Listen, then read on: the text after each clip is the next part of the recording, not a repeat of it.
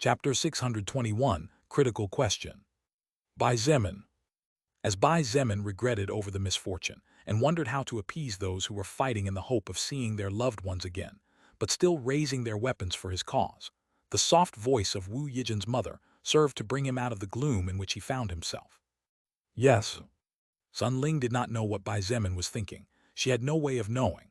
But in fact, it wasn't hard for an observant woman like her to notice that when the crush of her daughter opened the notebook and saw the contents, his shoulders slumped weakly and the sparkle in his eyes dimmed noticeably. Maybe it was for that reason, and because he was the person her daughter loved, but Sun Ling couldn't help wishing to lift his spirit a little.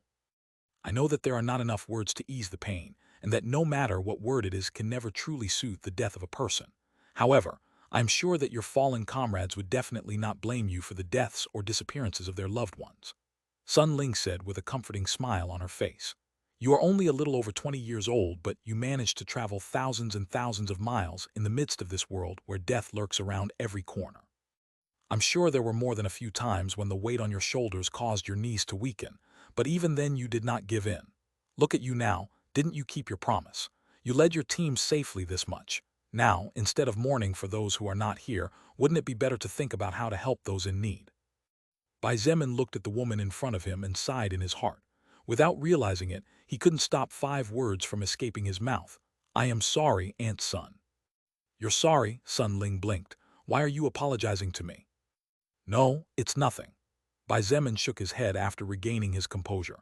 There was no way he could tell her that he was apologizing because while she and her family were showing him kindness, he was thinking of how to usurp leadership from them. Even if after taking over everything Bai Zemin bestowed upon the Wu family an unshakable position within his government, it was a fact that he was a rule usurper. But in fact, Bai Zemin did not regret about this fact. He regretted because he knew that all goodness and goodwill would most certainly fade away once the truth was revealed.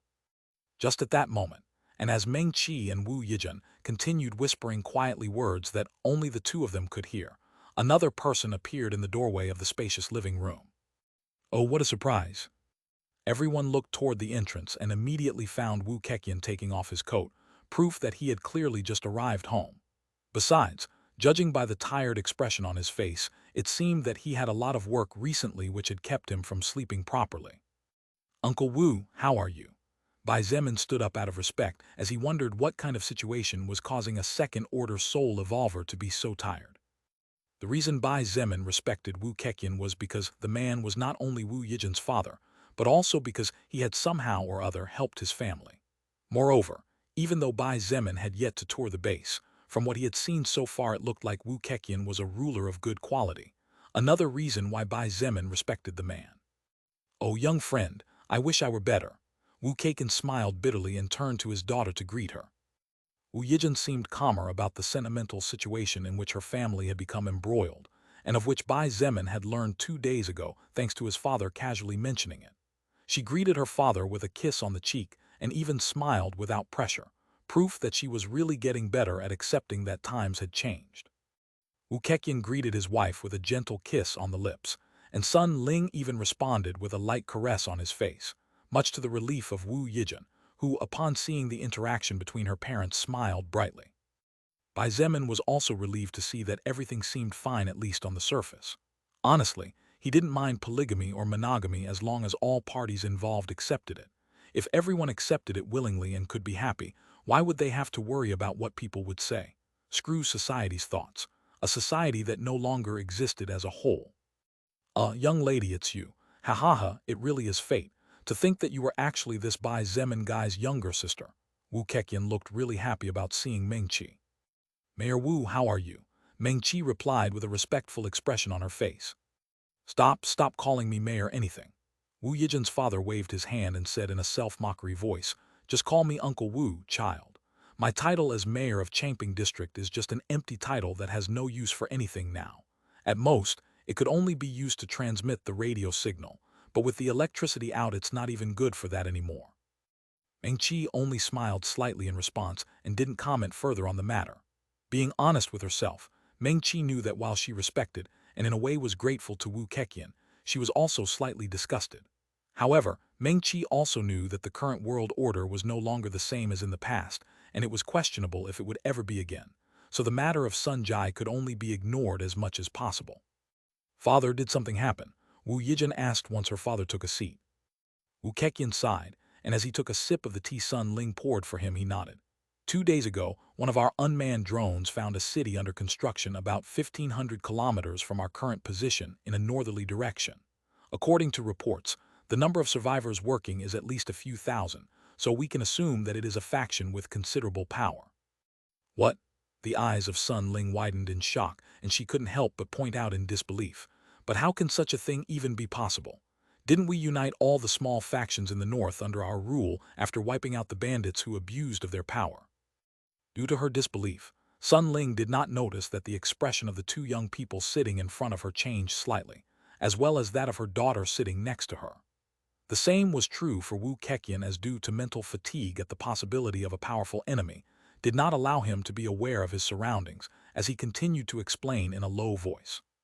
"Worst of all, our drone was destroyed before it could pick up more about the other party, and all the scouts we sent afterward did not return even now."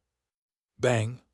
Sun Ling slammed the wooden table in front of her, and without realizing how much strength she was using, the table exploded into thousands of tiny fragments. The splinter flew everywhere, and the maidservants outside the room jumped in fright. "How dare they?" Sun Ling's voice was quite scary, much more dangerous than when she was talking to Bai Zemin and the others. "Those bandits, they are surely no different from all the others who force the weak to work for a measly piece of bread or slaughter anyone who doesn't move their hands fast." "Calm down, Ling." Wu Keqian took his wife's hand and shook his head. "There is no use in grumbling." Wu Yijin looked at Bai Zemin worriedly, while Mengqi quickly calmed down as she saw that her big brother's expression was composed after hearing and witnessing all this. Mengqi knew Bai Zemin practically like the back of her hand. Even before the apocalypse, there was nothing he couldn't accomplish when he set his mind to it, let alone the current him. Wu Yijin was worried because now that the transcendent faction had been found, it was highly probable that, with her parents' personalities, a battle would break out soon. And this was precisely what she least wanted to happen. "Actually, it seems that the other side does not wish to be enemies with us," Wu Keqian suddenly said. His voice contained a certain tinge of confusion as he said in a low voice, "Although our scouts didn't return, they weren't actually killed either. According to Xiao Cha's skill, the vitality of the 5 White Tiger Guild members specializing in agility hasn't dropped even a bit after they were captured." Sun Ling looked at him more and more confused. "What does it all mean?" "You ask me, but who am I going to ask?" Wu Keqian forced a smile and said with hidden bitterness, "The other side doesn't seem to have the intention of fighting. Maybe it's because they are too busy with the construction of the city. But this is also good for us." "Uncle Wu, can I ask a question?" Wu Keqian looked at Bai Zemin and said easily, "Kid, you saved my daughter's life, and in the future you might even be my son-in-law. Ask whatever you have to ask." Wu Yijin was so nervous that she didn't even have time to bother blushing at her father's words. On the other hand, Mengqi raised both eyebrows and wondered what kind of expression the man in front of her would put on if he knew that the person he had just referred to as a potential future son-in-law was actually aiming for his seat. Bai Zemin also suppressed the unease he felt and asked in a serious voice, "What is your real target?" "My real target," Wu Keqian muttered with wide eyes. "Right, your real target." Bai Zemin nodded before slowly explaining. "Currently, Uncle Wu's faction has over 200,000 survivors, and among them almost 50% are military personnel, regardless if most of them are new recruits without too much experience. On the other hand, the faction established under the name China Renaissance practically rules an entire large district. My question is, Uncle Wu, do you plan to rule over China and become the new founding father?" The atmosphere inside the room suddenly became slightly heavy when Bai Zemin asked that question. Wu Yijin's breathing became stagnant, and her hands began to become sweaty after realizing that this question might be a more than crucial point for the future. Mengqi silently watched Wu Keqian, and in her heart, she hoped that the man's answer would not be directed in a direction antagonistic to her brother Bai Zemin, for everyone's sake. Sun Ling looked at Bai Zemin breathlessly. Even she had not dared to ask Wu Keqian such a question, but the young man in front of her had not only dared to ask such a delicate question, but from the calm expression on his face Sun Lin could tell that there was not even a hint of fear in him. This confused and surprised her tremendously, as Sun Ling was sure that Bai Zemin was fully aware that Wu Keqian was an extremely powerful second-order warrior. Did he think that just because Wu Yijin was in love with him that his head was safe? Because if this was the reason behind his confidence, then Sun Ling would really look down on him and mock herself for holding such a person in high esteem. Kid, you really are brave to ask such a question without even hesitating. Wu Keqian also looked at Bai Zemin with surprise. Uncle Wu, do you think that a person who came out alive from seas of zombies and crawled out of seas of blood can be afraid of death? Bai Zemin sighed, and his eyes flashed with complex light when he said these words. Wu Keqian naturally thought that Bai Zemin was exaggerating. After all, while he knew that the young man in front of him had to fight many enemies and go through hundreds of thousands to cross the Eastern Dragon's back, things like getting out alive from seas of zombies and crawling out of seas of blood were something that even a second-order existence like him could not accomplish, let alone a first-order soul evolver. However, Wu Keqian understood the essence in Bai Zemin's words. Therefore, he nodded and said with satisfaction, "A true man is not afraid to fight to the death, let alone in this world." After a pause, Wu Keqian let his back rest on the back of the sofa and said slowly, "As for your previous question, I have no plans to rule at all." Bai Zemin couldn't help but look at him with genuine surprise. In fact, not only him, everyone in the room looked at Wu Keqian in shock. However, Wu Yijin's eyes immediately sparkled with delight as Meng Qi sighed with relief in her heart. On the other hand, Sun Ling looked at her husband in confusion. The ambitious Wu Keqian had really just said those words of his own free will. She could not believe her ears. However, Wu Keqian's next words cleared all doubts. Chapter 622, Hope. Chapter 622, Hope. Actually, I know well that my future is not destined to be too bright, Wu Keqian pointed out in a calm voice. When I evolved into the First Order, I chose a job called Flaming Warrior. While I'm not quite sure how good this Flaming Warrior job is, I can at least say with certainty that it's not an ordinary one. However, when I evolved to the Second Order, the job I chose was not the strongest among the options that appeared in my eyes to choose from. Bai Zemin was not surprised to hear those words from Wu Keqian, as Lilith had given him hints about it before. However, the same could not be said for the other people inside the living room. But why? Wu Yijin looked at her father in surprise. If you chose a special job at the beginning, you clearly should have chosen a special job as your second-order job. Special job? Yes, special job. That's a good way to describe it. Wu Keqian muttered before smiling with some regret as he explained. Yijin, unlike free souls, I'm a man with a great weight on my shoulders. I can not only think for my own sake but also need to think for the sake of hundreds of thousands. If I had chosen a special job for my second advancement, I would still be stuck in the First Order and the base would surely be in chaos by now. At the end of the day, it was the power of being a second-order warrior that allowed me, and still allows me, to keep the waters calm here. Simply put, you were forced to choose that option despite knowing it was not the best one for you, Bai Zemin concluded with comprehensive eyes. That's right. Wu Keqian nodded and did not hide anything at all. Thanks to this power, I managed to build a secure base in this world. Thanks to this power, I managed to create some order among so much chaos. Thanks to this power, more than 200,000 humans can go to their beds without fear of a zombie devouring them while they sleep. Without this almost overwhelming power, many would rise up in an attempt to seize the false crown I am wearing on my head at this moment, and this would have caused countless to die and many more to suffer as a consequence. Bai Zemin could not help but sigh in his heart, and when he looked at Wu Keqian now, he could not help but feel real admiration. Uncle Wu, you really are a good leader. Nah, I'm just doing my best. Wu Keqian shook his head and sneered at himself. There are many things that I have to turn a blind eye to for the greater good. Even though on the surface this base looks very firm, there are always polluted waters underground that are difficult to remove without causing a strong shaking on the surface. Therefore, I have no choice but to let them be even if I know they are there. Then what will you do? Wu Yijin asked as she looked at her father with pity but also with hope. Wu Yijin felt pity that her father had no choice but to sacrifice his own future, but she also felt that thanks to that, there was now more hope to avoid a war between the people she loved the most in this world. The question Wu Yijin asked was the question everyone was wondering, and Wu Keqian's answer was what Bai Zemin was most looking forward to.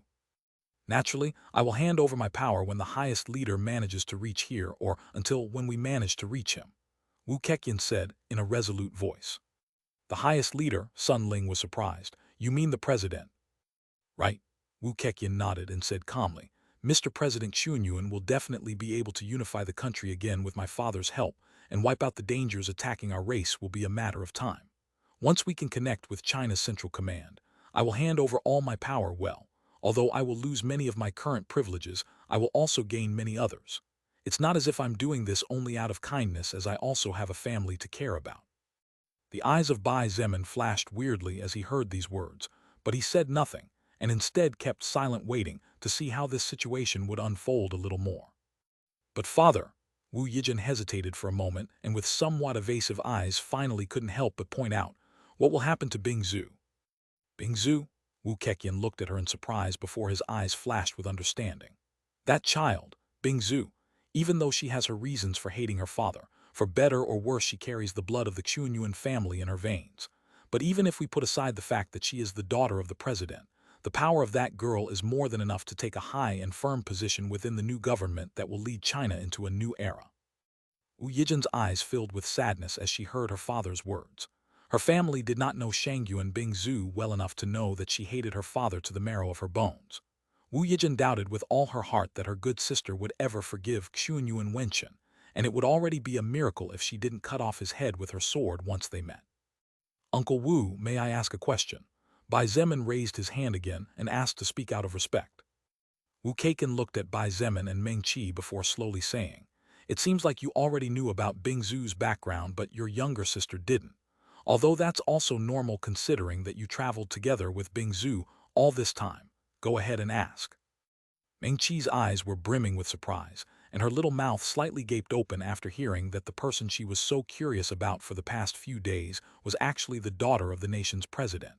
However, what Meng Qi felt most was disbelief, since according to her civilian knowledge, President Qianyuan Wenqin only had one eldest son. There was no record of a daughter. But Meng Qi was smart and quickly understood what was going on. The words "unwanted daughter" popped into her mind without her really looking for them, and she immediately felt pity for Shangyu and Bing Zhu and disdain for the man she had never seen in person. "I was wondering what you would do if a person who proves to be worthy to rule, but is not President Qianyuan, appears." Bai Zemin's words had an immediate effect, and as if someone had a remote control capable of controlling people, everyone froze looking at him with different expressions on their faces. However, a second later, Wu Keqian burst out laughing. Wu Yijin's father laughed heartily and looked like he had heard a good joke. It came to a point where even Sun Ling couldn't help but frown with a hint of disgust on her face. "Ha ha ha, no, sorry," Wu Keqian said, still in tears and laughter. It seemed really hard for him to hold back the urge to laugh. "It's just that it's really funny." "Funny?" Bai Zemin frowned and asked in confusion, "What's funny?" Wu Keqian took a deep breath, and it wasn't until several seconds later when, instead of answering Bai Zemin's question, he asked a question.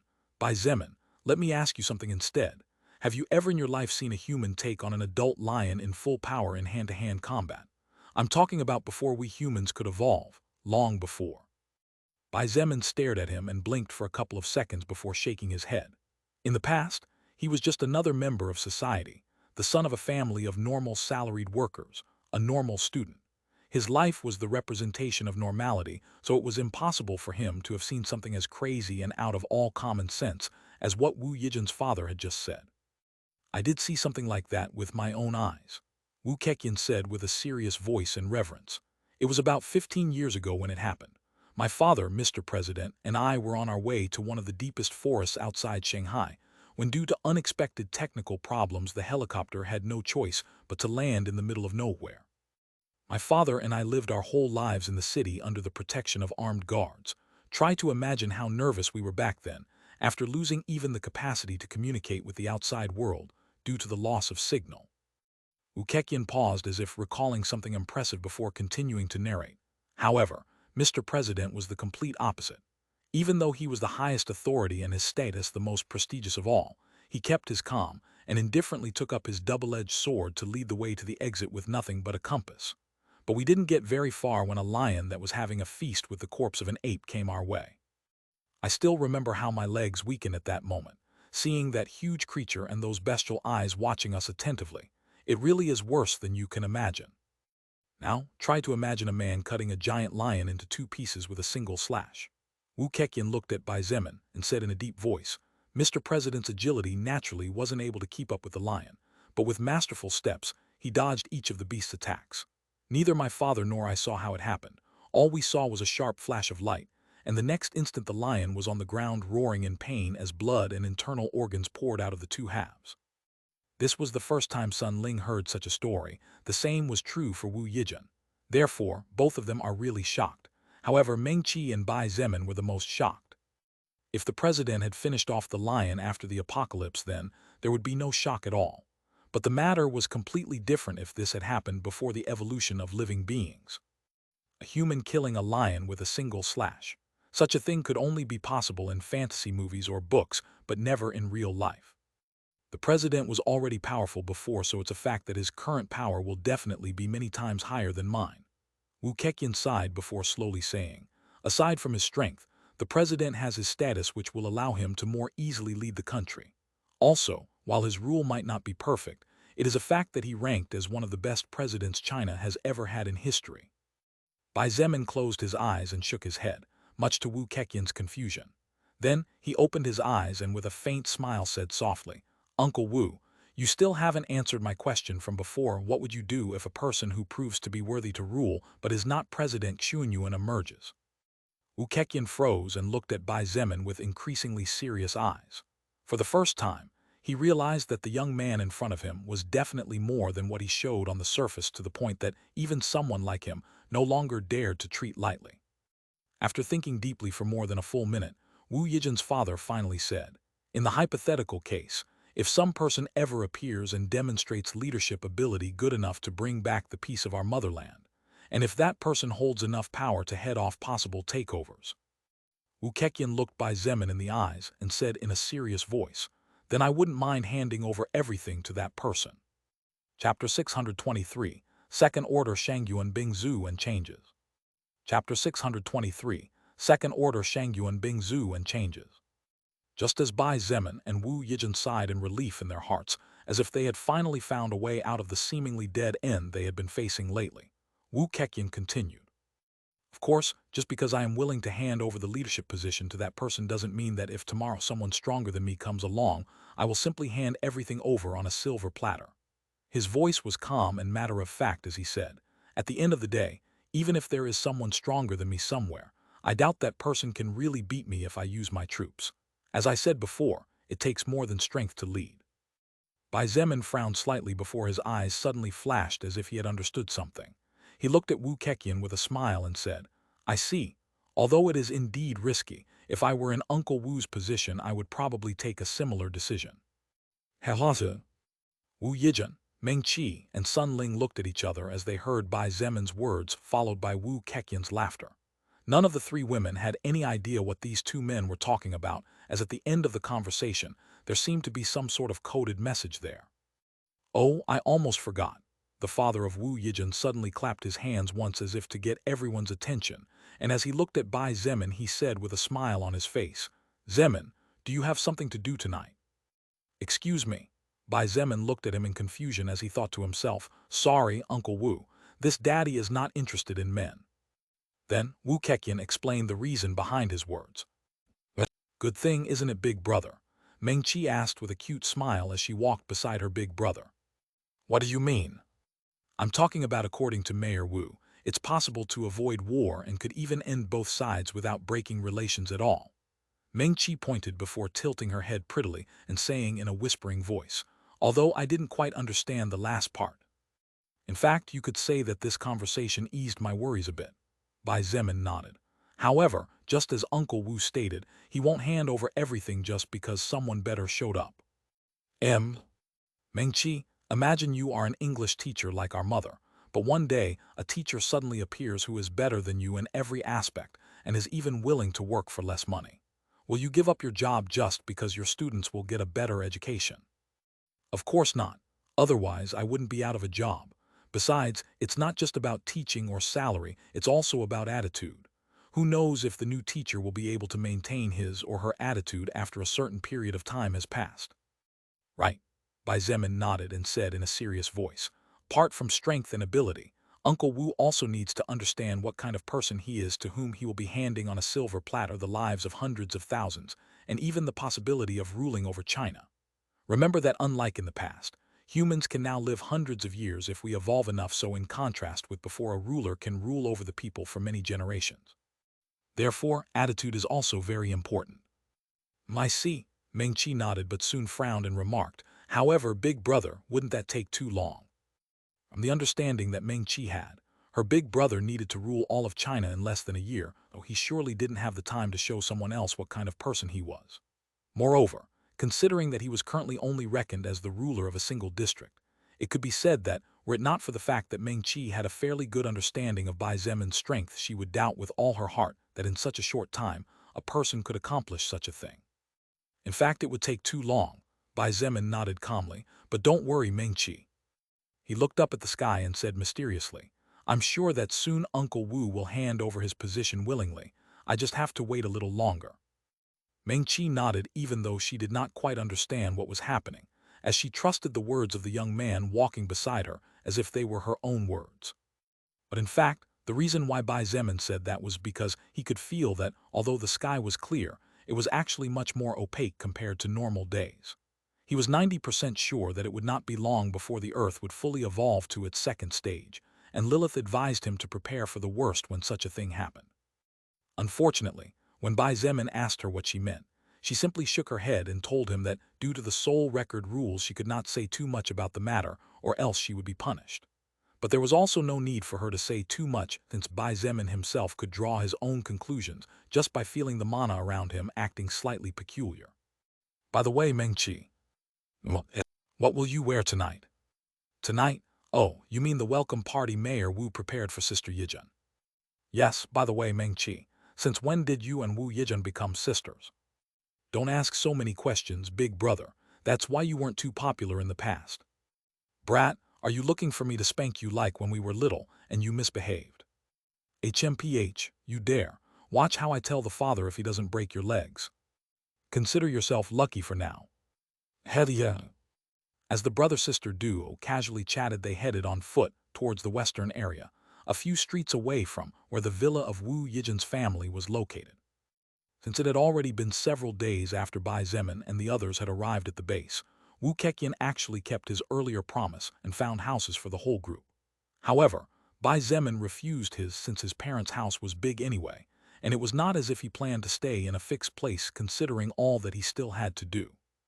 After a few minutes, the two finally arrived at a beautiful two-story house of approximately 200 square meters each floor. The surroundings were covered by high fences of mutant plants, so it was impossible to see what people were doing in the courtyard. Bai Zemin could hear from afar the sound of the pool water coming from the bottom of the property, so he judged that the function of those mutant plants was to provide privacy during swimming time. "So this is where the president's daughter lives," Meng-Chi whispered softly. "Meng-Chi, don't touch this topic in front of her," Bai Zemin warned in a low voice. "Remember that not all families are close or get along like we do." "Okay." Meng-Chi nodded immediately and didn't ask any more questions despite her curiosity. Bai Zemin really appreciated his little sister's good sense, and after clarifying a few things to her, without talking about Shang Yuan Bing Zhu's private life, since it was not his place to reveal other people's private matters, he rang the doorbell and took a step back as he waited patiently. 20 seconds passed but no one came. Therefore, Bai Zemin rang the doorbell again as he knew Shang Yuan Bing Zhu was at home thanks to Wu Yijin telling him before he left the villa of her family. However, another 20 seconds passed and Shang Yuan Bing Zhu had not even poked her head out of the window, forgetting to open the door. Bai Zemin and Meng-Chi exchanged confused glances before the first rang the doorbell again. 20 more seconds passed and Bai Zemin could not help but frown. He sensed that Shang Yuan Bing Zhu was at home but didn't understand why she wasn't opening the door. Then, he began to ring the doorbell like crazy. 1 minute, 2 minutes. /*T. Bai Zemin finally couldn't take it anymore and started banging on the door while shouting loudly, "Bing Zhu, I know you're in there. Open the door already." The commotion naturally attracted the attention of the people passing by, as Meng-Chi noticed that some of them began to point and whisper under their breath. "This big brother, forget it, let's better come back later." Meng-Chi was curious about Shang Yuan Bing Zhu, but didn't want to cause trouble either. Besides, tonight's party would be attended by really important people, so Shang Yuan Bing Zhu would surely be there too. Bai Zemin finally stopped and after a few seconds thought he nodded, "All right, let's go." Although he did not understand what was going on, Bai Zemin did not feel like knocking on the door of a house for the rest of his life. However, just as he stopped the knocking and was planning to take Ming Chi back, the sound of a door opening behind him immediately stopped him. Bingzu, you finally. Bai Zemin's words suddenly got stuck in his throat as he turned around and saw Shangyu and Bingzu. You, it was all he could say as his eyes widened wider and wider. Ming Chi was also surprised, and even though she was a woman, she could not help but gasp when she saw the woman in front of her. If Wu Yijin was a princess either in terms of physical appearance or aura, then the woman Ming Chi had in front of her eyes now was the incarnation of a goddess. Ming Chi felt that in front of Wu Yijin she could barely hold her ground, but when she looked at Shangyu and Bing Zhu now, she realized for the first time what many girls felt when they looked at her in the past. For the first time, she felt suffocated and overwhelmed. Shangyu and Bing Zhu looked at Bai Zemin with a smile very different from all her usual smiles. Then, her blue eyes that sparkled playfully stopped for a moment on Ming Chi and watched her curiously for a couple of seconds. However, soon she looked towards the sidewalk and saw that about 7 or 8 people had gathered, probably because of the earlier commotion, but now they were looking at her breathlessly. Then she said something that Bai Zemin never thought he would hear from her mouth. Look who showed up. If it's not this Bai Zemin, the man who shows up every day with a new woman at his side forgetting about his old friends. You, who are you? Bai Zemin looked at her with wide eyes. Shangyu and Bing Zhu chuckled and said as if it was obvious, of course, I am Shangyu and Bing Zhu. What's the matter with that question? No, no, no. There are several things wrong here to begin with. Bai Zemin felt like shouting, but he was so shocked that the words wouldn't come out even though he knew what he wanted to say. The current Shangyu and Bing Zhu, far from that cold and distant vibe she had conveyed in the past, looked a lot more approachable, charming, and even playful. Had something happened during the previous week? Just as such a question popped into the head of Bai Zemin, he seemed to realize something, and his expression changed slightly as he whispered softly. You broke through to the second order. Shangyu and Bing Zhu smiled slightly, and although she said nothing, Bai Zemin immediately had his answer as he felt joy and pride brimming from her spirit. Chapter 624, Shangyu and Bing Zhu and Bai Zemin linking souls. Chapter 624, Shangyu and Bing Zhu and Bai Zemin linking souls.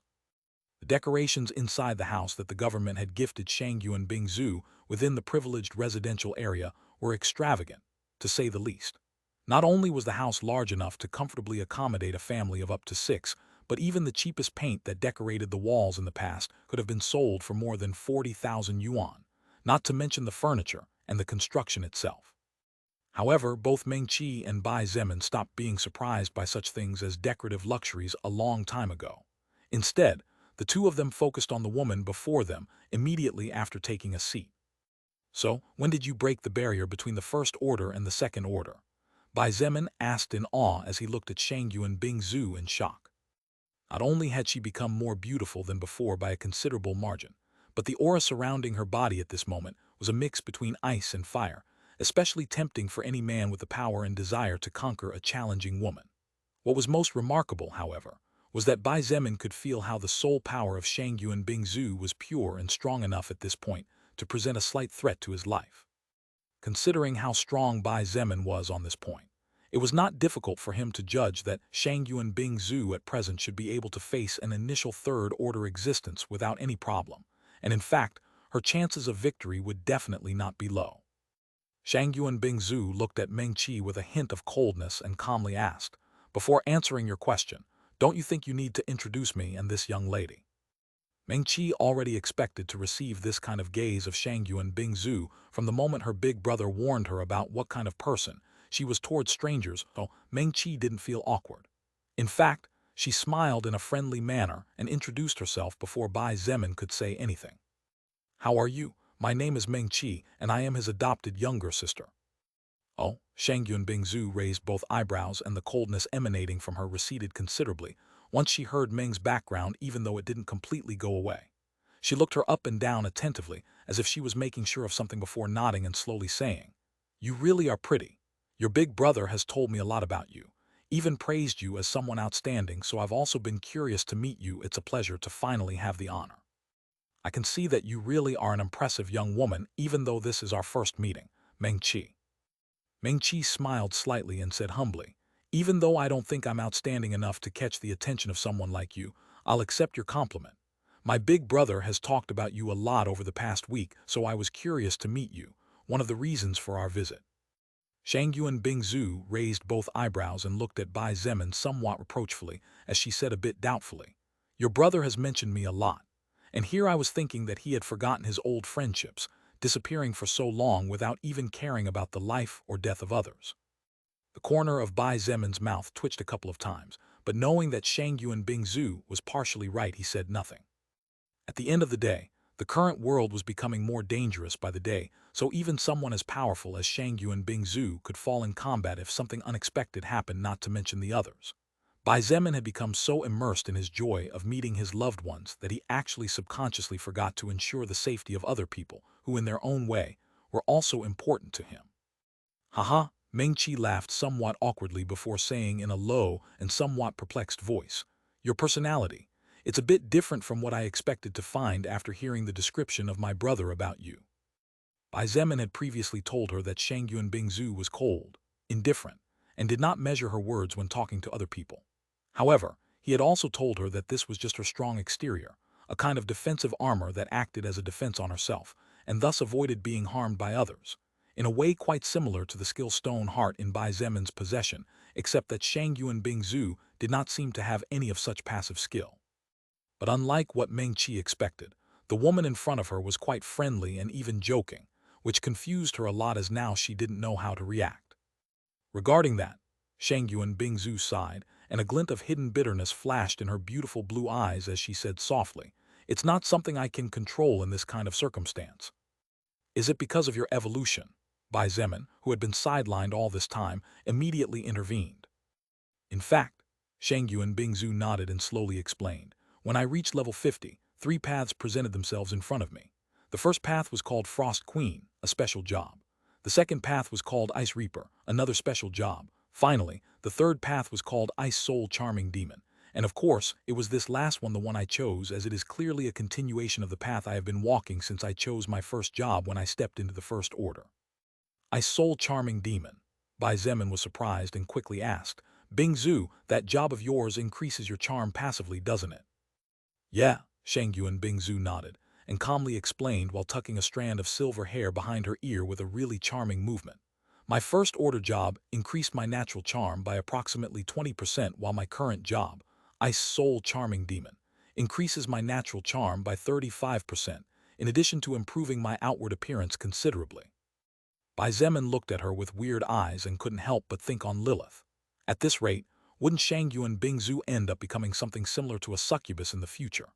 However, he did not dare to make such a comparison with Shangyuan Bingzu present, as he knew that she had a strong rivalry with Lilith, and she probably would not like being compared to her enemy very much. "Hey Bingzu, can you tell me about the requirements you had to complete to evolve?" Bai Zemin asked carefully, as this was a rather private matter. "If possible, I would also like you to explain a bit about your new job, qualities and the like." Revealing something as important as one's class to another person was an extremely dangerous thing to do, as the other person could use that knowledge to exploit your weaknesses.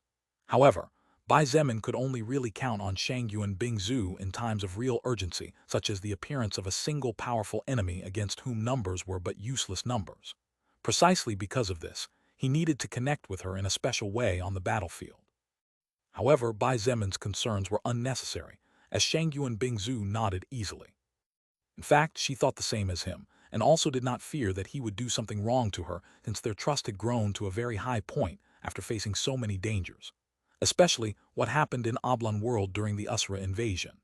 The events that occurred there brought Shangyuan Bingzu and Bai Zemin very close, mostly in terms of trust, where they were even able to trust each other with their lives.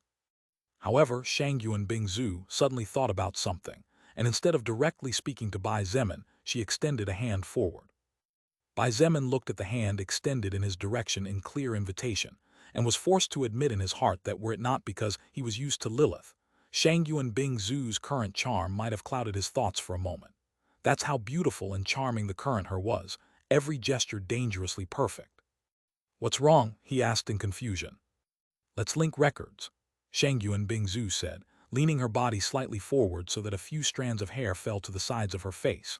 With her right leg on top of her left one, The white-colored dress that previously reached her knees was lifted up to partially expose her soft white thighs. However, the words she spoke did not allow Bai Zemin to enjoy the beautiful view. "Do you have a fever?" he asked with an exhausted sigh. "Did you forget that if something goes wrong, your soul can get hurt?" Even Chen he had to spend a few days hunting to recover the damage to the quality of his soul power. Shangyuan Bingzu did not take her hand away, and while staring him straight in the eyes replied in a clear voice, "But neither you nor I know if we will not be able to link records through our souls, right?" Bai Zemin had no way to reply this time, so he remained silent, looking at her hand hesitantly as he did not want to hurt her. At the end of the day, although the current Shangyuan Bingzu was closer to him in terms of power, her soul would surely be damaged significantly considering the purity of his soul power. Besides, if my soul gets a little hurt, aren't you there to protect me as I recover? It's not like because of an injury I'm going to be weakened to the point where a first-order or perhaps second-order existence can kill me. Shangyuan Bingzu pointed, pressing him to take her hand as she opened the palm in his direction. Bai Zemin sighed, and after some consideration finally gave up. Under Meng Qi's confused and worried eyes, he extended his bare hand forward, and a moment later both hands closed in a mutually agreeing grip. Meng Qi did not know what was going on, nor did she have any idea that the records could be linked, or the possible consequences this could have on the souls of those involved.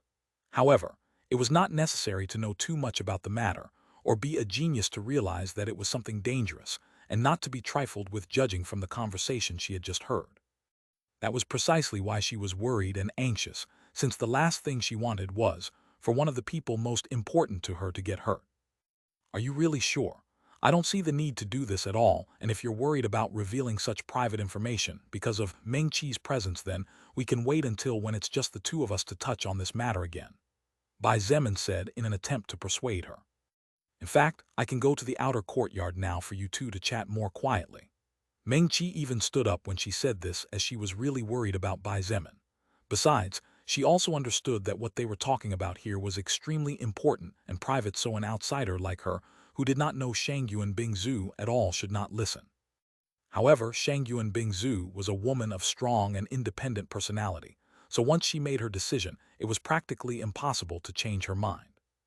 "I'm sure," she said with certainty before smiling slightly and saying softly, "this has nothing to do with your younger sister's presence at all. I'm doing this out of my own curiosity and also to get a doubt out of my mind that's been bothering me lately." Bai Zemin opened his mouth to say something, but was forced to close it when he felt Shangyuan Bingzu's intention trying to link a part of her soul with his. It had been a while, but the two would finally see if they could link records or not. At this point, even Bai Zemin wondered if his soul could be linked to Shangyuan Bingzu's soul, and if that was the case, he also wondered if it would be as smooth as when he linked with Lilith. Chapter 625, Face to Face with the Past After Many Years. I Love You V's I Loved You, Part 1. Chapter 625, Face to Face with the Past After Many Years. I Love You V's I Loved You, Part 1. Bai Zemin immediately focused his mind, not daring to act careless at all, when he felt part of the soul that contained a part of the records that made up the existence known as Shangyuan Bingzu, trying to link up with a part of his soul. The subject of souls was something that Bai Zemin did not dare to treat casually, but knew that sooner or later he would have to face. It was just that he preferred to leave that matter for later, as was visible by the fact that he had not even asked Lilith any more questions on this matter. At the end of the day, he was still too weak to think about something as distant and untouchable as souls. When part of Shangyuan Bingzu's soul linked to part of his own, Bai Zemin's expression immediately changed as he felt rejection from both sides. He had experienced something similar with Wu Yijun before, so he was preparing to receive the expected backlash of pain. Shangyuan Bingzu also noticed this not-so-small fact, and just as happened with Bai Zemin, her expression also sank. However, contrary to him, she did not give up and gritted her teeth at the same time as she forced her soul to connect with his, sending out more soul power to strengthen that part of her soul. Even when she had experienced a tremendous amount of pain back then, when she tried to link her soul with Chen He's, Shangyuan Bingzu was really not willing to give up this time. Bai Zemin's soul was simply too strong and strange, so much so that in that unsteady spiritual bond that had formed, Shangyuan Bingzu felt small and insignificant, just like a wooden boat in the middle of the rough sea being battered by fierce waves on a stormy night. But what happened next surprised Bai Zemin. Just as he was preparing to receive a backlash strong enough to avoid hurting Shangyuan Bingzu's soul, restraining his own soul, that unstable bridge linking the two sides suddenly stopped trembling with such dread. Shangyuan Bingzu frowned slightly, and a faint whimper escaped from her tightly closed lips. However, a second later, and at the same time as a bead of sweat slid down her face, a bright smile naturally began to take shape at the corner of her lips. "You see, there was nothing to worry about after all," she said softly, clearly exhausted as if she had just finished experiencing a great battle to the death. Bai Zemin wanted to say a lot of things at this moment. He wanted to ask her if she was okay. He also wanted to ask her why she had done something as imprudent as compromising more records which could have hurt her more critically, and many other things besides. However, there were no words coming out of his mouth at this moment, as out of pure instinct his mind focused practically entirely on the records flashing across his retina. Freeze the hearts of 300 enemies, 300/300. Charm 100 first-order enemies using charming eyes, 100/100. Using Ice Maker in conjunction with charming eyes, take the life of 50 second-order enemies without receiving ally support, 50/50. Upgrade the skill Charming Eyes to the third order, completed.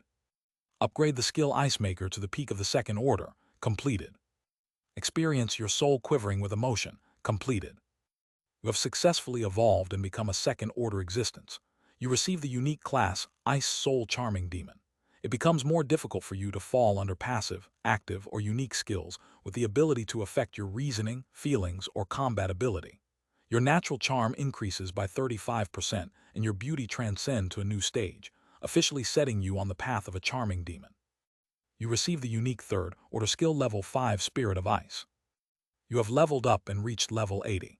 You have gained 120 status points to distribute freely. All soul power absorbed during the evolution process has been calculated correctly.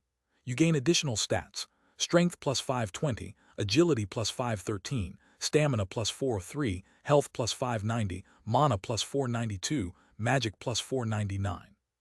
While Shangyuan Bingzu was ecstatic about being able to connect a part of her soul to Bai Zemin's soul, even though the price to pay was to be so exhausted that she could use 2 or 3 hours of replenishing sleep. Bai Zemin himself was experiencing the shock of his life as he looked at the records recorded in that part of Shangyuan Bingzu's soul that she linked with him. Begin with, the requirements that the breakthrough mission imposed on Shangyuan Bingzu, while not as crazy as the requirements that Bai Zemin had to complete, were undoubtedly far-fetched, to say the least. Leaving aside the first two requirements which were relatively easier despite their natural difficulty, just the requirement where she was required to kill 50 second-order existences solo, and with sub-requirements was enough to make any other existence go crazy and despair. One had to remember and keep in mind that Shangyuan Bingzu was still a first-order existence when she had to fulfill those requirements. The requirement where she had to kill those 50 second-order existences was countless times crazier than the requirement Bai Zemin had to go through when he was required to kill 2 first-order enemies, while he was still an unclassified existence. In fact, the difficulty of killing 50 second-order enemies single-handedly with sub-requirements was probably equivalent to the difficulty of the requirement in which Bai Zemin had to kill a first-order existence with a single attack, while he was an unclassified existence. On the other hand, asking a first-order existence to evolve a skill to third order, it was a bit too much. If not for the fact that Shangyuan Bingzu was powerful and had the full support of both Bai Zemin and the Transcendent Faction's resources, where was she going to obtain the soul stones that such a thing required? Another impediment whose magnitude was only slightly below the previous one. Finally, Bai Zemin had no idea what the final requirement meant, and he was sure that Shangyuan Bingzu probably did not know what it was, and simply fulfilled it by pure chance of fate.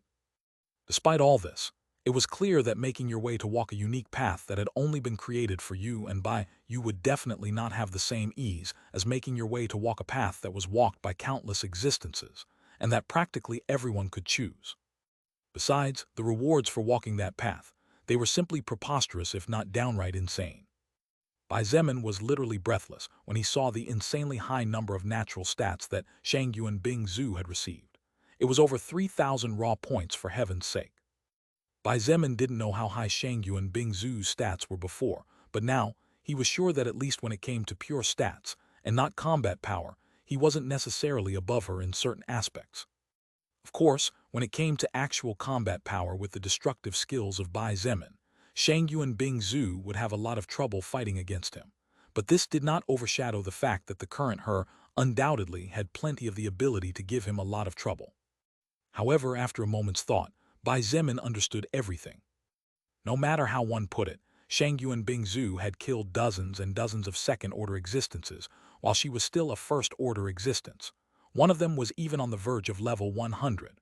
Therefore, it was by no means surprising that she received so many stats.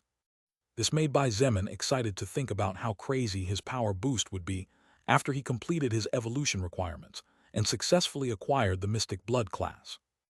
Bai Zemin looked at her with joy and relief coming from the bottom of his heart as he said softly, "Congratulations, Bing Zhu, for evolving to the second order.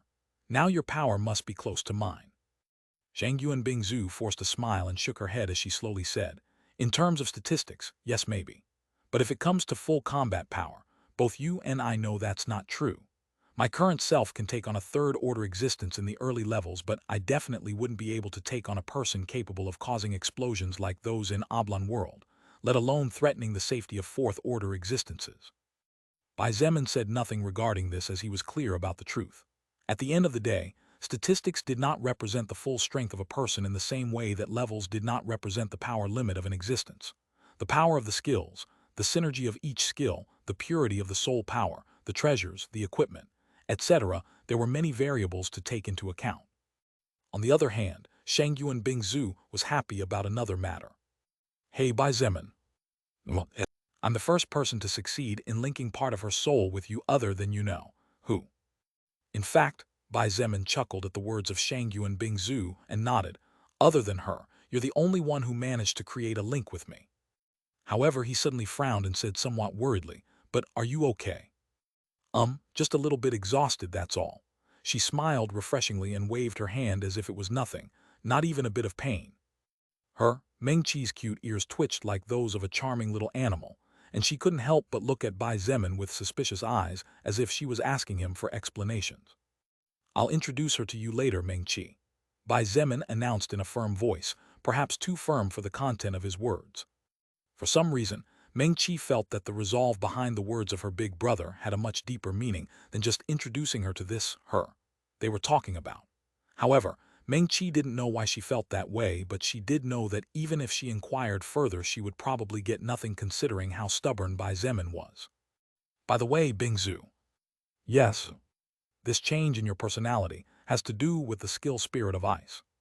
"That's right." Shangyuan Bingzu sighed and said with a bit of a headache, "One of the passive functions of this skill is that when I find myself having a conversation with a person I fully trust, my real personality comes out, and it's really hard to put up a high front like before." "Does that mean you trust me fully?" he asked with a playful smile. Bai Zemin was secretly surprised because, although he knew that Shangyuan Bingzu was not cold at all deep inside and only acted like that with strangers, he did not expect her to be so teasing and even mischievous deep down in her soul. Shangyuan Bingzu rolled her eyes and did not respond. If she didn't trust him fully after all they had been through together, and all the reasons he had given her without her asking for them to make her feel secure even in her weakest state, then Shangyuan Bingzu wouldn't be able to trust in anyone. Instead, she asked curiously, "Do you know what a unique skill is?" Her eyes moved as if she was reading something invisible to others, and she said weakly, "Among all my skills and other people's skills, this is the first time I have seen or heard of unique skills." Bai Zemin nodded, and calmly explained the same thing Lilith had explained to him previously. "So, a unique skill is a unique skill?" Shangyuan Bingzu asked dumbfounded, and with weird eyes after hearing the whole thing. "Well, that's the case." Bai Zemin nodded, feeling speechless again, as Shangyuan Bingzu's reaction and remarks were practically identical to what had happened to him at that moment, when he learned the significance of these skills. "Before I forget, there is something that really caught my attention earlier," Bai Zemin said suddenly, and for some reason Shangyuan Bingzu felt a bad premonition. Unfortunately, there was nowhere for her to escape to when he immediately asked, "What about that last weird requirement? Experiencing your soul trembling with emotion or something. What is that supposed to mean, and how did you complete it?" Shangyuan Bingzu blushed slightly, and her beauty immediately shot to never-before-seen heights as her eyes avoided Bai Zemin's intense gaze. He was dumbfounded to see her acting like a shy young maiden in love. Although he was sure that she was indeed a young maiden, the shy and in love parts were the problem at hand. But Shang Yuan Bingzu had no way of telling Bai Zemin how she completed that requirement, which at one point she thought would be the most difficult to complete. Therefore, after practically begging him with her eyes not to make things difficult for her, she finally managed to breathe a sigh of relief despite Meng Qi's slightly narrowed gaze that shifted between the two of them as if she wanted to clear herself of some doubt.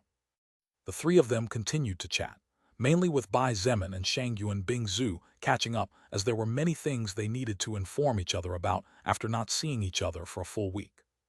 Meng Qi intervened a few times and even managed to surprise Shang Yuan Bingzu by coming up with ideas that were somewhat crazy, but undoubtedly worth trying not only in the governmental aspect, but Meng Qi was surprisingly good at everything that had to do with science, technology, development, etc.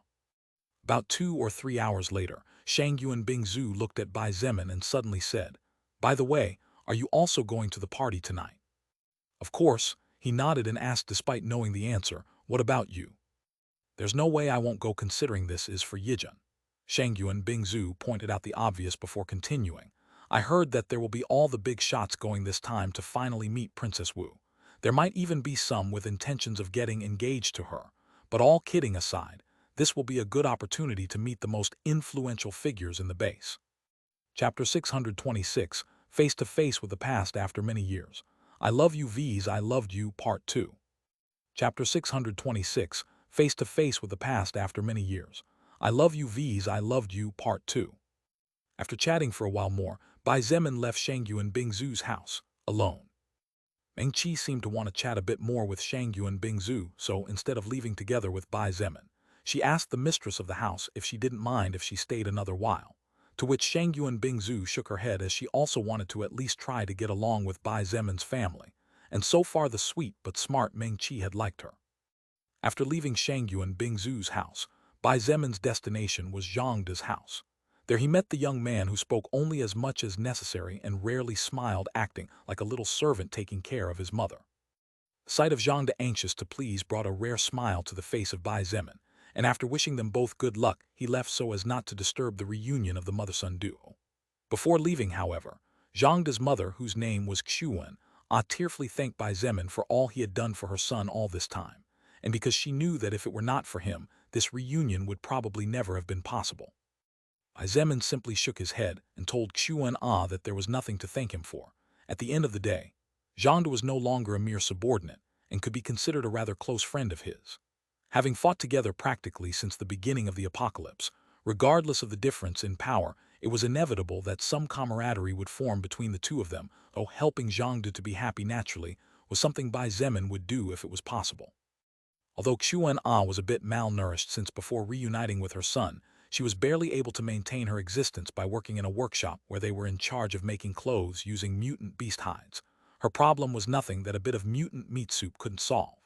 In a couple of days, she would not only regain her former condition, but would surely begin to improve and become stronger than her past self.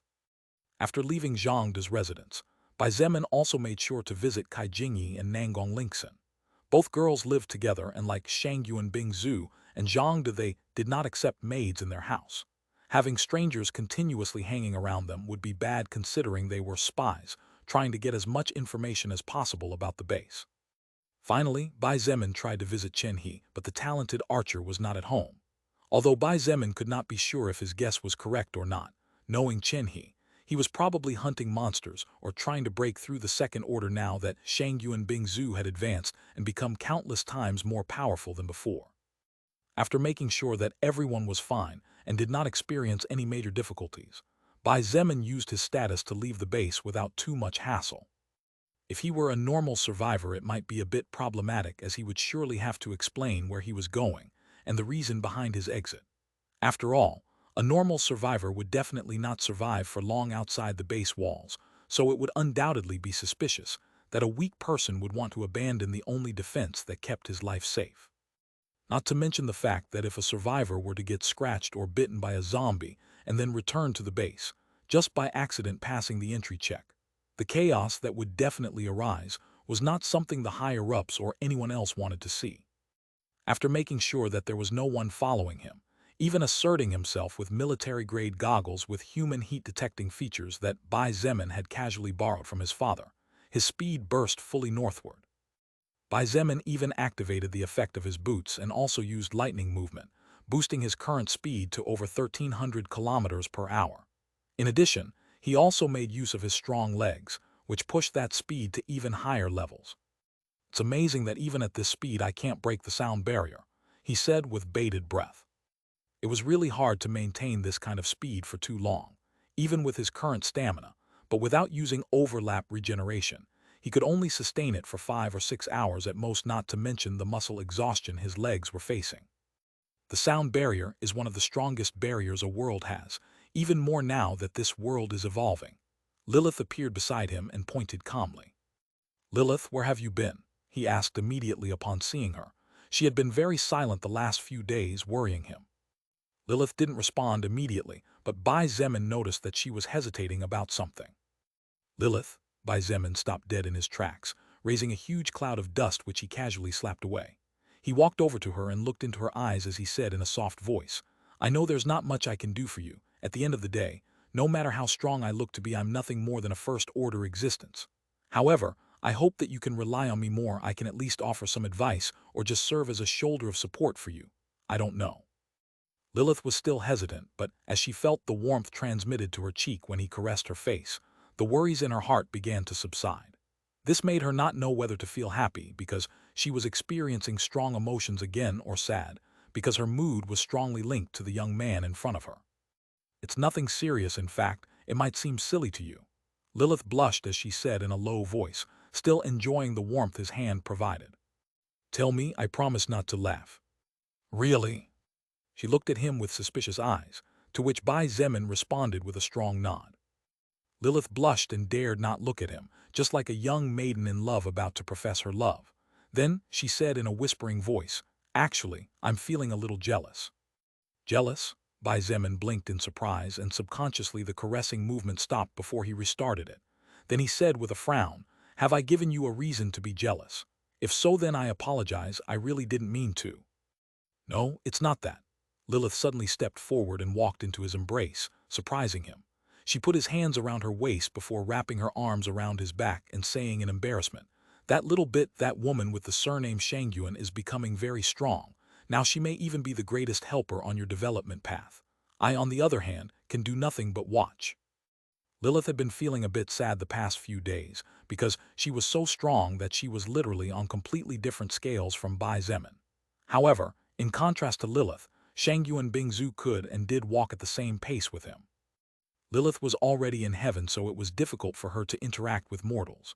Shangyuan Bingzu could walk alongside Bai Zemin and walk the path of ascension together from start to finish. While Bai Zemin was not Lilith's first love, this was undoubtedly her first romantic experience. Regardless of her age, Lilith could not help but feel apprehensive when faced with the inevitable fact that the huge power difference between her and Bai Zemin would keep them apart. Bai Zemin was truly at a loss for words. He didn't know whether to laugh or cry as he kissed the top of her head and remarked in a soft but clear voice, "Lilith, if it wasn't for you I wouldn't be where I am today. It is thanks to you that I was able to meet with my family. It is thanks to you that I am who I am right now.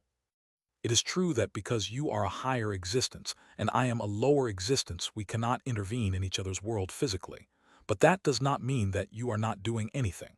Your presence alone is enough, not to mention all the information and guidance you have been giving me all this time." "I was thinking." Lilith hesitated for a moment after hearing Bai Zemin's words before gritting her teeth and saying, "I was thinking if maybe I should become a lower existence in order to." "You can't." Lilith didn't have time to finish her words when Bai Zemin suddenly put both hands on her slender shoulders and shook her, pushing her off his body but keeping her within his reach. She froze and looked at him with wide eyes because this was the first time Bai Zemin had yelled at her like that and even pushed her away with such rudeness. "You can't," he shouted again in a serious voice and said while looking into her eyes, "If you do that, then you better never appear in my life ever again. I, Bai Zemin, am a man of my word, and if I said I would help you, then that is what I will do." Lilith had been thinking that since she was a higher existence but less than 100 years old, even if she was punished by the soul record and fell to a lower existence of the fourth order, Time would practically not affect her at all since unlike the rest of the higher existences, she was really young, so she was far from dying. However, Bai Zemin's words reminded her of something that amidst jealousy and insecurities she had forgotten. Bai Zemin was desperately fighting to become stronger, not only for his own sake, but also in order to help Lilith achieve her goals and finally find some inner peace. If she lost a great deal of her power because of him, Bai Zemin would blame himself throughout his life and would probably never be able to forgive himself for it. I understand. Lilith lowered her head and said in a fading voice, I'm sorry I was being selfish. Bai Zemin took a deep breath, and hearing the woman's guilty voice before him, the anger he felt a moment ago began to subside quickly.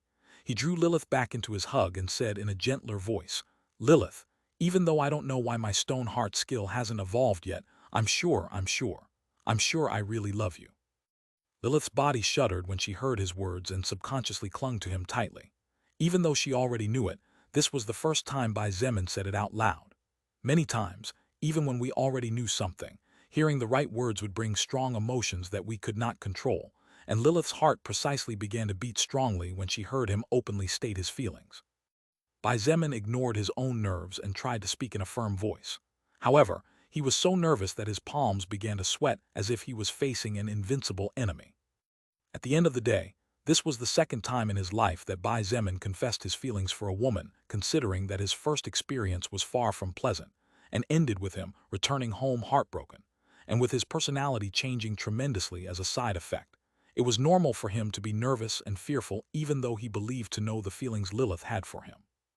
With his heart heavy with anxiety, he bravely said, I plan to take control over the Chinese Renaissance in a week at the most, and after that, I will focus 100% on ruling the rest of China, but before that, I want you to meet my parents and my sister. Your parents? Lilith tried to raise her head to look at him, but Bai Zemin refused to let her see his slightly red face, so she couldn't do anything about it. And while she could have used a bit of strength subconsciously, she also didn't wish to abandon the warmth his embrace transmitted to her soul. Since you are the woman I love, it is only natural that my family meets you, he said, now feeling calmer. We will spend eternity together, right? Lilith seemed to lose all her strength, and with a face as red as an apple she buried herself in his chest as she nodded weakly. Bai Zemin inadvertently let out a huge sigh of relief that washed away all the dark emotions that filled his system. The natural answer of Lilith, as well as her shyness, relieved Bai Zemin tremendously, and the trepidation he felt finally disappeared almost without a trace, except for the fear of waking up and realizing that it was all a dream of his. When the fear vanished, Bai Zemin felt himself on the ninth cloud. The happiness was so great that he wanted to look up to the sky and howl like a wolf to release some of the joy he was feeling for fear that his body might explode because of happiness. How could he not be happy when the woman he loved had just openly reciprocated his feelings? Even if Lilith hadn't said the magic words, the fact that she affirmed that she would spend all eternity by his side exposed her heart completely.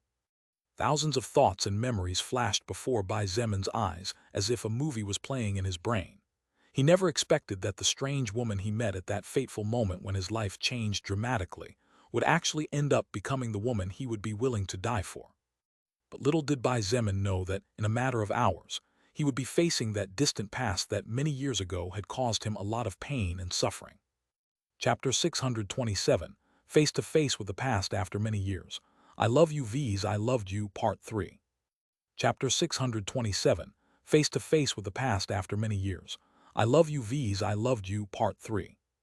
Bai Zemin's and Lilith's hearts were beating strongly. Now that they had both made their feelings for each other clear in one way or another, shyness and joy naturally took over. Neither was the other's first love, but if it could be said without prejudice that Lilith was the first woman Bai Zemin could call girlfriend, and at the same time Bai Zemin was the first man Lilith could call boyfriend. Being first-timers in this kind of relationship, the two were almost like blank canvases even though they were both properly grown adults. Without impurities, just like a newborn who had not yet been stained by the wickedness of the world, the love they both felt was rosy and bright as a rainbow. As to whether that love remained like that or not, it would depend on whether the two people involved were able to maintain the characteristics that gave that beautiful color and brightness. After several minutes of silence during which the two simply hugged each other, Bai Zemin finally broke the pleasant silence that had formed. Lilith, I want you to know that to me you are the only woman. I haven't fallen in love in a long time, and were it not for the fact that you and I went through so much together, as well as the fact that we know we are bound by a long destiny, it is unlikely that this love could have taken root in me." Bai Zemin paused slightly after these words before calmly continuing. "I admit that Bing Zhu is a breathtaking woman in every way you look at her. Appearance, body, aura, knowledge, charm. We could say that if we leave you completely out of the equation, the woman known as Shangyuan Bing Zhu is undoubtedly the most perfect woman I have ever met in my life." Lilith said nothing, and her face did not change at all even though Bai Zemin was showered with praise for another woman. Lilith was a mature woman, not a child. She knew perfectly well that Shangyuan Bing Zhu was an incredible woman, to say the least, and there was nothing wrong in admitting it. Seeing that she did not react badly to his words, Bai Zemin smiled in satisfaction at his taste for mature women and continued slowly. "But regardless of how perfect she may be, regardless of whether she is my best helper, Bing Zhu is a good and dear friend whom I cherish very much. Nothing more and nothing less than a good and dear friend. She, just as I was until recently, is completely focused on evolving as fast as possible without wandering off her path, and trying to find her mother, so I doubt she has time to think about things like romance, or else she would have fixed things with Chen He by now." Lilith said nothing for a good couple of seconds before raising her face to look at Bai Zemin. She narrowed her eyes mischievously, and her lips pursed into a somewhat disdainful smile as she calmly said, "You little pervert, don't you realize that she's interested in you?" Bai Zemin raised an eyebrow and naturally did not believe Lilith's words at all. Instead, he let his hands that were around Lilith's slender waist slowly lower until his palms rested comfortably on her high and tempting butt. "What are you doing?" "No, well, since you called me a little pervert, I thought it best to live up to the title." Bai Zemin gently slapped her right cheek and felt it quiver smoothly before saying with apparent calmness, "Now, let's get moving and stop talking nonsense." Lilith watched as his back disappeared into the distance before her body swayed elegantly and appeared beside him. She didn't continue with the Shangyuan Bing Zhu matter as it was pointless in the first place. Instead, she looked at Bai Zemin with weird eyes. A couple of minutes passed, and feeling that she was still looking at him, Bai Zemin finally couldn't help but look at her and asked in confusion, "Do I have something on my face?" Don't you feel lust for me?" Lilith asked somewhat hesitantly. Bai Zemin stumbled over his own feet and almost fell to the ground upon hearing this question. Fortunately, he recovered immediately, and seeing that Lilith looked serious about it, he answered honestly, "Of course I do. Are you dummy? Your body and spirit tempt my whole existence. It's very hard for me to restrain myself right now. In fact, just before when I spanked you, the reason I immediately pulled away is because my reasoning was getting away." "Weird," Lilith muttered to herself before looking back at him and saying in confusion, "Except for the first few days, my charm in my normal form is suppressed in such a way that a second-order existence would have no trouble bearing. But when you and I do minor naughty things such as earlier or in that moment in bed, my charm to the opposite gender immediately grows exponentially, so nothing below third order should be able to maintain sanity." "Well, even if you ask me, I don't know anything about that." Bai Zemin frowned and shook his head softly. Lilith also shook her head and did not pursue the matter further. Bai Zemin was popular among women. It was an undeniable fact. However, Lilith was worshipped as the heart goddess of countless men. Lilith had seen with her own eyes how a pair of brothers and a pair of father and son slaughtered each other just because she smiled weakly. It was no exaggeration to say that a mere smile from her was enough to cause the collapse of a kingdom. However, Bai Zemin, being a first-order existence, was enduring a level of charm that a third-order existence could barely withstand. He didn't know it, but Lilith was clear that untraceable statistics such as charm and critical had nothing to do with the difference in the quality of soul power or the level of an existence. In other words, if a level 1 existence hypothetically reached 100% critical, every one of its attacks would be a critical hit even against a higher existence. But of course the damage would be practically zero due to the abysmal difference in stats, skills, treasures, equipment, magic runes, etc. The same applied to charm. Charm was something that couldn't be avoided just because. Forget it. Lilith decided not to think about the matter anymore, as she remembered that everything involving Bai Zemin was a mystery. But not long after, Bai Zemin finally arrived at his destination, and as he saw the high walls slowly beginning to appear in the distance, a glint of pride shone in his eyes. Standing beside him, Evangeline asked with her usual indifference, "What do you think?" Not bad at all," Bai Zemin nodded in satisfaction. Things are progressing smoothly, and at this rate, the walls will be completely built in a matter of a day or two at most. How about the internal construction and the fossa? Internal construction is going well. Although it would have been easier with the help of Shangyuan Bingzu and her ice skill, or Wu Yijun and her water skill, the fossa construction is also progressing smoothly. Evangeline calmly revealed. I dare say that unless no unforeseen events happen, the construction of the city should reach 70–80% within a week and 100% within about 10 days. The biggest problem is the fossa, as we have to bring water from the sea. Bai Zemin planned to surround the whole city with a huge fossa, and inside the fossa, he would put sea mutant beasts with no jumping ability but strong enough to tear apart anything that fell in there. The survivors would have to go over the lift bridges to get in and out, while the attackers would be in for major headaches once the lift bridges were raised. It was undoubtedly an extremely effective defensive means of repelling hordes of enemies. The zombies would be powerless even if they arrived in millions, unless a second-order existence personally took a step forward. Don't worry about it. I'll ask Xian Mayer to control the sea beasts to make it easier, Bai Zemin said confidently, as he stroked the little pink dolphin who very comfortably leaned back in his arms and looked at him with bright eyes after not seeing him for several days. Zio Zio, sweetheart, hang in there for a few more days, okay? Then I can bring you with me, he said softly, to which the little dolphin responded with a small nod, and excited sparks danced in her big pink eyes. It was impossible for Bai Zemin to take Zio Zio with him to the base. Therefore, the little pink dolphin had been being cared for by Xiang Feng and the Wen twins. The little creature didn't seem to reject children as much as she did with adults. According to Lilith, this was because children still had relatively purer and healthier minds compared to the sinister minds that adults hid with smiling masks. I guess you already heard what happened, Evangeline said suddenly. Yeah, Bai Zemin nodded, clearly with knowledge of what Evangeline was emphasizing, despite the fact that she didn't clarify. What about the soul evolvers the China Renaissance sent out to scout? All of them alive. They're currently locked up and tied up with tendons from a first-order mutant bear so they can forget about breaking out, she calmly revealed. Bai Zemin nodded in satisfaction at Evangeline's execution before calmly saying, it is likely that at least for the next few days Wu Keqian will not send troops to disturb us, as a large operation is being planned to take place within 2 days. However, be careful and do not let your guard down. Reinforce the defenses, especially at night. Sure. I will take control of the other side in less than a week, unless something big and unexpected happens, Bai Zemin announced with complete confidence. Be careful until then. Wu Keqian is a second-order soul evolver, and apparently there is an additional second-order warrior, so they can't be underestimated. Don't worry.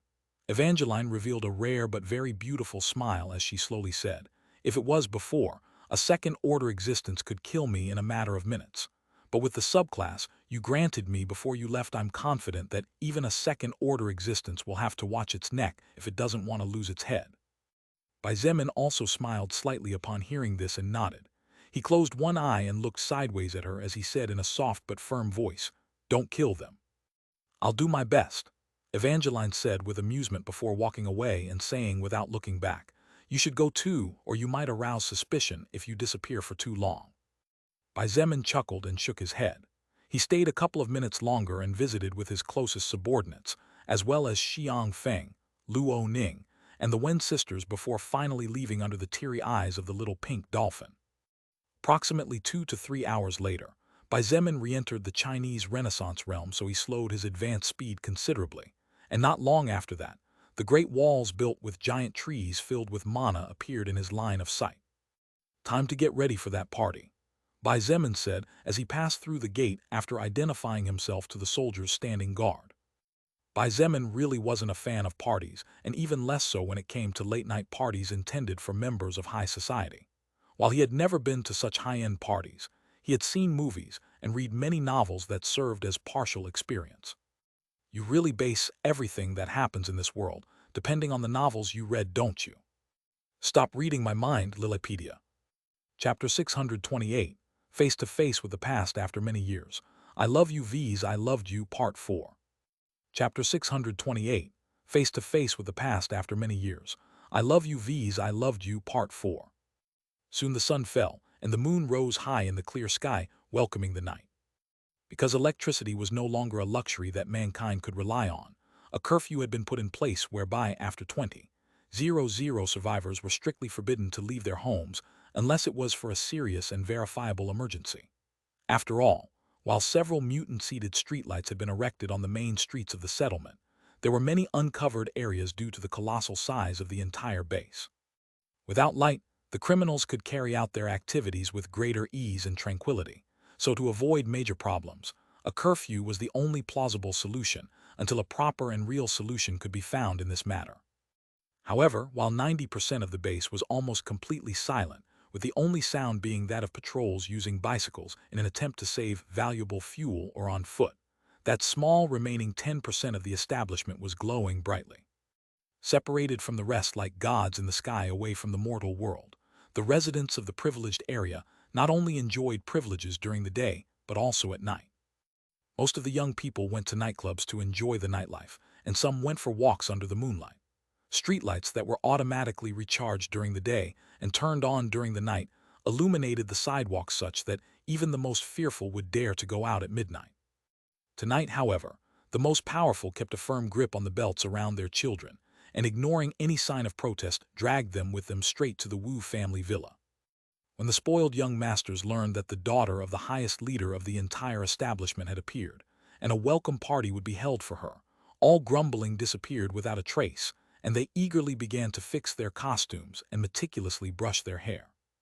Time passed, and in an instant it was past 21:00 at night. At the banquet site, countless crystal chandeliers illuminated the huge hall. As dignified-looking men and women proceeded to mingle with red wine in their hands while discussing the news in town, several soft waiters and beautiful waitresses walked around serving the people. On the sides of the banquet hall located in the backyard of the villa were two long tables of food from all sorts of places, and not just natives, seafood dishes, mutated vegetables, and even mutant beast meat, all laid out in plain sight, and for anyone to taste by simply approaching one of the tables. It gave the distinct impression that there was no apocalypse to worry about in the outside world, as if it had all been a bad dream or a passing evil that had already come to an end. The decorations were truly extravagant, so much so that even a single curtain in the place would easily amount to 2 months' salary of a normal employee before the soul record came to earth. While the adults mingled among themselves trying to create connections and friendships that would serve to boost their positions a bit or firm up their current seats, the beautiful young women dressed in lovely evening dresses chatted and giggled softly, while the younger men neatly dressed in expensive suits stole glances secretly or not, trying to get a glimpse of which target they would be aiming at tonight. Just then a group of 4 people walked into the hall.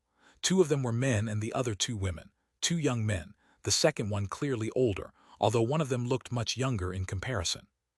At first, no one paid too much attention, however. When the eager young men noticed that all the young ladies suddenly froze and stared toward the entrance, they also turned to see what was going on. Many of them froze immediately.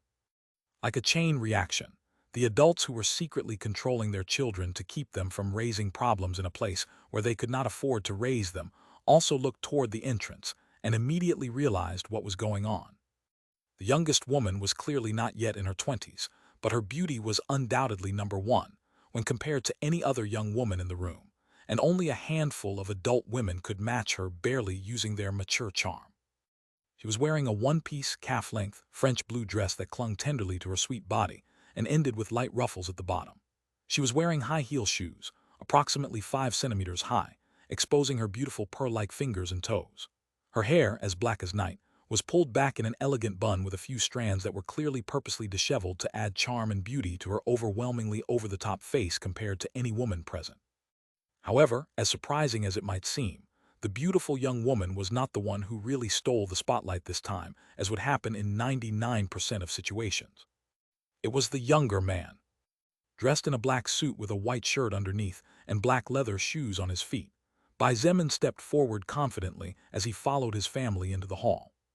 Standing 6 feet tall, Bai Zemin could only be considered normal in European or American countries.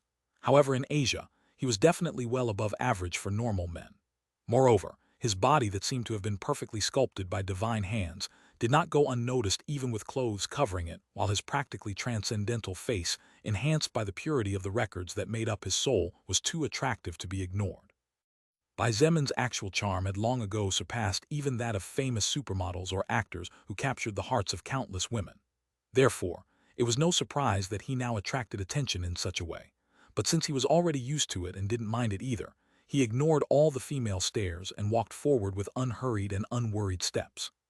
"Big brother, it looks like touching up your hair a bit was right after all," Meng Qi whispered softly beside him and said with a playful smile that captivated not a few young men in the place, "Look at all those women about to drool over you.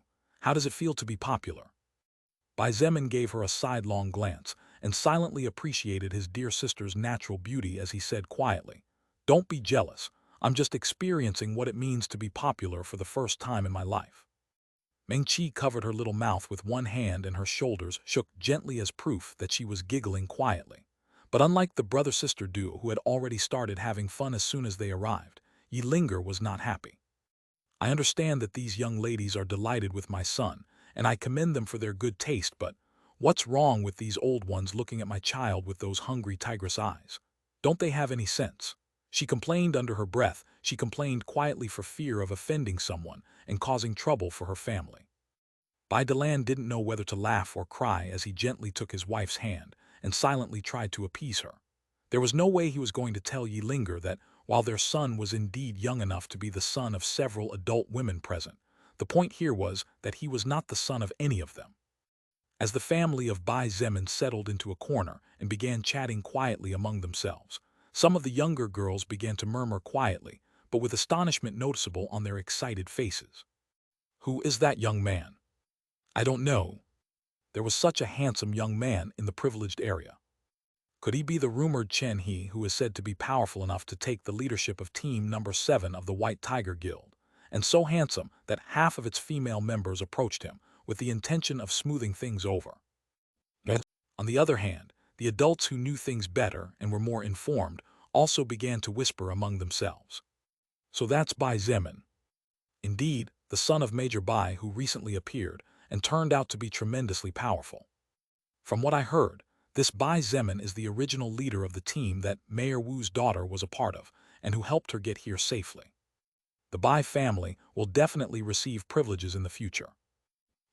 Bai Zemin and his father, being high-level soul evolvers, naturally heard the whispers and murmurs of the other people, but the two of them acted as if they knew nothing. At the end of the day, this kind of thing was completely normal considering that the two of them were quite famous now. This especially applied to Bai Zemin since Bai Delan was known from before.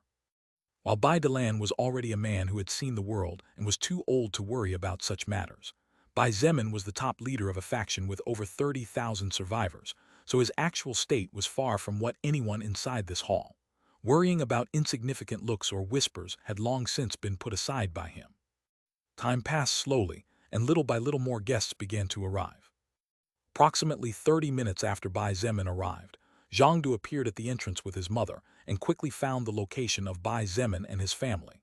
Seeing Bai Zemin gesturing for him to come closer, Zhangdu did not hesitate and took his mother with him to introduce themselves. Bai Zemin's parents, especially Linger, was very keen after hearing that Zhangdu was one of the comrades who had fought shoulder to shoulder with his son all this time.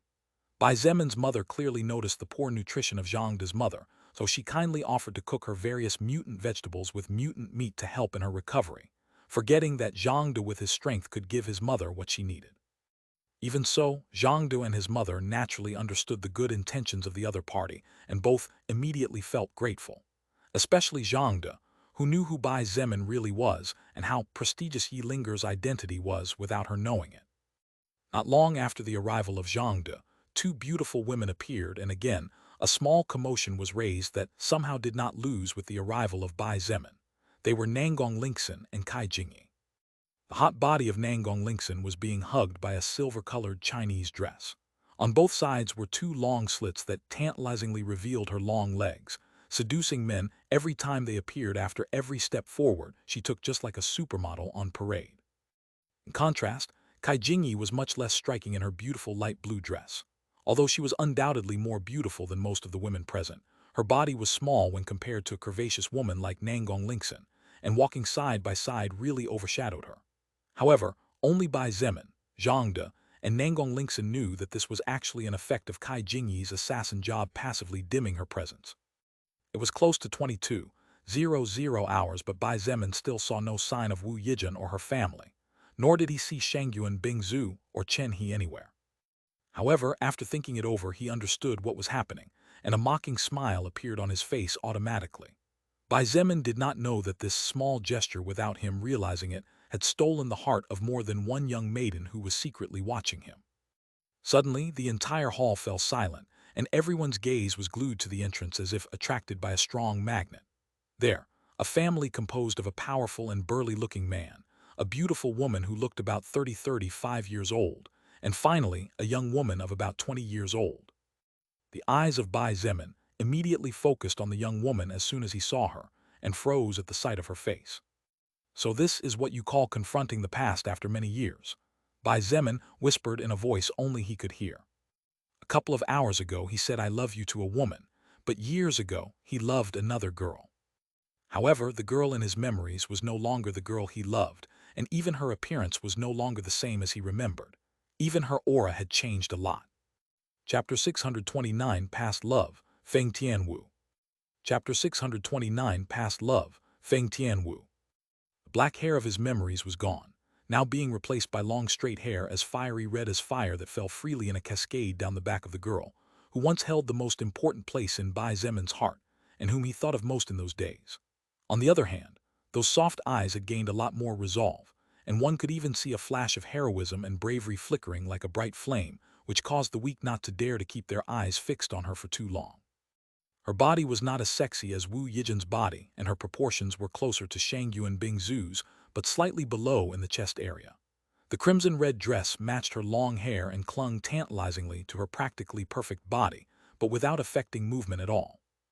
Without a doubt, she was the kind of woman who, regardless of where she went, was destined to become the center of attention. Even within this hall, only Meng Qi and Kai Jingyi could compare to her in terms of confidence and appearance, and only Nangong Lingxin surpassed her devilishly seductive body by a notch. She was the woman who years ago ruled in the mind of Bai Zemin and took over his heart. Her appearance had changed. Not only had her body properly matured, but even the aura surrounding her was completely different from the softness and gentleness Bai Zemin remembered. Had it not been for her face, Bai Zemin might not have recognized her at all. At the end of the day, regardless of bad or good experiences, first love was hard to forget. However, as Bai Zemin looked at this past love now, he realized something important. His heart was not shaken at all. There were no emotions revived at all. There was no anger, shame, discomfort, pressure, desire for revenge. There was nothing there. As Bai Zemin looked at Feng Tianwu now, he realized that far from hating her, he was actually grateful, because it was thanks to her that he was who he was today. After a casual glance, the eyes of Bai Zemin turned away from her, and he did not give her a second glance again, despite being a little surprised by her soul's strength. He and Feng Tianwu lived in different worlds, even though they were both soul evolvers. Not only were their paths far from each other, but she would definitely not remember the nobody who stupidly thought he was loved. Bai Zemin's level of indifference was so high, that not only his family did not notice anything strange, but even Lilith, who was glued to him in invisible mode, did not feel the slightest change in his heart rhythm. Bai Zemin was surprised to meet her here. He was also surprised to feel her strength, but that was all. He would not interfere in her life in any way, and she would not interfere in his. The two of them would be two complete strangers. There was no need to do any different. Look, it's the Feng family. As expected from one of the three strongest families in our establishment, the confidence in their bearing is different. Feng Tianwu is still as beautiful as ever. You dare to approach her? Forget it, her eyes are too scary. Again, whispers and murmurs were heard for a while, before everyone began to relax. The father of Feng Tianwu was named Feng Hong, and he only needed to fulfill one last requirement to evolve into the second order. Feng Hong was the overall leader of the Phoenix Guild, and was a powerful mage focused on fire-type magic, whose destructive attacks could not be ignored even by the two strongest second-order existences in the establishment. With his identity, there was no shortage of people who approached the Fang family in an attempt to forge friendships. Feng Hong, despite his serious and sturdy appearance that did not quite fit the appearance of a normal mage, seemed to be a rather friendly man as he chatted with all the guests who approached him. On the other hand, Feng Tianwu was indifferent. She didn't approach anyone, and all those brave enough to try to engage her in conversation left after realizing that each and every one of her replies was disinterested and boring. She sat in one of the farthest seats, and while drinking a glass of red wine began to look around bored. The place where Bai Zemin and the rest stood was also receiving a lot of attention, and there was no shortage of people approaching them to express goodwill. Besides, with so many women looking at him, it was impossible for Feng Tianwu not to look in that direction. However, while her eyes flashed with a hint of surprise at his appearance, she did not linger too long and simply continued to glance around the area in boredom. Time passed slowly and gradually.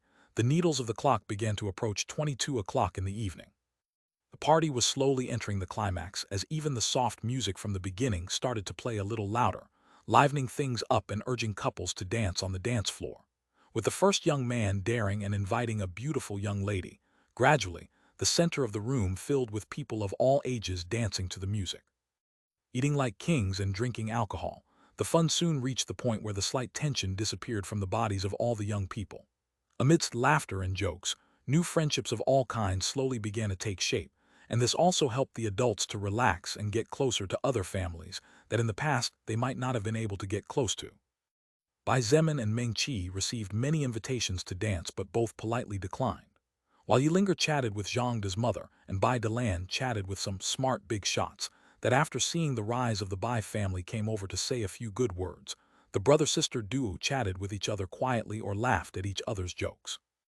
Zhang De was suddenly asked to dance by a girl who did not dare to ask Bai Zemin to dance after she saw him reject young girls prettier than her.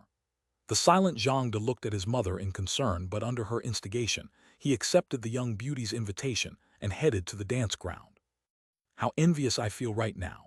The voice of Lilith sounded beside him even though Bai Zemin couldn't see her. I'd love to show up and dance next to you, have fun normally, but I'm afraid that unless I take my lily form such a thing will not be possible. Bai Zemin turned his face slightly and whispered softly, "Don't worry, Lilith. Believe me when I say that we will have many such parties and plenty of time to join hands and dance." Lilith could not appear at the party looking like Lily, since Bai Zemin would have no way of explaining who she was to Wu Keqian or Sun Ling. After all, the parents of Wu Yijin already knew that only 7 of them had come from Yanqing district, and if Bai Zemin simply told them that he happened to meet a normal human alive, outside the base, when there shouldn't be anyone for thousands of miles around it, would definitely raise too much suspicion. It was not the time yet. Lilith immediately calmed down when she heard the words spoken by Bai Zemin, and like an excited little girl exclaimed in a voice that only he could hear, "It's a promise." Bai Zemin chuckled, and was about to say something when he felt a slight pulling on his right sleeve. "What's wrong, Meng Qi?" Meng Qi looked at him with a gentle smile on her beautiful face, and extended a hand forward as she slightly tilted her body and brought her other hand behind her back. "Princess, may I have your hand to dance this piece?" Bai Zemin was stunned for a second before he began to laugh out loud. He reached out his hand and placed it on top of his younger sister's hand as he acted shyly. "Of course you may, honorable knight." The track Meng Qi chose was a slow one that was danced very close to each other. Bai Zemin naturally realized that she did it on purpose but did not understand the reason. However, he soon figured it out. "Big brother, that girl from before is called Feng Tianwu." Meng Qi hesitantly whispered as she rested her head on his chest and let herself be guided by him. "The girl who hurt you in the past was also called by that name. Could it be?" "That's her." Bai Zemin did not hide this fact as there was no need to do so in the first place. They are both the same person, truly a coincidence not to be expected. Even though she could feel his natural indifference, Meng Qi still couldn't help but ask with hatred and poison in his voice, "What will you do? Take revenge. With Big Brother's strength, that Feng anything and her family will be destroyed in the blink of an eye." "Girl, since when did you become this cruel?" Bai Zemin asked, not knowing whether to laugh or cry. "HMPH, anyone who hurts you has no right to exist," Meng Qi declared as if it was natural. She's right." Lilith seemed to agree as she said with a giggle, "Your little sister Meng Qi already likes me. I hope I can get along with my pretty sister-in-law, hee." Sister-in-law? Bai Zemin couldn't help but feel warm when he heard the way Lilith called Meng Qi. The fact that she said such a thing meant that she really considered herself his full-fledged woman. "Meng Qi, you don't need to think about Feng Tianwu or the past," he said in a soft voice. "I don't hate her at all, you shouldn't hate her either. Of course, this doesn't mean we will be friends or anything like that. It's just that we will each walk our own path, our lives are meant to be lived in the heavens, and Feng Tianwu, despite being a powerful first-order mage, will never reach our heights. She is just a passenger in our lives. That's all. Meng Qi was surprised by the arrogant words of her big brother, however. After thinking about it for a moment, she understood. Bai Zemin would soon become the sole ruler and king of all of China, and in the future, he might even become the emperor of Earth, considering how young he was and the power he already held. On the other hand, Feng Tianwu was really unworthy of mention.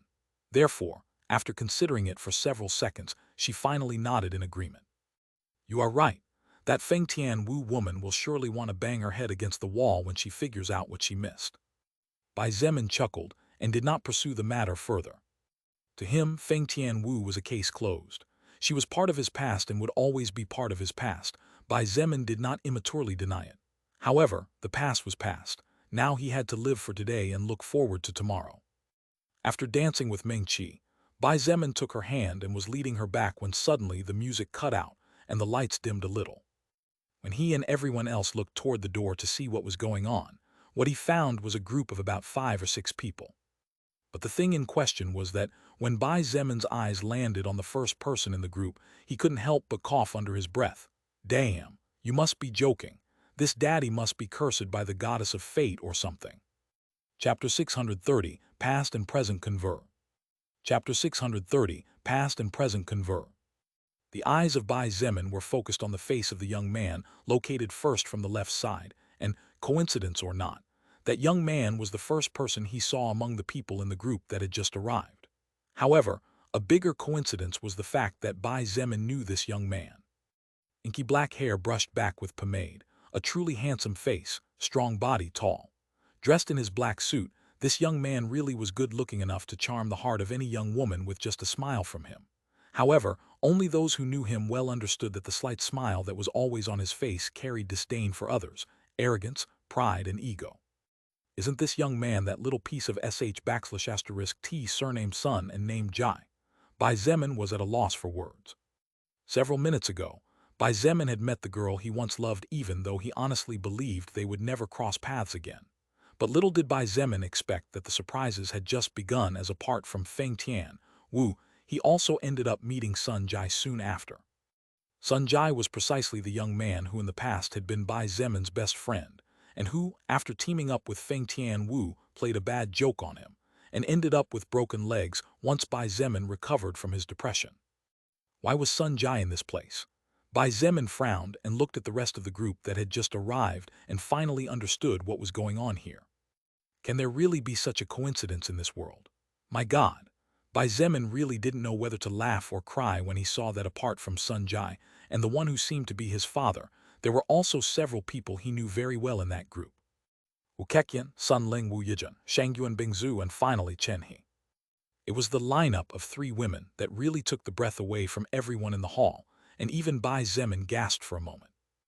Wu Yijun was wearing a purple dress so long that it covered even her feet, but stopped just before touching the floor, which meant it was custom-made especially for her. The dress, despite being long, was considerably daring considering Wu Yijun's personality, as the neckline area was black mesh-like lace, so while it didn't reveal too much, it did reveal enough to tempt anyone. Her beautiful baby face in conjunction with her seductive body, and the way she was dressed caused many young men who had come with the intention of wooing her to immediately take a step back. Wu Yijun's mother, Sun Ling, was much more daring, and somehow Bai Zemin was not surprised to see her wearing a Chinese dress similar to the one Nangong Lingxin wore, but in milk white with a black dragon on the abdomen area and another black dragon on the chest area, an area that seemed about to explode due to the tension. She had a slight smile that exuded confidence, and not a few men received death gazes from their partners when they noticed how they looked at her. However, the one who took the crown was none other than Shangyuan Bingzhu.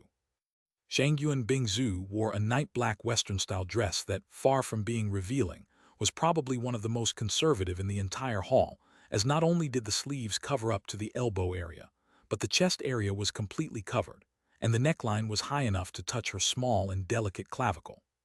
However, even though the dress was also long enough to completely cover her long legs, barely exposing the silver high heels, there was a long slit in the front left to mid-thigh area, exposing that beautiful leg that seemed to shine under the illumination of the chandeliers hanging from the ceiling. Her hair, which was an intermediate between white and silver, was almost completely free, except that on her head was the crown-like treasure she obtained as a reward after partially completing the Destroyer of Destroyers mission during the invasion of the Usra race. Her delightful body was especially tempting when it was wrapped around the elegant dress, and her matching light hair and high-heeled shoes created a strong contrast when coupled with the night black of her attire. This was the second time Bai Zemin thought she managed to somehow touch Lilith's naturally suppressed charm, being the first when he first saw her smile for the first time on that night when they both went out hunting and when their friendship officially began. Literally, to say that most of the men in the place fell in love with her at first sight was not an exaggeration at all, and there were not a few older men who looked at her with the desire to possess her. The group moved forward calmly, and each of them ignored the stares of everyone, as in some way all of them were already used to being in the spotlight anywhere. This especially applied to Shangyu and Bingzhu, whose face at this moment was cold and indifferent and walked like a goddess despising mortals in the middle of the crowd. Wu Keqian separated from them after reaching the back of the hall and approached the small stage that had been erected at the back. The lights dimmed even more, and once he had the desired attention he smiled happily and said in a clear voice loud enough not to need any microphones. "First of all, thank you all for attending this party even though the announcement was too sudden. Thanks to all of you who changed your plans for tonight. As you can well see, the smile on my face should be proof of how happy I am right now. This happiness has been with me for the past 8 days and has not left me even for a second despite the difficulties mankind is facing." Wu Keqian paused for a brief moment after saying these words, so the entire hall fell silent as everyone processed the message. After a moment of silence, he continued his speech. 8 days ago, my daughter, who I honestly thought I would never see again, appeared outside the north gate of our base. Not only did she return alive, but she returned as a powerful first-order mage whose skills are top-notch. Wu Keqian smiled very proudly as any father would be of his child's great achievements and said aloud, "Few here know that my daughter, my most precious treasure, was studying at the distant Beijing University when the world change occurred. However, she, along with a team composed of brave young warriors, traveled tens of thousands of kilometers from Yanqing District to our Changping District." Several voices of amazement immediately rose when the people in the hall heard the words Beijing University and Yanqing District. The distance between such points and Changping District was colossal, not to mention the difficulty one would have to experience to get from that place to here. The amazement of everyone came from the fact that, although Wu Keqian did not say it explicitly, his daughter and her team must have broken through one of the most dangerous areas in the entire country to get here in less than 3 months. Followed by amazement, however, admiration naturally came over the majority of those present, and without being asked by Wu Keqian, the people began to applaud as they nodded to each other and quietly chanted words of praise for Wu Yijun and his team. "Ha ha ha, Mayor Wu, Miss Yijun sure has a sense of leadership to be able to lead a group of people through the Eastern Dragon's back. Like father, like daughter, I guess. Ha ha ha."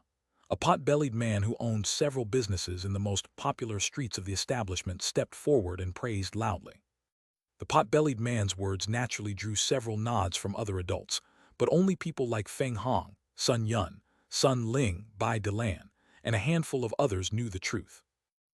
Actually my daughter was not the leader of this small team of young warriors." Wu Keqian shook his head. "Eh? Wasn't it Miss Wu? Who else then? Could it be a second-order warrior? Do you really think second-order humans grow like cabbages by the roadside or what?" The expression on Bai Zemin's face changed slightly as he heard the whispers and noticed everyone's confused expressions. He somehow already saw what was about to happen coming. In fact, Wu Keqian was such a righteous man that he not only did not allow his daughter to keep the honor that did not belong to her, but kindly pointed to Bai Zemin, who was standing next to Meng Qi in the middle of the crowd. "Young friend Bai Zemin, I wonder if you wouldn't mind coming here and telling a little bit about the hard battles you guys had to go through to get this far," Wu Keqian said in a soft voice before sighing as he looked at Bai Zemin with practically pleading eyes. While Wu Keqian knew that to get here many of Bai Zemin's comrades had to have died on the journey, what Wu Keqian wanted to do was to open the eyes of all the people who lived in the privileged area and had forgotten the danger of the outside world. In fact, this was another reason why he organized this party in the first place. Bai Zemin understood the thoughts of Wu Keqian and praised him in his heart. However, the attention he was receiving now that he had become the center of everyone's eyes subconsciously caused him to frown slightly before his expression relaxed. There was no need to worry about anything, and if the worst came to the worst, then he would simply beat it to a pulp since there was no one present capable of stopping him anyway. With leisurely steps, he walked over to the stage but not before looking at Meng Qi and whispering something in her ear. Feng Tianwu frowned slightly when she heard the name Bai Zemin, but when she saw who the advancing person was, she shook her head as if she had confirmed something. On the other hand, Sun Jai's expression sank when he heard that name as if the words Bai Zemin were linked to bad memories. Moreover, when he followed the eyes of everyone and saw the woman he was courting but was ordered to stay away from being so close to another man, something inside him began to boil. He followed Bai Zemin's silhouette with his eyes, and the more he looked at him, the more he felt like he knew him from somewhere, so he focused on trying to remember from where. Everyone watched with different emotions as Bai Zemin stepped onto the small stage and looked at Wu Keqian silently, as if he was asking him what he was supposed to do now. Wu Keqian patted his shoulder friendly and said, looking at the crowd, "This little friend here is called Bai Zemin, and he is barely 20 years old right now. He, like my daughter Yijun, was at Beijing University when that strange something that calls itself soul record changed this world forever." Wu Keqian was giving a short introduction about Bai Zemin. He even mentioned who his father was and his amazing achievement of taking the position of leader of one of the Black Turtle Guild's teams, conveniently leaving out the fact that the team Bai Zemin led was actually an incomplete team that was not officially listed yet. However, there came a point when two people in the crowd were no longer listening. The first person was Feng Tianwu. She frowned when she heard the age and the place where the young man in front of her studied. She had met a Bai Zemin in the past, and because of juvenile stupidities, she did something she had always wanted to apologize for. However, that Bai Zemin left for Beijing University to study, so Feng Tianwu never had the chance to see him again. It was just that Feng Tianwu did not believe that the Bai Zemin of the past and the Bai Zemin in front of her were the same person, since the appearance of this Bai Zemin was simply transcendental compared to the at best average appearance of the Bai Zemin of her memories. The other person was none other than Sun Jai. However, in contrast to Feng Tianwu, when Sun Jai looked at the black eyes of the handsome man on the stage, his entire body trembled like crazy, and a distant memory resurfaced from his mind, causing both of his legs to tremble as if a great deal of pain suddenly assaulted him. Chapter 631, Dragon's Reverse Scale. Chapter 631, Dragon's Reverse Scale. How could this be possible? That was the question Sun Jai was asking himself in his heart as he looked into those black as night eyes. His memories went back to several years ago, when he was still a high school student. Back then, Sun Jai had a best friend who had the exact same name as the person in front of him right now.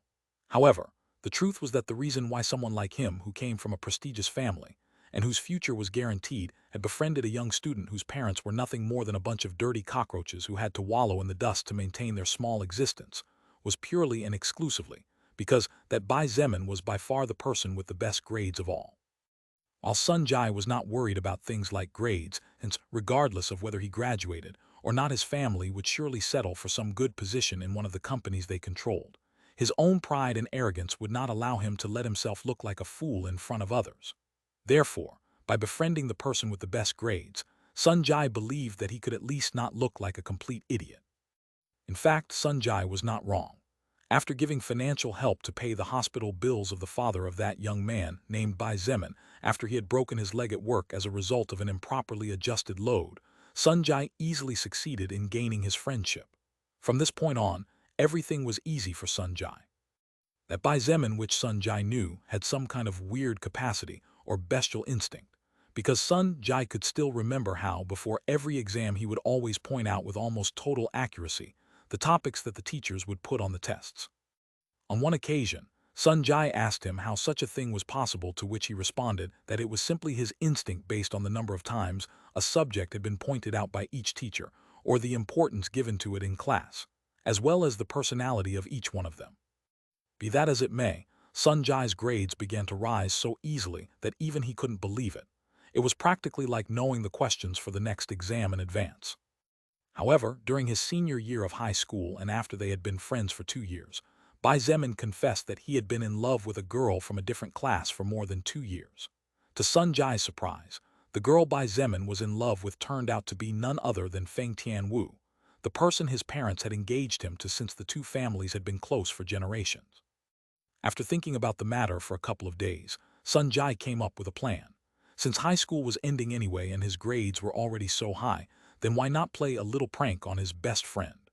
Sun Jai was quick to convince Bai Zemin to confess his love, even though the latter clearly had no experience with women whatsoever. Time passed, and just when there were a few months left for the year to end, Feng Tianwu and Sun Jai finally revealed the truth on the day when Bai Zemin confessed his feelings again and asked the girl to be his girlfriend after going on constant dates. Even to this day, there were times when Sun Jai laughed to himself as he recalled the innocent young man's look of despair back then. Although it was a bit of a problem not having him for the remaining months, the fun was really worth it. However, days before the final test, the nightmare that would follow Sun Jai for years to come occurred. On one of the nights when he had tiredly returned to the dorm after casually having fun with one of the most beautiful students in the high school after having won her heart, a person slipped in silently, and before Sun Jai could even scream in fear, a high-pitched, piercing cry broke out of his mouth as he felt the bones in his legs break into pieces. Sun Jai could still remember Bai Zemin's mocking voice as he looked at him with chilling eyes and whispered, "Our friendship was formed when my father broke his leg, so I'll break both of yours. Who knows, maybe you'll find a better friend now." In the end, Sun Jai had to his shame, use his family's connections to get into a good university, since as he was hospitalized, he was unable to take the final entrance exam. Now, more than 3 years after that incident, Sun Jai could not believe his eyes. The appearance of the man in front of him was practically perfect to the point where it was difficult to point out defects even if one hated him. The aura surrounding his body was that of a person who had long lived in a position of power and leadership, compared to the barely average appearance of the young man in his memories and the normal poverty-stricken aura Sun Jai remembered. The two were worlds apart. There should be no point of comparison. However, Sun Jai would not forget those eyes even if someone burned his bones and turned him into ashes. The pain and humiliation he experienced were still engraved in his soul. Fortunately, the current Sun Jai was even smarter and more cunning than before. Therefore, even though his body was trembling, he clenched his fists and closed his eyes to suppress the growing fear and hatred in his heart. His Sun family was no longer practically an omnipotent being as before. In this world, Sun Jai was clear that a single person with enough power could crush everything. Although his father Sun Yun was the second most powerful person in the entire base, who could say for sure that Bai Zemin was not stronger. Sun Jai had already underestimated him once and suffered the consequences. He would not do it again. Therefore, he would wait for the right moment to strike a good blow. His eyes looked at Meng Qi and a weird light flashed in them. Although Sun Jai didn't know what relationship the cheap little bitch had with Bai Zemin, they seemed to be quite close. His lips curved imperceptibly before remaining silently in place. Of course, Bai Zemin had no idea that Sun Jai had identified him correctly, nor did he care. To him, the existences known as Sun Jai and Feng Tianwu were matters of the past that had nothing to do with the current him. As long as neither of them bothered him, Bai Zemin had no intentions of giving them even an extra glance, and if they bothered him then, he would crush them until not even their bones were left. Simple as that. There was no need to argue or much less. It was stupid and pointless. Imagine seeing a real lion roaring or hating an ant. Such things did not happen. The lion would simply crush what it needed to crush. Bai Zemin told the story of how he and his group came from the distant Yanqing district, the Changping district, after fighting for months. He said that, after 2 days of chaos, several students and teachers from the university formed a party and started heading south immediately, instead of saying that they were stuck there for so many days, or else it would be hard to explain how they could get here so fast. The touching story of the young and old dying on battlefields to allow their allies to continue living always worked on people's hearts, and much more on the hearts of people who did not really experience the fear of fighting zombies or mutant beasts. Therefore, after hearing how hundreds of friends died by being bitten to death just for the sake of containing several zombies, or how they were crushed by terrifying beasts just to save one more second for others, not a few tears were shed.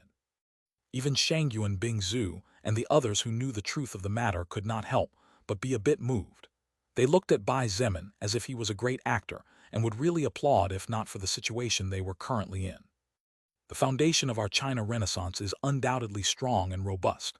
Here in the residential area, we even have the treasure Unbreakable Field that Mayor Wu obtained after fighting to the death against a powerful beast. However, let's not forget that outside these walls there are billions of zombies and billions of mutant creatures.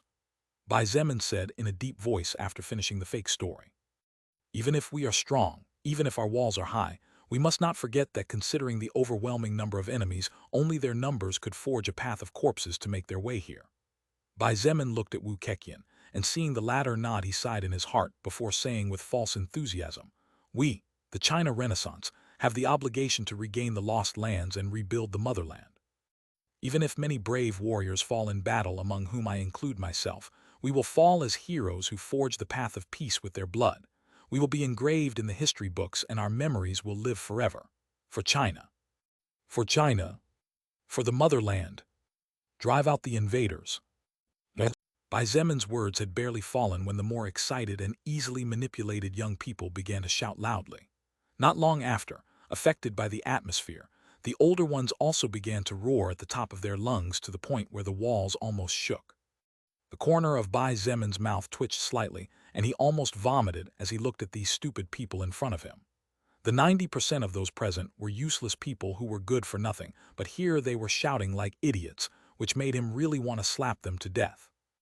Once the heat gradually died down, Wu Keqian stepped forward and whispered his thanks to Bai Zemin before taking charge. Bai Zemin said it was nothing but actually practically ran off the stage as he really didn't want to stay there. "Big brother, if it wasn't because I know the truth, you could have made me cry."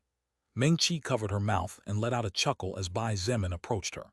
"These people sure could die of anger if they knew they shed tears over something that never happened and that you are trying to take everything away from them. Those who have some ability will keep their positions, and those who don't will not need to have privileges." Bai Zemin shrugged indifferently. The two were chatting quietly for a few minutes and they clapped their hands at Wu Yijin's speech. But Bai Zemin suddenly frowned as he felt a steady stare practically prickling his back, and when he turned around, he met none other than Sun Jai's eyes. Actually, Sun Jai had been staring at Meng Qi. He really was crazy for that girl and wanted her all to himself, but even his father had strictly told him not to bother her anymore. Therefore, it wasn't until several seconds after he had been staring at her that he noticed Bai Zemin's gaze and his whole body trembled like crazy.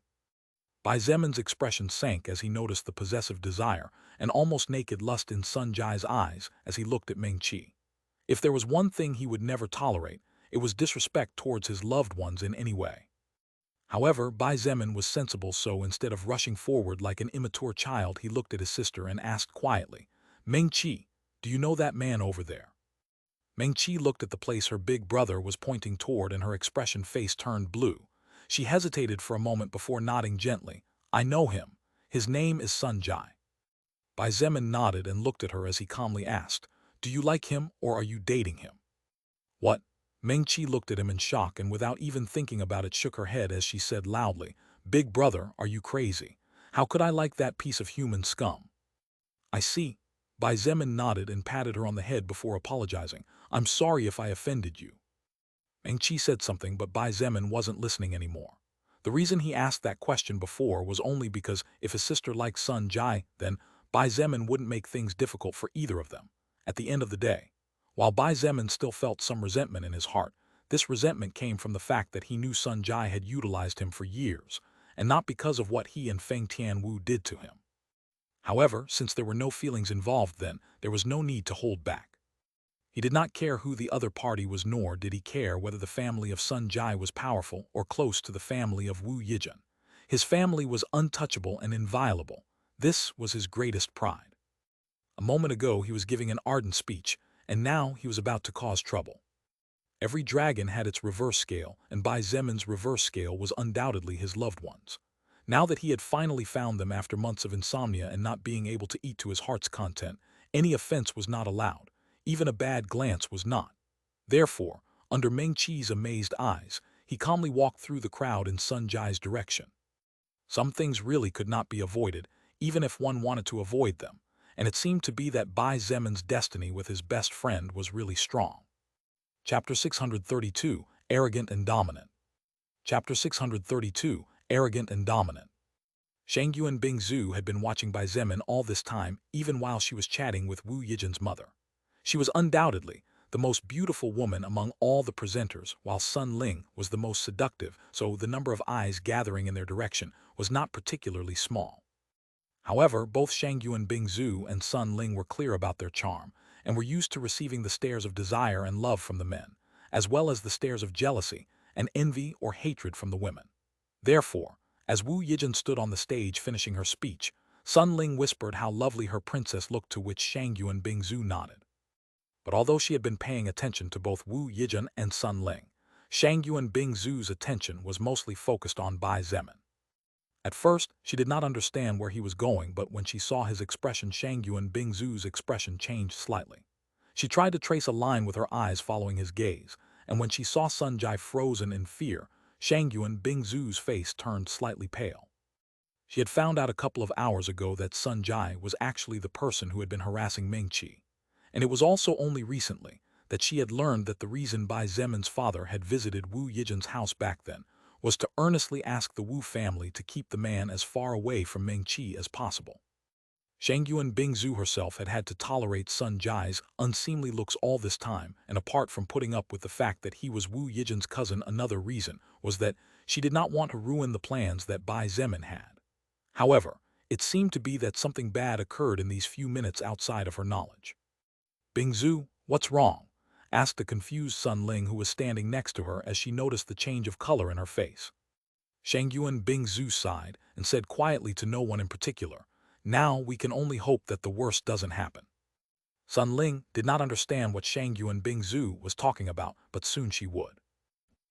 Sun Jai felt intimidated before the clearly taller and better-built Bai Zemin when he saw him advancing in his direction with cold eyes. In fact, subconsciously and after remembering the past, Sun Jai couldn't help but take half a step back before he remembered the place he was in. Even if Bai Zemin did recognize him as well, Sun Jai didn't believe that he dared to act crazy in this place. Even if Sun Jai believed that he wasn't underestimating Bai Zemin, by thinking that maybe even his father might not win, and didn't want to openly provoke him until he had some certainty of his actual strength. He didn't believe that Bai Zemin would behave arrogantly in the presence of two second-order existences and so many powerful first-order soul evolvers. What are you doing?" he asked. Although he had calmed down a lot in reality, he couldn't stop his voice from trembling a bit. The walking of Bai Zemin had naturally not gone unnoticed, and it wasn't just Shangyu and Bingzu who noticed it. With him being one of the three men who were stealing the most attention from the women aside from Chen He and Sun Jai himself, the number of eyes that gathered on his body was no small. Even Feng Tian Wu was looking confusedly in that direction. However, Bai Zemin did not care about those eyes. After he arrived in front of Sun Jai, he paused for a moment before saying in a low but clear voice for those who were closest to the two of them to hear, "Sun Jai, I see you haven't learned to not mess with me, even after I broke your legs years ago." Sun Jai's expression froze, and the people who caught a glimpse of Bai Zemin's voice had expressions of disbelief and shock on their faces. However, neither side even had time to say a single word before Bai Zemin made his move. He did not give Sun Jai time to say a single word, nor did he feel like listening to excuses. Bai Zemin believed what his eyes saw, and what he saw was Sun Jai looking at his beloved little sister with lustful eyes. That was all he needed to know. Bai Zemin moved his right hand at lightning speed, and none of those present managed to see what happened when a loud explosion echoed inside the hall, attracting everyone's attention and silencing any voices. Sun Jai's body was sent flying backward like a kite whose string had been cut after being slapped by Bai Zemin. There were even some people who were unfortunately in the way, were also knocked down and fainted after spitting blood. Bang!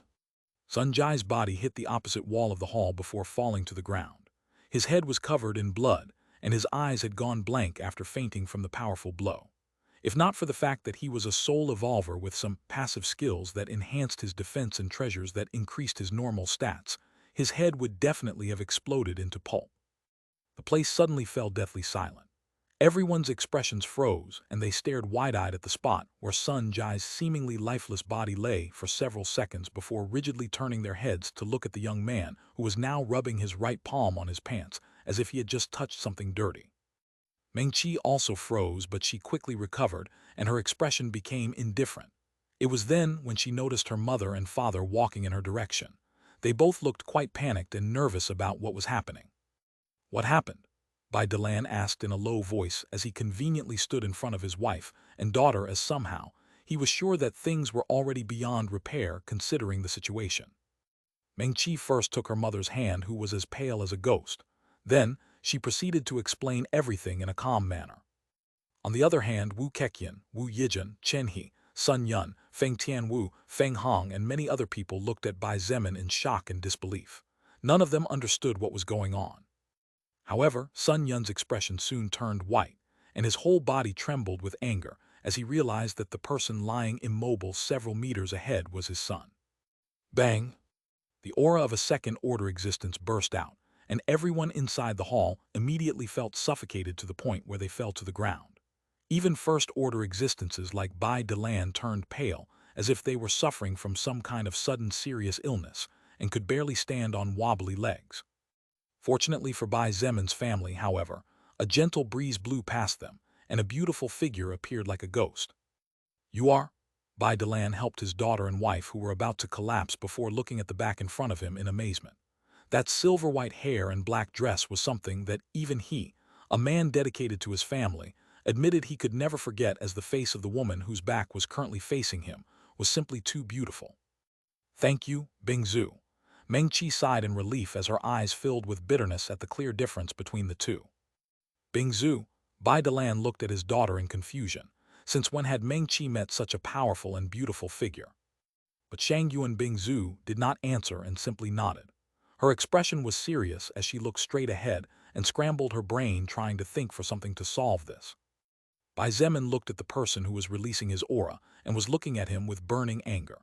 His eyes flashed with a hint of murderous intent as he noticed that his family might have collapsed if not for Shangyuan Bingzu, and as he looked at the man said coldly, "Old man, I don't care who you are, but if you don't retract your puppy aura in 10 seconds I'll rip your head off." His words amidst the silence were not different from a rumble of thunder in the middle of a hot summer day, and everyone looked at him in shock. However, when that shock they felt was soon swept away and replaced by eyes filled with pity. Even the beautiful ladies who had fallen for Bai Zemin's charm looked at him with pity. Who in the hall did not know that Sun Yun was the second most powerful existence in the entire base, just behind Wu Keqian? Sun Yun was one of the central pillars of the Chinese Renaissance and a kind of spiritual god in the hearts of many. Therefore, the fact that a random young man dared to say such words certainly aroused some disdain in them. "Good, good, good." Sun Yun shouted good 3 times and his body began to tremble like crazy from rage. He looked at Bai Zemin as if he was a dead man and said loudly, "Not only did you dare to beat my son so cruelly, but you even dared to speak to me with such a defiant tone and threaten me. Today, I will let you live for helping my niece get here, but you will definitely not leave walking."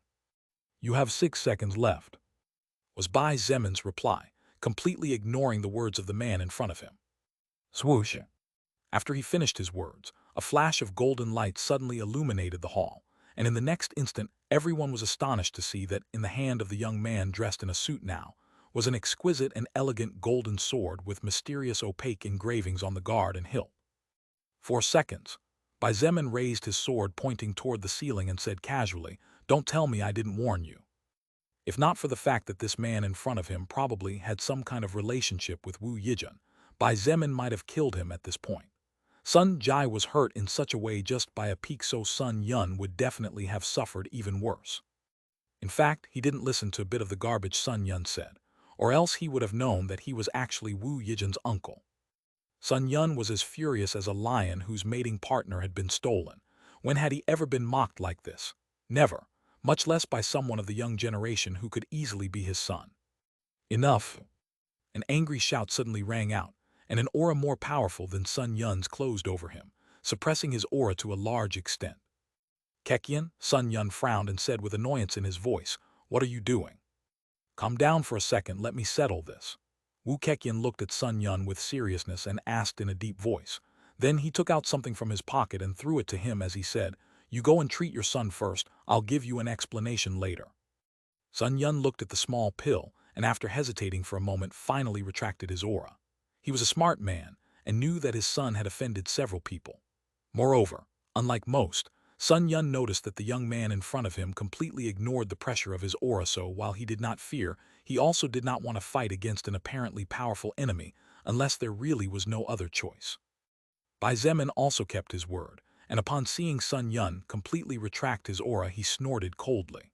The golden sword in his hands turned into a flash of light that blinded normal people for an instant, and the next instant the sword was no longer in sight.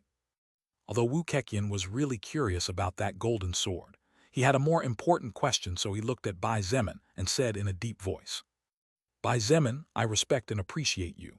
I really do. However, leaving aside the fact that Sun Jai is my nephew-in-law and Yijin's cousin, I cannot allow such offenses. Therefore, if you don't give me an explanation, I'm afraid that. But Wu Keqian could not finish his words when a cold voice interrupted him sharply. So if I don't give you an explanation, what? Bai Zemin really respected Wu Keqian for his leadership. However, when matters involved those he truly loved, there was no respect that would stop him. In addition, he had realized something earlier, and so he was also disappointed and angry with Wu Keqian, so it was he who wanted explanations, no one else. Chapter 633, Different Kinds of Leaders. Chapter 633, Different Kinds of Leaders. Everyone in the room was watching what was happening with eyes wide open. It was more than clear that the level of disbelief in the hearts of everyone present had reached levels too high for any of them to react immediately to what was happening before them. To begin with, the son of the second most powerful person in the entire base was slapped so hard that at this moment life or death was unknown. But not content with that, the young man who slapped the son of the second most powerful person in the entire establishment also called his father Old Man, and openly and unconcernedly threatened him to the point of drawing his sword, as if he was actually prepared to do what he was saying. Finally, now even the most powerful person in the entire establishment was being treated so rudely. Wu Keqian looked at Bai Zemin in astonishment, as he himself could not believe that this educated young man was actually speaking to him in that tone of voice. The person he had practically treated as his son-in-law was actually standing a few meters ahead of him, openly challenging him in front of so many people. However, the support Wu Keqian received from all the people and soul evolvers was far higher than the support Sun Yun received, one of the reasons why he was able to easily seize the power of the entire base. There were not a few people who were saved or helped by Wu Keqian. How dare you talk to Mayor Wu like that?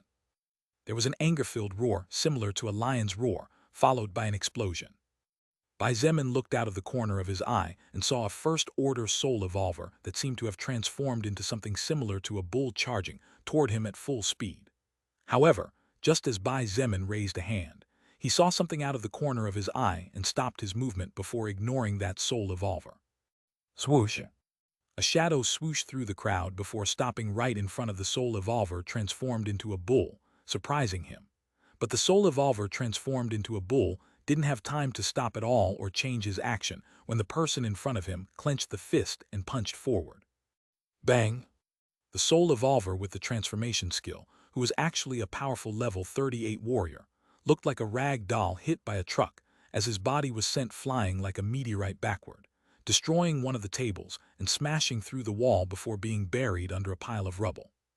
Life or death was unknown. If you wake up after that, you can thank me for saving your life. Zhang De coldly snorted as he regained his stance and stood behind Bai Zemin as if declaring his posture. Swoosh! No one knew how or when, but suddenly a petite, nimble silhouette appeared on the stage, right behind Wu Yijin. Before anyone could even react, the small silhouette that was like a shadow pulled out a dagger from somewhere and gently rested the blade of the weapon on Wu Yijin's slender swan-like neck. Yijin! No! Both Sun Ling and Wu Keqian screamed in terror with their faces as pale as a sheet as they saw that the person who had sneaked in was actually Kai Jingyi, and at this moment she held her daughter's life in her hands. Even Wu Keqian, that was a powerful second-order warrior, did not trust to close a distance of several meters before the young assassin's hand moved. Wu Yijin was already on the verge of tears from everything that was happening, so she didn't even notice when Kai Jingyi had appeared behind her. Her whole world seemed about to crumble before her eyes, so she couldn't care less about her life right now. However, Kai Jingyi's voice sounded like a whisper from behind her. Wu Yijin, don't worry. I'm doing this in order that you don't have to decide which side you'll take regardless of what happens next. It would be cruel for a girl to have to decide between the man she loved most in this world versus her family, too cruel. Kai Jingyi did not want something like that to happen, so she acted on her own without waiting for orders from anyone. Nangong Lingxin stepped elegantly out of the crowd and with a faint smile stood next to Bai Zemin. The place was silent as she looked at him and asked in a low voice, "Leader, finally got bored of playing the role of the lamb?" "Shut your mouth, Nangong Lingxin," Bai Zemin said in a growling voice. Akue. Nangong Lingxin let out a chuckle and started playing with her fingernails as if she didn't care at all about the fact that they were surrounded by soul evolvers, who in an instant could be their enemies. Wu Keikan watched the scene in front of him with a pale face. Beside Bai Zemin were two of the team members who arrived with him a week ago. At the gate, Chen was standing with a sky-blue energy bow like a soldier blocking entrance and exit. Wu Yijun was caught by Kai Jingyi, and last but not least, Shang Yu and Bing Zhu stood in front of Bai Zemin's family with a complicated expression on her face. Even without anyone saying anything, everyone's posture was too obvious not to notice what was going on here. Yilinger and Bai Delan watched everything in disbelief, while Meng Qi was calmly playing with an exquisite green ring, with 4 root-like extensions growing from a tree-like token on the surface. "You planned this from the beginning, didn't you?" Wu Keikan looked at Bai Zemin and sighed. However, to his surprise, Bai Zemin shook his head and said calmly, "No, my original intention was to come to as peaceful an agreement as possible with you and the rest. Although I have no time to be wasting with petty games, you and your wife gave birth to a good daughter. Were it not for Wu Yijun, none within this hall would be where they are." Wu Keikan raised an eyebrow and said very calmly, "That confidence of yours really is great." "Because I have the strength to back it up," Bai Zemin replied indifferently. Without giving Wu Keikan time to say anything else, he continued, "Mayor Wu, there's only one thing in this world that I do not tolerate, and that is for my family to suffer any kind of injustice. Therefore, for the sake of everyone here, I hope that you or someone inside this damn hall can give me a good explanation as to why that scum called Sun Jai was bothering my younger sister all this time." Bai Delan's and Sun Ling's eyes flashed with surprise as they listened to Bai Zemin. Bai Delan even looked at Meng Qi, and with his eyes inquired if she had said anything, to which Meng Qi hurriedly shook her head as she looked at her big brother in wonder. "How did he know?" "What are you talking about?" Wu Keikan frowned and pointed out, "Sun Jai hasn't gone near your sister again since she asked me. I'm sure of it." Bai Zemin suddenly frowned, and a weird flash of light glinted in his eyes. For the entire previous week, one of the reasons Bai Zemin had stayed at home without exploring the base was because his sister Meng Qi strangely did not want to leave the privileged area.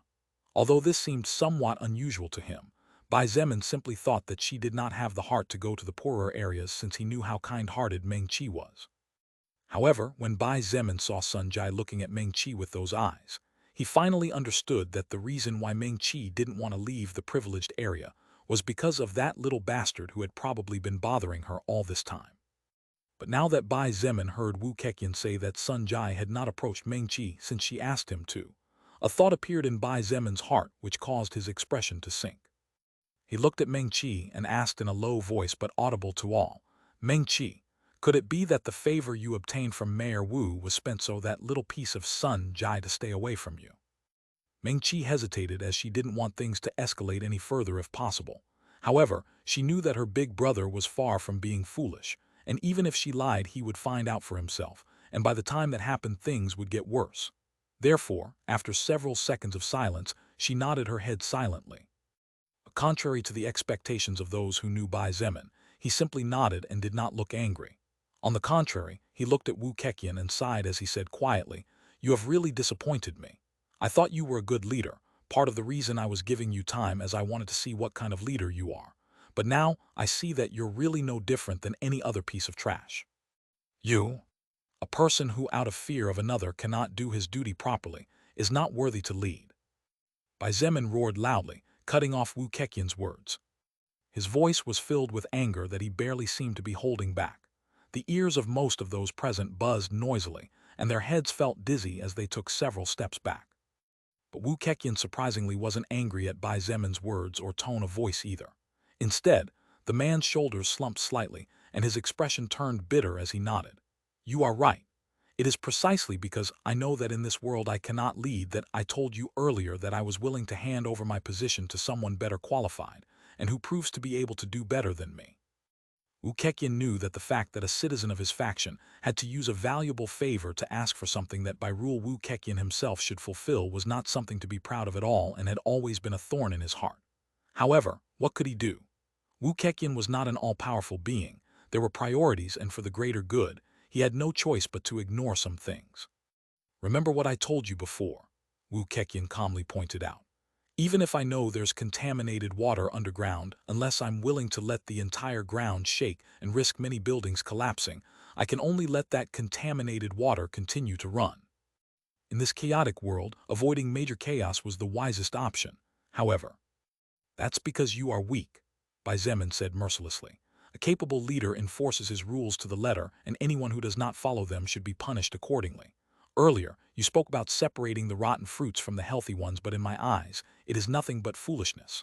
I, Bai Zemin, was no more than an ordinary student in the past, but today, I can firmly say that I am a better leader than you who has led all your life. And what makes you think that? Wu Keqian asked, still maintaining his composure. Bai Zemin stepped forward and declared, because I, Bai Zemin, have barely lost subordinates during my entire conquest from Yanking District to Champing District. In contrast to you, who can only close an eye and turn a blind eye to what goes on within your own walls, any of the more than 30,000 survivors under my rule who dares to break any of the rules set by me and my government cabinet will face the consequences regardless of their power or rank. ////////////// Chapter 634, Revealing the Truth and Final Test. Chapter 634, Revealing the Truth and Final Test. Bai Zemin's words were a great shock to the silence that reigned inside the hall as people immediately began to murmur and whisper while looking at each other in amazement. However, the most shocked was undoubtedly the people who knew Bai Zemin, but did not yet know about his true identity. Bai Delan and Yi Linger's eyes widened to the point of looking like spotlights as they stared at the handsome young man several meters ahead, who with only a couple of friends was challenging the whole world.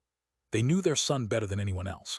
They knew that Bai Zemin would definitely not make up something so crazy in a situation like this, as someone smart like him surely knew that lies of such magnitude would only lead to the situation getting more complicated than it already was. However, looking at Meng Qi, who was standing silently and indifferently, the two parents realized that the two siblings were still hiding things from them and telling secrets to each other just like they did during their early teenage years. On the other hand, Sun Ling and Wu Keqian looked at Bai Zemin in shock. However, Sun Ling suddenly put two and two together and said loudly, "The human establishment that suddenly appeared in the north." Bai Zemin looked at her sideways and said in a cold voice, "That is correct. I am the leader of all the people north of this place." He looked at Wu Keqian, who was also looking at him in shock, and said with a hint of disdain in his voice, "It's just that, unlike this place, the power of my transcendent faction properly rests in my hands. My leadership seat is not a cardboard throne, and the crown on my head is not a paper one." Wu Keqian ignored Bai Zemin's words and suddenly looked at his daughter Wu Yijun. She, despite being under threat of a dagger, didn't seem nervous for her life at all. Rather, Wu Yijun seemed on the verge of tears at the overall situation. "You don't tell me." Wu Keqian muttered more to himself than to anyone else as he stared at his daughter in total disbelief. He couldn't believe that the daughter he raised, spoiled, cuddled, hugged, and showered with affection for years was actually betraying not only him but the entire Wu family. "Uncle Wu, instead of blaming Yijun, you should be grateful to her." A voice that contained some regret, amidst the coldness, sounded in the middle of the hall, and everyone's eyes automatically moved to the black-dressed beauty with silver-white-colored hair. Wu Keqian could not help but smile with scorn and said with some disdain, "Are you asking me not to blame my daughter for betraying her family? You want me to be grateful to her for bringing and hiding a lion in the courtyard of our house?" His body was trembling, and it was clearly not only from pain but also from anger. How could he not feel betrayed? His own blood was stabbing him in the back. Sun Ling was staring at her daughter intently, but in contrast to Wu Keqian, what she felt was pity and understanding to a certain extent. Then, after a moment of silence, she asked in a voice that, although it was low, the silence helped it to be heard by everyone. "Yijun, surely you have your reasons for doing what you are doing." Wu Yijun tried to open her mouth and say something, but that small movement was all it took for the tears she was barely holding back to start raining down on her beautiful face. She brought both hands to her chest and began to take deep breaths as if she was having trouble breathing, as if a large rock was weighing down inside her chest. "The reason she is doing all this is for the good of everyone here," Kai Jingyi said in a playful voice. "If it wasn't for Wu Yijun, everyone in this establishment would only have two options. The first option would be unconditional surrender. As for the second option, I think everyone here can imagine it." Nangong Lingxin looked at Wu Keqian and sighed as she calmly said, "Mr. Wu, even if we put aside Bai Zemin, Shangyuan Bingzhu alone has the ability to overwhelm this entire faction in a matter of a couple of hours at most." As if to prove that what Nangong Lingxin said was true, the exquisite body of Shangyuan Bingzhu swayed gracefully, and in an instant disappeared from her previous position, leaving behind an afterimage. In the next instant, and unnoticed by anyone, she was behind Wu Keqian with an ice sword pointed directly at his back. Wu Keqian froze and his pupils trembled in shock as he felt the very slight killing intent behind him. He couldn't believe it.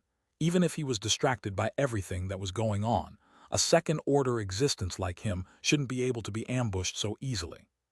Suddenly, that slight killing intent disappeared, and Shang Yuan Bingzu was once again in her previous position. She looked at him with a complex expression on her face as she said in a low voice, "Uncle Wu, now do you understand? The reason why Yijin did all this, and even went to the trouble of bothering Bai Zemin, even though this could bring a lot of trouble to him, which could become an impediment for him to love her in the future, is because you have no possibility of victory." The face of Wu Keqian was white as a sheet, and he found no words to refute. If Shang Yuan Bingzu was strong and fast enough to appear behind him and threaten his life so easily, then how terrifying the person leading her must be. The very thought of it made his heart tremble with fear. Bai Zemin looked at Wu Keqian and said more calmly now, "I had planned to take one more week to prove to you that I am worthy to lead, and then I would challenge you to a small duel to show you that I have the power to carry the weight on my shoulders. At first, it was because your daughter is not only an important subordinate, but I also consider her a precious friend. However, as the days went by, you gradually won my respect." After a pause, he shook his head and said coldly, "However, at the end of the line you disappointed me. Now I'm afraid I don't have the patience to wait anymore." The entire hall was silent, and even Sun Yun did not dare to say a single word after seeing Shang Yuan Bingzu's casual display of power. Everyone had realized that many things were about to change, and the last thing they wanted was to antagonize this small but terrifying power that seemed to be rising without impediment. "What do you plan to do after conquering this place?" Wu Keqian suddenly asked, sounding calm and looking at Bai Zemin with clear eyes. Bai Zemin looked at him with a serious expression on his face and stated confidently, "After conquering this place, I will divide my troops to the east and west, while I and a smaller number of soul evolvers head south in search of the family of Bingzu and Chenhe. My goal is to reunite the humanity of our country under a single rule within the next 10 months at the most." 10 months? Several guests gasped in shock as they looked at Bai Zemin with wide eyes. "Nonsense," Sun Yun shouted from a corner after Sun Jai's condition stabilized. He looked at Bai Zemin as if looking at a crazy man and remarked, "You want to conquer China in 10 months? **T.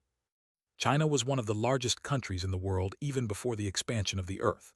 And even before the expansion, it would be impossible for a power to manage to gather all the Chinese in less than 10 months, let alone a world whose natural size grew almost 4 times its former size.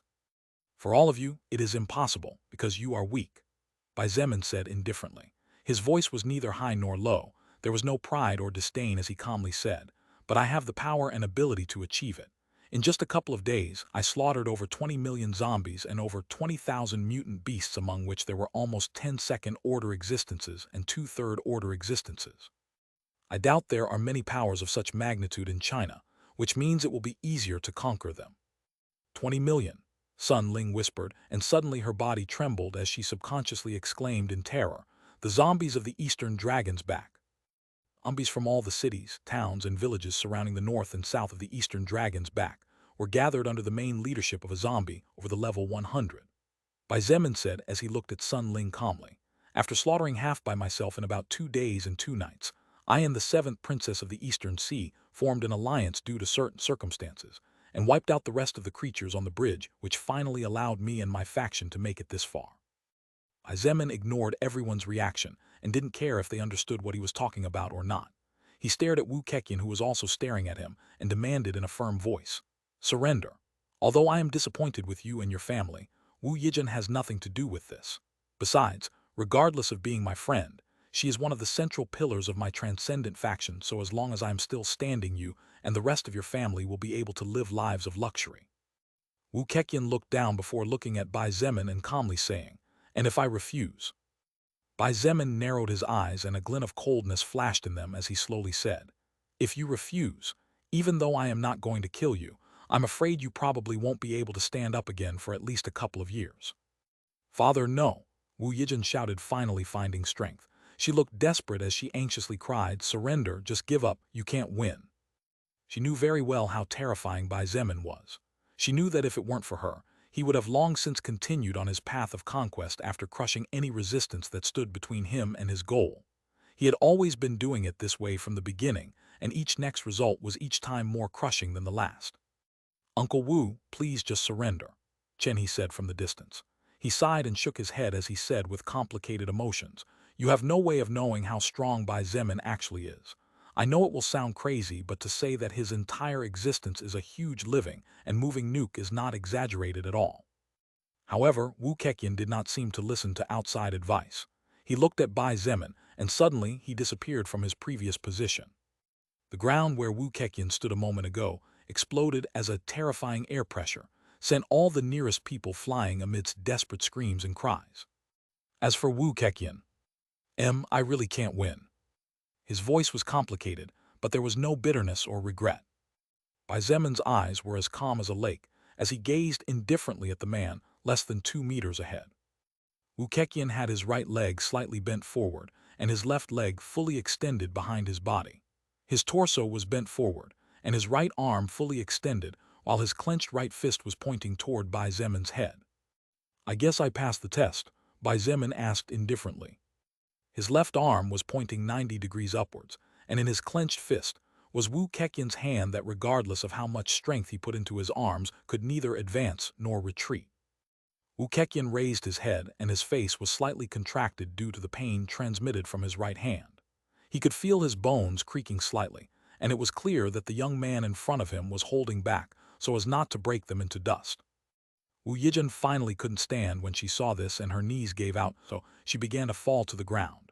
Fortunately, Kai Jingyi quickly supported her to keep her from falling and looked forward with a serious expression on her face. The whole place was deathly silent. "You don't kill me even after I attack you?" Wu Yijin's father asked with calmness in his voice.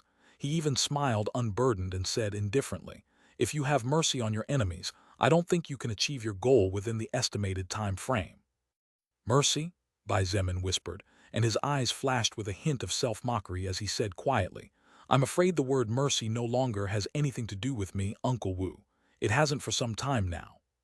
Bai Zemin had slaughtered hundreds of millions. Among those he killed were no shortage of children, infants, and old people. Regardless of whether it was indirectly or not, it was certain that he was responsible for those deaths. For some reason, the hearts of Bai Delan and Yi Linger ached at the sight of their son's somewhat bitter expression. Both parents, just like any sane parent, wanted nothing but the best for their child. Unfortunately, both were weaker than fate, so they had no ability to protect him. Only Shangyuan Bingzu understood Bai Zemin's feelings to a certain extent, because only she was by his side during the invasion of Oblong World. Therefore, she looked at him with complicated eyes and couldn't help but bite her lips softly. "Uncle Wu, I thought you would call me Mayor Wu from today onwards," Wu Keqian chuckled. "The reason you are still alive is because your previous attack didn't contain even a hint of murderous intent." Bai Zemin was very sensitive to things like murderous intent, so he knew that Wu Yijin's father wasn't even aiming to really hurt him when he attacked him just now. "And the reason why I even stopped myself when I wanted to break your hand is because just now one of the people I love the most in the whole universe asked me to have mercy on you." Bai Zemin added ironically as he closed his eyes and breathed in the scent of roses that hugged him from behind. Ignoring Wu Keqian's questioning look, Bai Zemin looked at him with serious eyes and demanded for the last time, "Surrender. I will not say it a third time." However, even though Bai Zemin had just proved to have enough power to crush him, Wu Keqian shook his head again. Then, he looked at him with a faint smile and pointed. "You just proved that you have the strength. Now, prove to me that you have the ability to lead." Wu Keqian smiled carefully and continued. "If you prove to be able to lead better than me, then I will gladly hand everything over to you, and even will help you make everything go smooth and clean, which will make things a lot easier for you. I guess handing everything over to my future son-in-law isn't too bad anyway. Ha ha ha ha. Who knows, maybe one day I can say that the daughter of me, Wu Keqian, is actually the wife of the most powerful man in all of China and the hero who freed our race from the cliff." Chapter 635, Feng Tian Wu's Worries. Chapter 635, Feng Tian Wu's Worries. Bai Zemin really didn't know how to feel after hearing Wu Keqian's words. Being honest with himself, Bai Zemin knew that he was still angry with the man in front of him, because due to his own incompetence his little sister had had to bear the harassment of a minor piece of trash. However, After the flame of anger slowly began to die down and he began to think more deeply, he realized that it wasn't really that easy. Not everyone was him.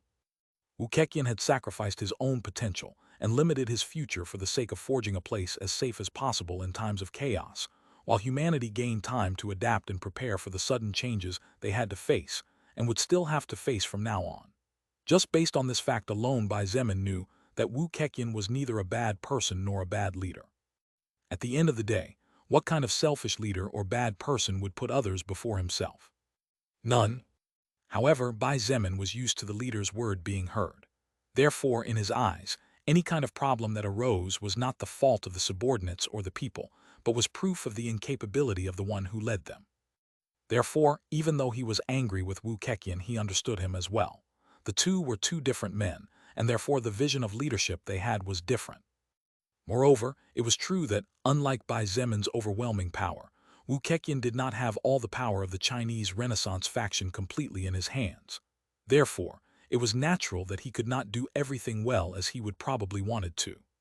Hearing that Wu Keqian was actually willing to hand over his leadership position to the young man before him, everyone looked at each other in shock. However, no one said anything. Even Sun Yun did not open his mouth to object, even though he was clearly not very happy with this deal. The most powerful person in the entire base was not even able to land a blow on the other side despite attacking abruptly. What else could they do? Fight to the death against Bai Zemin? Wouldn't that be courting death? You want me to prove to you that I'm a better leader than you? Bai Zemin frowned and asked calmly. How am I supposed to do that? Just so you know, but I don't plan to waste any unnecessary time. I need to get stronger as soon as possible after all. Don't worry. If everything goes well, within 4 days at most the whole base will be in your hands, Wu Keqian assured with calmness and confidence in his voice. Bai Zemin slowly released his grip on Wu Keqian's hand, letting the man sigh in relief and rub his wrist as he looked at him with hidden bitterness, and said in a low voice, "Boy, you really are cruel. You even dare to mistreat your father-in-law like this." Bai Zemin shook his head without any intention of meaningless chatter. Instead, he got straight to the point. What am I supposed to do? Champing Silver Mountain. Wu Keqian said those 3 words aloud, and while looking at Bai Zemin stated, "You will lead the troops in this operation. If you really are as strong and capable as you and your comrades say you are, then you shouldn't have any problems, or yes." "No problem, leave it to me." Bai Zemin nodded in confidence and agreed without hesitation. Bai Zemin already knew beforehand that a rather large operation would soon take place, he just didn't know the exact location yet. Therefore, he was not surprised after hearing what Wu Keqian's request was, and in fact, he was relieved since if it was just to lead the troops then everything was easier. Bai Zemin really wanted Wu Yijin's father not to become his enemy. Apart from the fact that Wu Keqian was Wu Yijin's father, the man was a powerful second-order powerhouse, which meant that he was brave and could fight well against enemies. Besides, it would be thousands of times easier for Bai Zemin to take control of the Chinese Renaissance, and everything would be much smoother with the unconditional support of the current leader. Then I will prepare the documents for you. Documents? Bai Zemin frowned slightly. This operation is not as simple as it seems. You will naturally understand when you read the reports, Wu Keqian said in a deep, serious voice. All right, when shall we leave from here then? Tomorrow at noon. I've already prepared everything, so there's no need to worry. I see then. Bai Zemin and Wu Keqian seemed to go into a world of two and completely ignored all the people who were looking at them in shock. A moment ago, the situation seemed extremely serious, and it took only a spark for the bombs that seemed to have been secretly planted underground to fully explode. But now, the hot air cooled to natural room temperature, and there was no longer any trace of animosity whatsoever. What the hell was going on here? That was what everyone was wondering. In reality, both Wu Keqian and Bai Zemin had their reasons for doing what they were doing. However, the 2 men had come to a tactical agreement all because of one person, and that person was none other than Wu Yijin. Bai Zemin did not want Wu Yijin to suffer, and furthermore, he would not have the face to see her in the future if by conquering a camp he ended up fighting to the death against her family. At the end of the day, she was more than a subordinate as she was in the past. Wu Yijin didn't care what reasons the 2 men might have. All she cared about was that everything seemed to have worked out somehow. She finally sat down on the ground without caring at all about her image, and a great sigh of relief slipped from her trembling lips, expelling the cloud of bad feelings that choked her chest. Her beautiful face was still pale, but slowly the color was returning to her as her heartbeat calmed down. "Thank the gods," she whispered without realizing it. Kai Jingyi exchanged glances with Zhang De and Nangong Lingxin. The three of them also looked relieved, as they also let out their own sighs of relief. None of them really wanted to clash against the family of an ally, as it would be really awkward to face Wu Yijun in the future. She was well liked by everyone in the Transcendent faction, as she was one of the hardest working people. In fact, Wu Yijun was the most liked person by the citizens right after Bai Zemin, as she was the one who showed her face in public most of the time, since the government cabinet was practically under her complete control and command. Shangyuan, Bingzhu, and Chen, he also sighed in relief, and finally relaxed greatly, as if a great weight had been lifted off their shoulders. The two of them were very close to Wu Yijun's family for obvious reasons, and just like her, they were also in a difficult position just now. "Brat, you'd better blurt out everything you know." Yilinger suddenly caught Meng Qi by the ear and lightly squeezed it while with her free hand she patted her chest. She thought her heart was going to stop a moment ago, but fortunately, the worst didn't happen. But Meng Qi didn't open her mouth to blurt out the secrets she knew, even when her ear was turning slightly red, so Yilinger, who couldn't bear to punish the girl, finally let her go after a few stern words. Bai Delan also let out a big sigh of relief as he looked at his son several meters ahead with pride, but also with some regret. That boy who had been under his protection all his life had left the nest a few years ago. It had only been a few months since he had last seen him, but that baby hawk had now become a huge predator with wide wings, capable of protecting from wind and rain those who once used their wings to take care of him. But a few more minutes passed, and after a few simple but deep words, Wu Keqian agreed to send the necessary documents to his home early tomorrow morning, to which Bai Zemin agreed naturally. Bai Zemin was about to approach and leave with his family, as the party was clearly over, when he suddenly stopped and looked to a far corner where a person lay on the ground like a dying dog. "Mr. Sun, you are Yijin's maternal uncle, so even if we can't get along, I hope we can work together for personal benefits," he said in a voice clear enough to be heard by all. His eyes flashed with a hint of coldness as he said with a frightening calm, "However, for that to be possible, I hope you will leash and educate your son well from now on. Sun Jai was hospitalized in the past by me after he betrayed my trust in the lowest possible way, and now he will probably have to stay in bed for several days for harassing my family, but there will be no third. Do you understand what I mean?" Everyone present could feel the slight murderous intent at the end of his sentence. Among them, of course, Sun Yun did not miss this little factor. Even though the man was dissatisfied with the tone of voice of the young man several meters away, he was a man who knew perfectly well that when the bridge was low, one had no choice but to duck one's head. "It is understood," he said, nodding deeply. Sun Yun was aware that sometimes his son Sun Jai did bad things. However, like any parent, he also wanted the best for his child. The problem was that sometimes showering our children with love and protection was not necessarily the right thing to do. "Bai Zemin, how do you know my nephew from the past?" Sun Ling asked suddenly. How could she not be interested? It could be said that everything that had happened tonight was practically 90% Sun Jai's responsibility after all. "That doesn't matter anymore," Bai Zemin shrugged and replied indifferently. "Sun Jai was a friend, then someone I hated, but now he's nothing more than an insignificant ant in my eyes, an ant I'm not willing to give a second glance to as long as he doesn't provoke me." Bai Zemin did not wait for a response from Sun Ling and looked at Wu Yijun as he said in a somewhat guilty voice, "I'm sorry to ruin it. This was supposed to be a party for you, but in the end, this is how it all ended." Wu Yijun looked at him with a relieved smile on her face still wet with tears.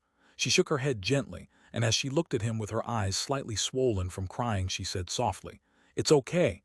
I'm glad that in spite of everything things didn't turn out so bad. Thank you for all of this. It means a lot to me." Bai Zemin thought about what to say for a moment, but in the end, he simply smiled kindly at her and nodded before turning around and walking to his family. And now how am I going to explain all this? Bai Zemin couldn't help but force a smile into his heart as he noticed the way his parents were looking at him. It was clear that he couldn't escape even if he wanted to. But Feng Tianwu was stunned as she watched all the events unfold like a spectator, unable to intervene at all. Her iron expression that rarely changed was the vivid description of the word disbelief, and the word surprise as she stared at the back of the person she wanted to apologize to disappearing into the distance. She wanted to step forward and stop him to apologize honestly, but her brain that was still processing everything she had just heard and seen did not allow her body to move. Even stepping forward was not possible. It wasn't until many minutes later that she finally came out of her daze, after hearing her father's voice calling out to her from beside her. "Tianwu, are you all right?" Feng Heng asked with a frown. It was rare to see his firm and stern daughter show such a shocked expression on her face, so he couldn't help but worry. Actually, Feng Heng was at ease with everything that was going on. Even if the faction changed its leaders, it did not affect him to any great extent since his Feng family was not particularly allied with any other family. With his and his daughter's power, he was sure that the new government to come would have no problem accepting them as valuable fighters, and thus the benefits they would receive would surely be no less than what they had at present. Feng Tianwu hesitated for a moment before shaking her head. "Father, we should go too," she said, noticing that all the guests were leaving after saying their goodbyes with complicated expressions on their faces. Feng Heng nodded in agreement and led his family of 3 to bid farewell to Wu Keqian and the others.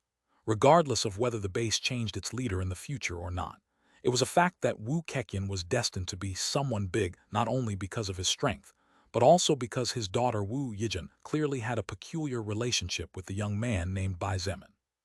Standing next to her family and with a smile on her face, Wu Yijin watched as her father said good night to the guests and apologized for today's awkward moment. Wu Keqian even made use of the 4 soul evolvers with healing type skills to help those who had suffered some minor wounds during the whole event, and also promised to reward them later.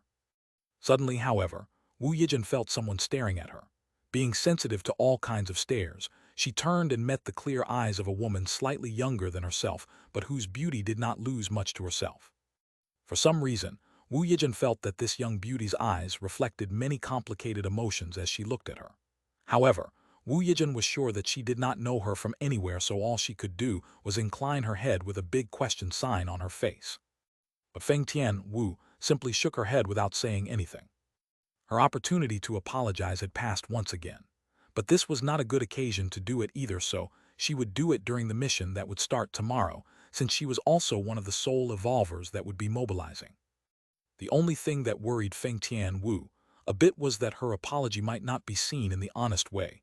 She wanted to apologize, as the current Bai Zemin was clearly far from being that ordinary young man from a normal family that he was in the past. Chapter 636, Feng Tianwu, Stoneheart Hidden Requirement. Chapter 636, Feng Tianwu, Stoneheart Hidden Requirement.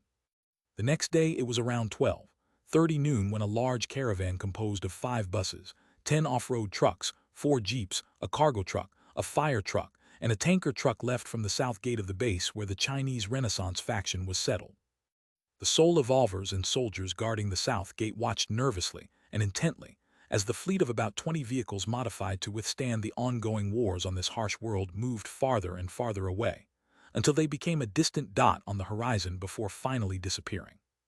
Standing on top of the southern wall, 2 men stood side by side, and under the respectful gaze of all the nearby soldiers and soul evolvers, they also silently watched until the caravan of vehicles disappeared into the distance.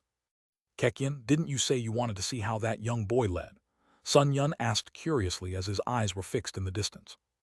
Wu Keqian gave his brother-in-law a sidelong glance before turning his attention to the nothing before him as he calmly said, "There's no need for me to be there. Your sister can watch for me.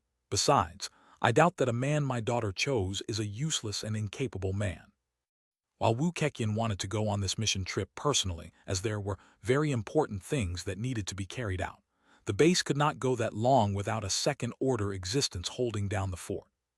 Before last night's party, everything would have been fine as Sun Yun could fulfill that role while Wu Keqian was going to lead the expedition himself. However, with Bai Zemin's parents staying at the base, Wu Keqian could not risk his brother-in-law doing something crazy, as even if Bai Delan was strong there was no way he could stop him. While it was unlikely since Sun Yun was a smart man, Wu Keqian would rather be safe than sorry.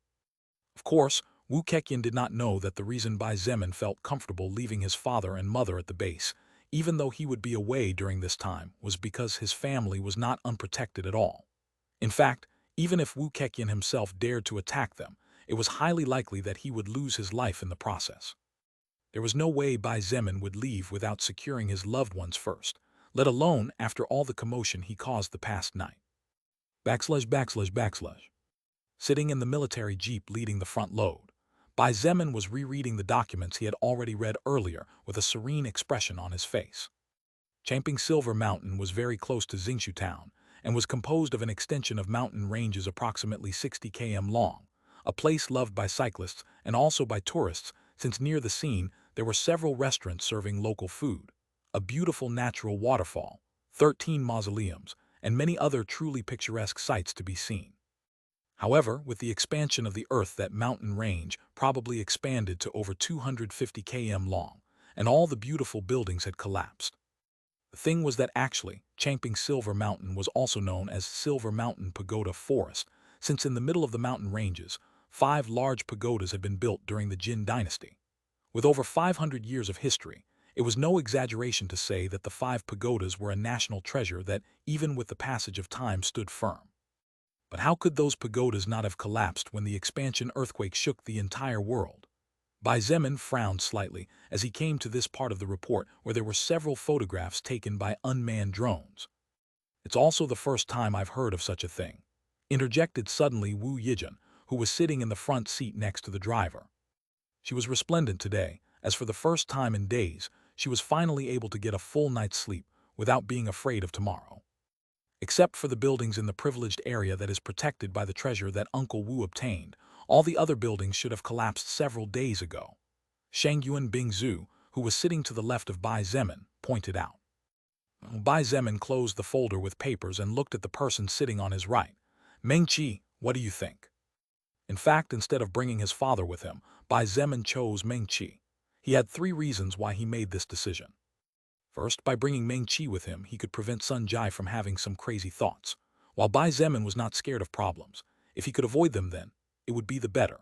Second, by leaving Bai Delan together with his mother, who for obvious reasons could not come, Bai Zemin felt more at ease as the power of Bai Delan was already strong to begin with, not to mention, after Bai Zemin shared with him several passive skill scrolls and some powerful active skill scrolls that could not be ignored. Finally, the third reason was that Mengqi would probably be of great help on this trip. At least that was how Bai Zemin felt. Mengqi was silent for a few seconds before she carefully said, I don't know much about this world since, in contrast to all of you, most of my time was spent within a safe perimeter rather than exploring.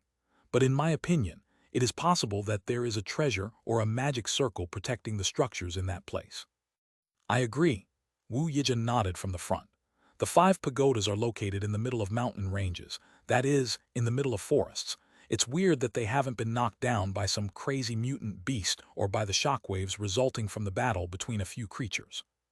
Shangyuan Bingzhu, Mengqi, and Wu Yijun continued to explore different theories and give their opinions on the matter. The 3 women were clearly getting along well and were comfortable with each other thanks to all of them being smart and bright-minded. Why do I have to drive? Chen He complained under his breath as he glanced in the rearview mirror occasionally. Bai Zemin forced a smile and said without knowing what to do, weren't you the one who kicked out the previous driver? Take care of your stuff, man. Chen He muttered something to himself and stepped on the accelerator as if he wanted to release his frustration by speeding up. Unfortunately, after being modified, there was no vehicle that could exceed 60 km/h, so no matter how hard he pushed the pedal, there wouldn't be too noticeable changes. A chuckle sounded like a silver bell swaying in the spring breeze, attracting Bai Zemin's attention. He looked to his right only to find his little sister's dark hair, as at this moment Mengqi was looking with much amusement at something outside the vehicle. She even raised a hand and waved prettily. Bai Zemin looked up to see what was going on, and when his eyes finally saw beyond the glass, the corner of his mouth twitched a couple of times. Next to the military jeep was an open box SUV in the back. The driver had a look of helplessness on his face because what he was carrying in the back was not weapons, food, tents, or even people. A dog-like creature that was clearly too big to be a dog was sitting up while turning its head to the left. Its snow-white fur danced furiously in the wind, as did the long tongue out of its mouth that let drool spittle everywhere. Its blue eyes shone brightly as it peered into the military jeep, and occasionally let out a high-pitched bark as if it wanted to get attention. Big brother, little Snow must be happy now that she finally got out of the house after being locked up all this time. Mengqi said, still looking at the animal and waving at her with her little hand. I guess. Bai Zemin didn't know whether to laugh or cry, but not because of the giant dog, but because behind him, he could feel two excited eyes looking past him. Bai Zemin was sure that if he turned around now, he would meet the bright eyes of Shangyuan Bingzu looking intently at Little Snow. Backslash backslash backslash. The distance between the Chinese Renaissance base and Xingshu town was about 100 kilometers in the past, but with the expansion of the Earth, that distance grew to about 400 kilometers. Therefore, the caravan of just over 20 modified vehicles took about 7 hours to get there. By the time the 370 soul evolvers and 200 soldiers got out of the vehicles after arriving at the now ruined town, it was already after 19:30 p.m., only about 40 minutes before the sun went down completely and the night began to ascend over their heads. Bai Zemin immediately ordered them to start preparing the tents for the night while he ordered the others to set up a secure perimeter in the surrounding area and set up several simple traps and alarms to prevent being caught with their pants down during the night. As for Bai Zemin, he along with others spread out at several key points with some elevation in order to observe the surroundings with more clarity as the camp was set up. As he and Meng Qi chatted quietly on top of a huge pile of rubble that had once formed one of the tallest buildings in the area, Bai Zemin suddenly felt a series of soft, delicate footsteps slowly approaching in their direction. The zombies had already been devoured by the various mutated beasts that inhabited the mountains, so there was no chance that it was one. Moreover, Bai Zemin could sense a familiar aura from the approaching person. Indeed, when Bai Zemin turned to confirm his suspicions, the first thing he saw was a curvaceous silhouette with lustrous fire-red hair and a gorgeous face walking with hesitant steps toward him. Meng Qi also turned around, but her expression immediately turned ugly when she saw Feng Tianwu walking in their direction. Subconsciously, she took a step forward and stood in front of her big brother, as if she was a mother lioness guarding her cubs for fear that they would get hurt. Feng Tianwu probably noticed the hostility and clear hatred in the eyes of the young girl since her steps stopped more than 5 meters away. She raised both hands and said in a clear voice, "I don't come here to fight. I just want to talk with you." Bai Zemin looked stupidly behind him as if to make sure no one else was there before looking back at the woman in front of him and saying with genuine astonishment, "You want to talk with me? I don't think we have anything to talk about." There was no hatred or disdain in Bai Zemin's voice, but rather his voice was brimming with real astonishment since, in his eyes, both he and Feng Tianwu had no reason to interact. Feng Tianwu lowered her hands and frowned slightly before asking in a low voice, do you remember me?" "Of course I do remember you." Bai Zemin nodded calmly and pointed. "First love is hard to forget regardless of the experiences you had. Well, you've changed a lot since then though." Feng Tianwu sighed and fell silent. She had thought that maybe the young man in front of her didn't remember her at all, or maybe he couldn't recognize her because of the change in her appearance. But now it was clear that this was not the case. Can the two of us talk alone?" Feng Tianwu said, looking at Meng Qi sideways. "I would like to apologize with you from the bottom of my heart. I mean it, and not because of your current strength and not because of your appearance either. I genuinely want to explain my reasons even though I know I don't deserve to be forgiven." Feng Tianwu paused for a short moment, and a somewhat complicated smile appeared on her heroic face as she whispered, "Although it's not like there's much to explain either." "This," Bai Zemin hesitated for a moment before saying with a slight frown, "Can't you just say it? My sister isn't very strong and I don't feel safe sending her away from me." However, Meng Qi surprisingly looked at him and said calmly, "No, big brother. I think you need to talk with this woman, both of you calmly." Both Feng Tianwu and Bai Zemin looked at her in surprise. Meng Qi. At her big brother's questioning stare, Meng Qi whispered in a voice low enough for only him to hear, "Big brother, you told me earlier that you have a skill called Stoneheart, didn't you? But this skill of yours doesn't seem to evolve even though you have completed all the requirements. If this skill of yours is really related to this Feng Tianwu woman, then there is a possibility that she has something to do with completing the evolution of this skill, maybe something like a hidden requirement." Chapter 637, Stoneheart Broken into Pieces. Chapter 637, Stoneheart Broken into Pieces. After hearing the reasoning made by Meng Qi, Bai Zemin was surprised and stared at her with a dumbfounded expression on his face. Skill Stoneheart was born as a consequence of his past. This was an undeniable fact. Both Lilith and Bai Zemin speculated that the reason why the skill Stoneheart was born was because those past records that shaped his personality after being betrayed by people he trusted were magnified tremendously, as a consequence of the particularly strong soul of Bai Zemin. This was a fact that neither of them could prove, yet due to lack of information, but probably wouldn't be too far from reality either. However, Bai Zemin had never considered in retrospect what the birth of the skill Stone Heart meant in more depth. One of the main reasons why this skill was formed was because he and his feelings were betrayed and crushed by the person he once loved. So wouldn't it be reasonable to assume that in order for this skill to disappear or grow further, it was first necessary to close that past that was still present? Meng Qi's theory and reasoning suddenly sounded very plausible to Bai Zemin's ears. Maybe, just maybe, he was facing the last lock that was preventing the skill Stone Heart from fully evolving, even though Bai Zemin was 100% sure that his current him loved Lilith. Perhaps the reason why the soul record had not yet crossed out that requirement as fulfilled was because Bai Zemin first needed to put a clear end to the past love and completely let go of any burden he may have inside him at the moment. At the end of the day, regardless of whether Bai Zemin did not hate Feng Tianwu, it was true that he always had a question he wanted to ask her. "All right," Bai Zemin nodded after a moment of silence. He looked at Feng Tianwu and said calmly, "Give me a minute." "Sure." Bai Zemin sent Meng Qi glancing over and watched her back until she finally met Shangyu and Bingzu more than 500 meters distant.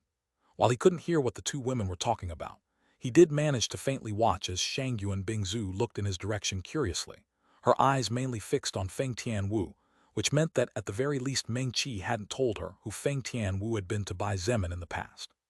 So, Bai Zemin turned and looked at Feng Tianwu with a serene expression on his face. "What did you want to talk with me about?"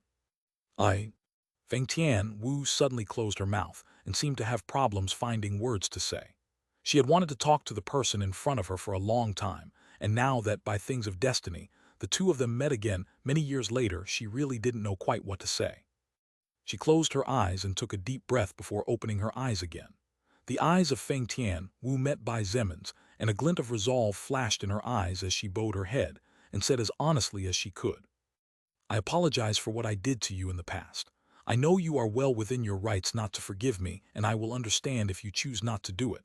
I just wanted to let you know that not too long after that happened, what happened, I have been regretting it ever since. I know very well that what I did was not correct, so I apologize to you."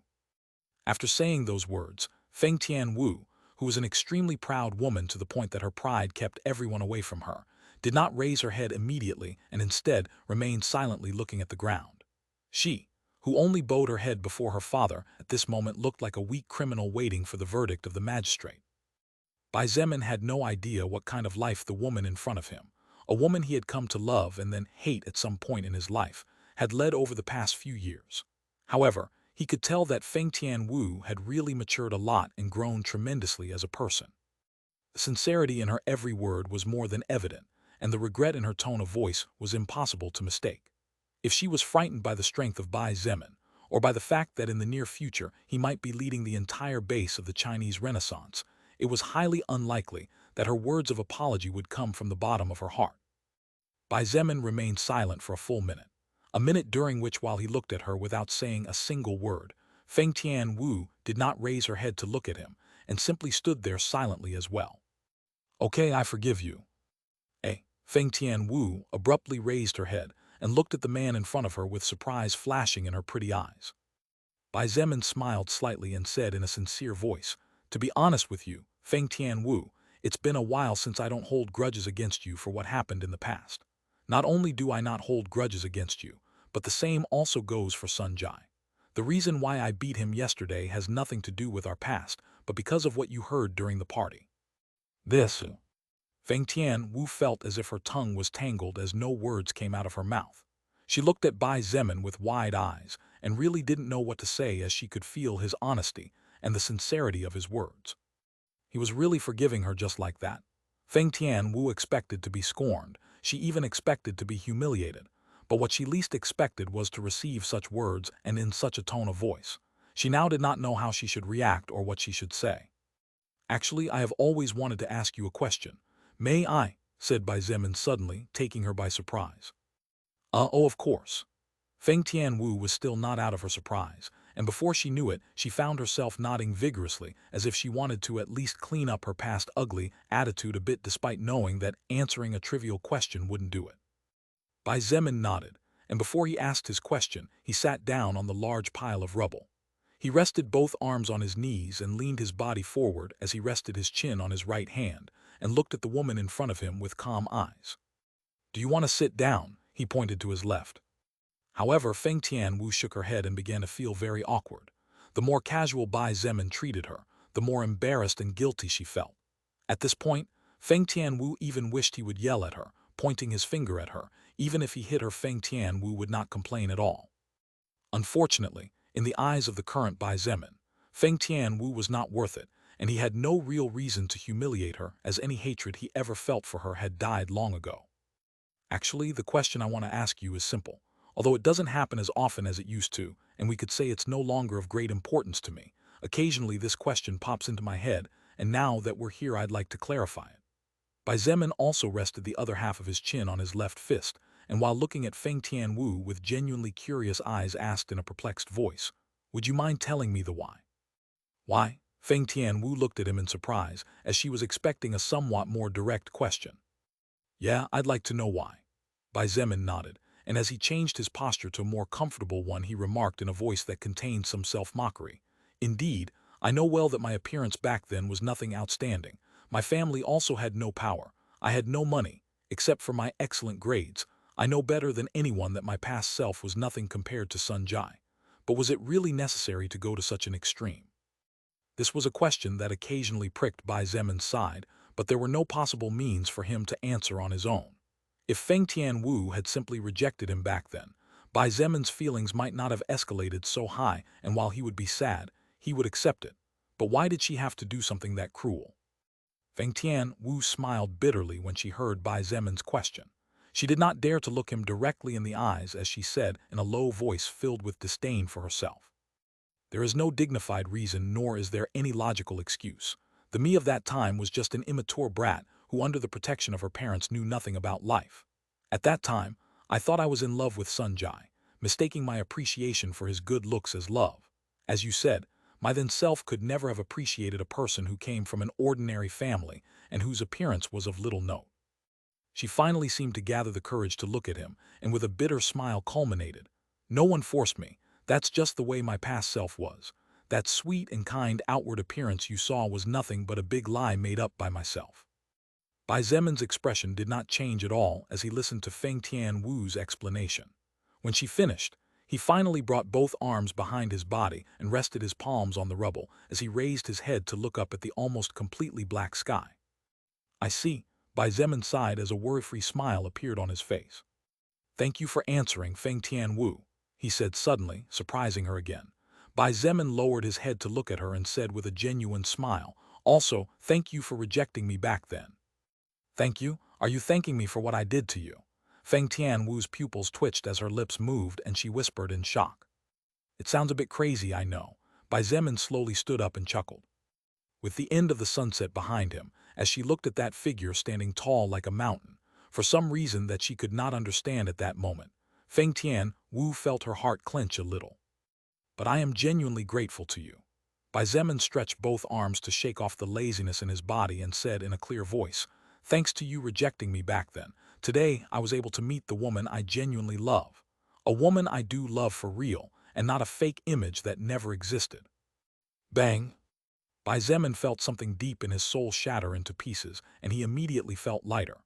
He closed his eyes and bathed in the not-so-warm breeze of the impending night, and as the messages flashed across his retina, he whispered softly, "If the one I loved never existed, then I don't think that was really love. Congratulations. All evolution requirements have been successfully fulfilled. You wish to evolve the skill Stone Heart to the next order." Bai Zemin chuckled and said in a clear voice, "You really like playing with me, don't you, Soul Record?"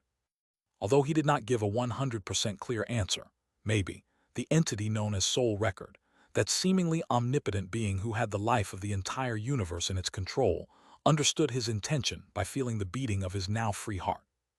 Evolving skill, congratulations. You have unlocked a unique fourth-order skill. You have learned the passive skill, Immovable Heart. Chapter 638, Stone Heart to Immovable Heart, a Women's Magnet. Chapter 638, Stone Heart to Immovable Heart, a Women's Magnet. Movable Heart, 4th Order Unique Skill, LVL4. Having conquered the past completely to focus on today for the sake of a better tomorrow, your willpower and determination increase tremendously. Your current self knows what it wants, and the likelihood of wavering towards what you want decreases. Self-confidence increases your charm enormously the longer you talk with people of the opposite sex. First, passive effect. Negatively focused side effects of the user's skills are weakened by half. Second, passive effect. The effects of active or passive skills launched by third parties that affect the mentality, rationality, or heart of the possessor of the skill immovable heart are automatically cancelled with a maximum limit of up to 3 orders above the possessor.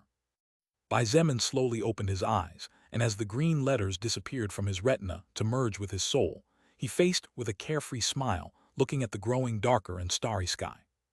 More than feeling joy or surprise at the surprisingly strong effects of the skill immovable heart, what Bai Zemin felt most was liberation. Now, at this moment, he could say with complete confidence that the past for him was nothing more than a walked past. Now, he could focus on the things that really mattered in the way he believed was right. A strong gust of wind rushed through the area, and the crimson-red hair of Feng Tian Wu danced uncontrollably, giving her the appearance of a beautiful goddess, but also of a brave warrior. She stood silently as her beautiful eyes stared blankly at the young man a few feet ahead. Feng Tian Wu really wanted to ask him how he could smile like that. She really wanted to know how he was able to show such a carefree and kind smile in front of the person who had once caused him so much pain. Sun Jai had told her years ago that the person who had broken his legs had been Bai Zemin, and while no one had believed him back then, because Bai Zemin was in a state of total depression, Feng Tian Wu, who thought she was in love, did believe him. She even despised Bai Zemin in her heart for being a person who did not wake up from his dream world. But it was not until now that Feng Tian Wu finally understood that probably the reason why Bai Zemin broke Sun Jai's legs at that time was not because of her, not out of jealousy, but out of pain and anger after being betrayed by his best friend, the one he trusted with all his heart. After several seconds, Bai Zemin took a deep breath and let out all that air he was holding in a single blow. He looked at the woman standing in front of him and said with a faint smile, "I guess now I should thank you once again." Feng Tian Wu just looked at him silently. She was finding it difficult to understand the kind of person the young man in front of her was. The Bai Zemin in front of her was simply too different from the Bai Zemin in her memories. Not only physically, but his attitude and personality were also completely different from what Feng Tian Wu could remember.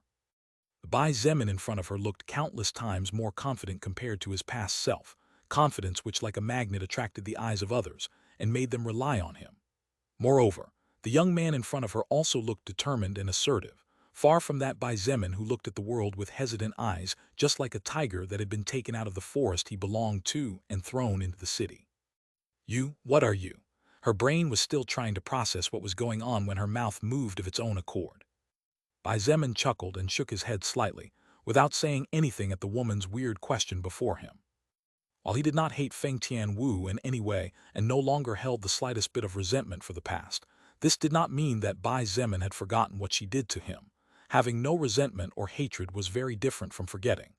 Therefore, Bai Zemin had no intention of befriending Feng Tian Wu. As such, he naturally would not share any of his deepest secrets. Consequently, he would not tell her that in part because of her, he now possessed a tremendously powerful skill. Friendship was something that was earned with trust, and unfortunately or not, Feng Tian Wu was not someone Bai Zemin could trust no matter how much she seemed to have changed. "Looks like the others finished with setting up the camp," Bai Zemin said suddenly, snapping Feng Tian Wu out of her daze. He jumped down from the large pile of rubble, and as he walked towards the center of the town, he looked over his shoulder and said with a faint smile, "We should go too." Feng Tian Wu watched him walk further away, and even though she wanted to move forward, she for some reason could not take a step ahead and follow him. After several seconds, she called out, "Aren't you going to ask me anything?" Bai Zemin stopped and still without turning around looked at her over his shoulder in confusion. "Ask you?" Feng Tian Wu took a deep breath and said in a low voice, "About what happened after we each took our own paths. Don't you want to know?" "Oh, you mean about what happened between you and Sun Jai?" Bai Zemin suddenly got enlightened. However, he shrugged his shoulders and said in a flat voice, "It's none of my business, and being honest with you, I don't have a hobby of sticking my nose into other people's relationships either." Then he turned and walked away, leaving behind some last words. "You apologized, I forgave you. You will go on with your life the same way you have been, and I will go on with my life the way I think is best to live it.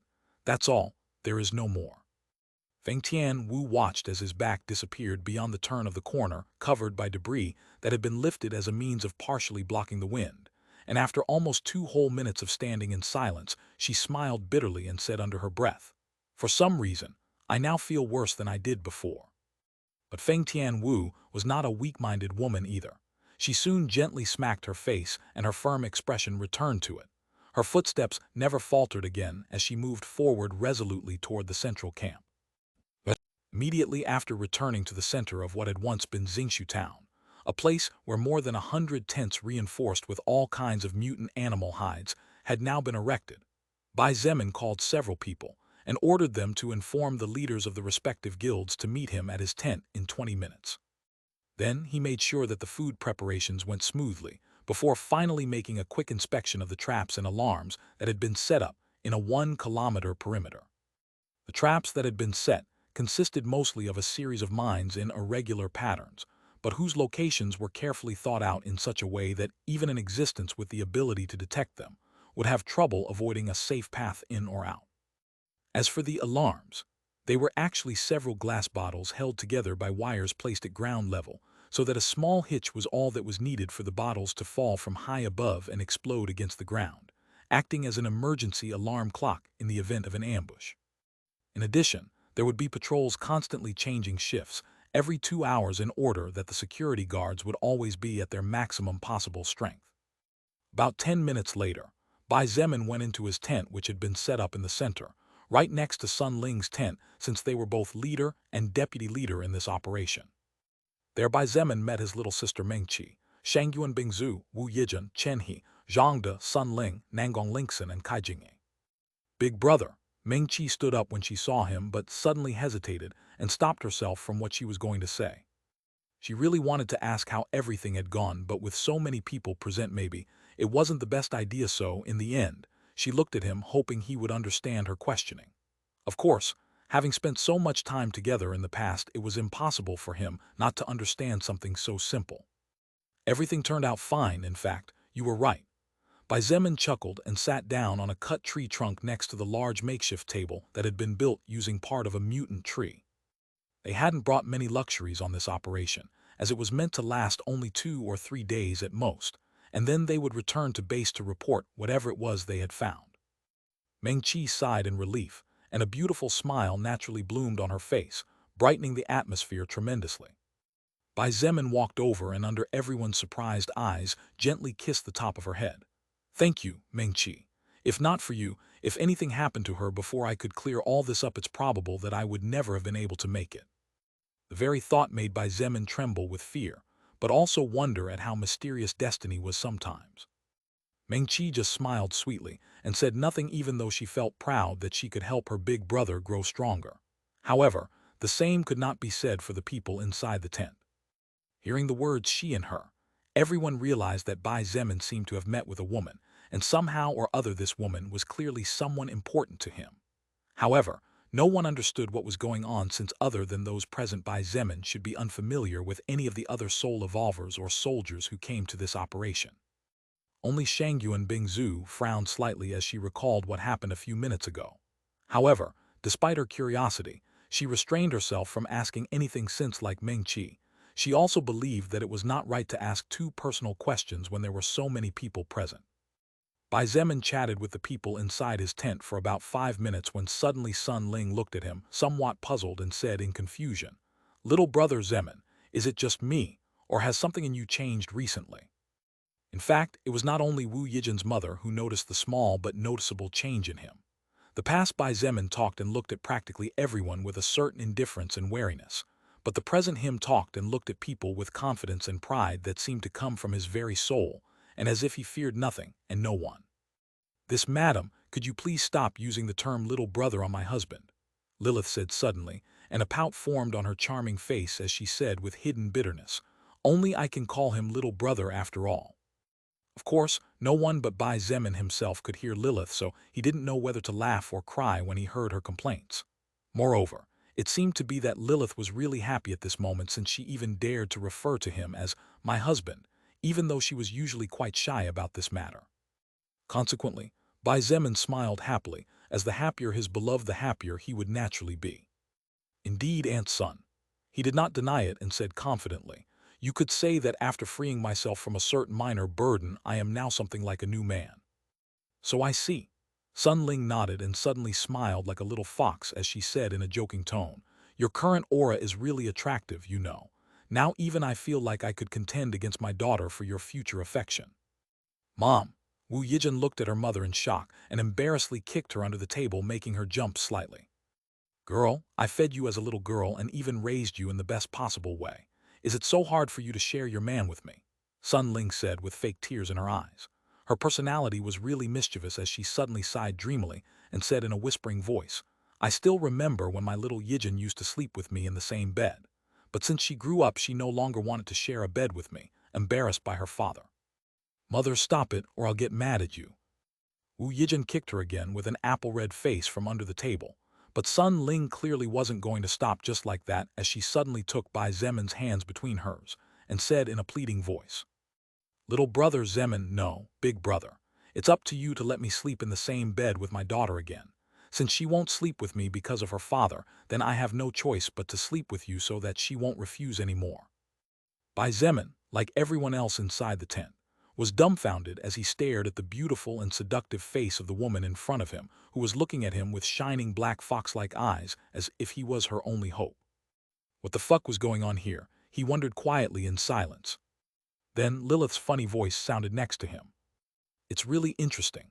Stoneheart practically made your attitude drive women away somehow, but after evolving into immovable heart, your attitude seems to attract women very naturally." Chapter 639, The Classic Carrot and Stick. Chapter 639, The Classic Carrot and Stick. Earlier, during his inspection of the terrain, and after leaving Feng Tianwu, Bai Zemin had shared with Lilith his new skill after Stoneheart finally evolved. Lilith at that moment was incredibly happy, but also very shy, since the evolution of Stoneheart meant that Bai Zemin was effectively in love with her, and that the words he had said to her at that moment in the middle of the desert were not empty words. He knew that he was in love with her even if the soul record had not approved of it yet. After seeing the effects of the new skill Immovable Heart, Lilith simply vowed to herself to never again be surprised by the crazy skills that Bai Zemin might obtain in the future. As for whether she would achieve such a thing or not remained to be seen. Be that as it may, the effect that most caught Lilith's attention was the increase in natural charm for those of the opposite sex. After all, Stoneheart was a skill meant for Bai Zemin to stay away from women, but its evolution practically pushed women to him. Bai Zemin really wanted to retort to Lilith's words, but wisely decided not to say anything, as not only would he be seen as a lunatic for speaking to the air, but there was no need to say anything in the first place. To everyone's shock, Bai Zemin actually turned his hands around and took the soft and delicate hands of Wu Yijin's mother between his own, intertwining their fingers. Looking into the eyes of the woman in front of him, who was old enough to be his mother, he said in a soft voice, "Aunt's son, if you are willing to leave Uncle Wu and come with me, then I will gladly make you happy." Chen He, Kai Jingyi, Nangong Lingxin, Zhang Du, Wu Yijin, Meng Qi. Shangyuan Bingzu raised an eyebrow and silently tossed a chocolate mani into her mouth as she looked at Bai Zemin with amusement, and finally realized that it wasn't just her that had received a minor readjustment in the personality. It looked like things might get more interesting in the future, and for some reason, Shangyuan Bingzu felt anxious like a little girl eager to open her Christmas present. This. Even Sun Ling was astonished as she looked at the young man who was young enough to be her son, but that boldly and confidently dared to take her hands even though he knew she was married. As if that wasn't enough, that same young man was the target of her daughter's affection. Sun Ling just wanted to tease him and her daughter Wu Yijin a bit, but little did she expect that she would eventually end up in this kind of situation. "Of course it's a joke." Bai Zemin let go of Sun Ling's hands and leaned back. "Aunt Sun, you should stop teasing Yijin or she might really get mad at you." "Oh, okay." Sun Ling found herself nodding, still looking at him with wide eyes. Bai Zemin looked at Wu Yijin and realized that the girl's face was as red as a ripe tomato, and for a second he couldn't help but worry whether she was going to explode or not. As for the reaction of the others, he didn't care at all. The only thing Bai Zemin did was to gesture to Shangyuan Bingzu secretly to indicate that he would explain to her later since she really seemed curious about it. Approximately 5 minutes later, several people entered the tent being led by a soldier armed in a strange combination of modern weaponry and medieval-style armor. 6 people among whom it could be said that Bai Zemin knew 3 of them. On one side was Huang Tian, leader of the Black Turtle Guild. Feng Hong, father of Feng Tian Wu, and whom Bai Zemin had recently learned, was actually the leader of the Phoenix Guild. Finally, Feng Tian Wu herself, whose level was 45 but whose power allowed her to fight on equal footing against a level 51st Order existence, while playing the role of the leader of the Phoenix Guild's elite team. As for the other 3, this was the first time Bai Zemin had met them, but he had read information about them on the way here, thanks to the documents Wu Yijin's father bothered to prepare for him. One of them was an old man who seemed on the verge of death as he staggered with every step he took, and was as thin as a stick, so it seemed that the next gust of wind might blow him away. However, this decrepit old man named Lian Jing was actually a powerful level 50 assassin in the middle of his breakthrough mission, and leader of the White Tiger Guild.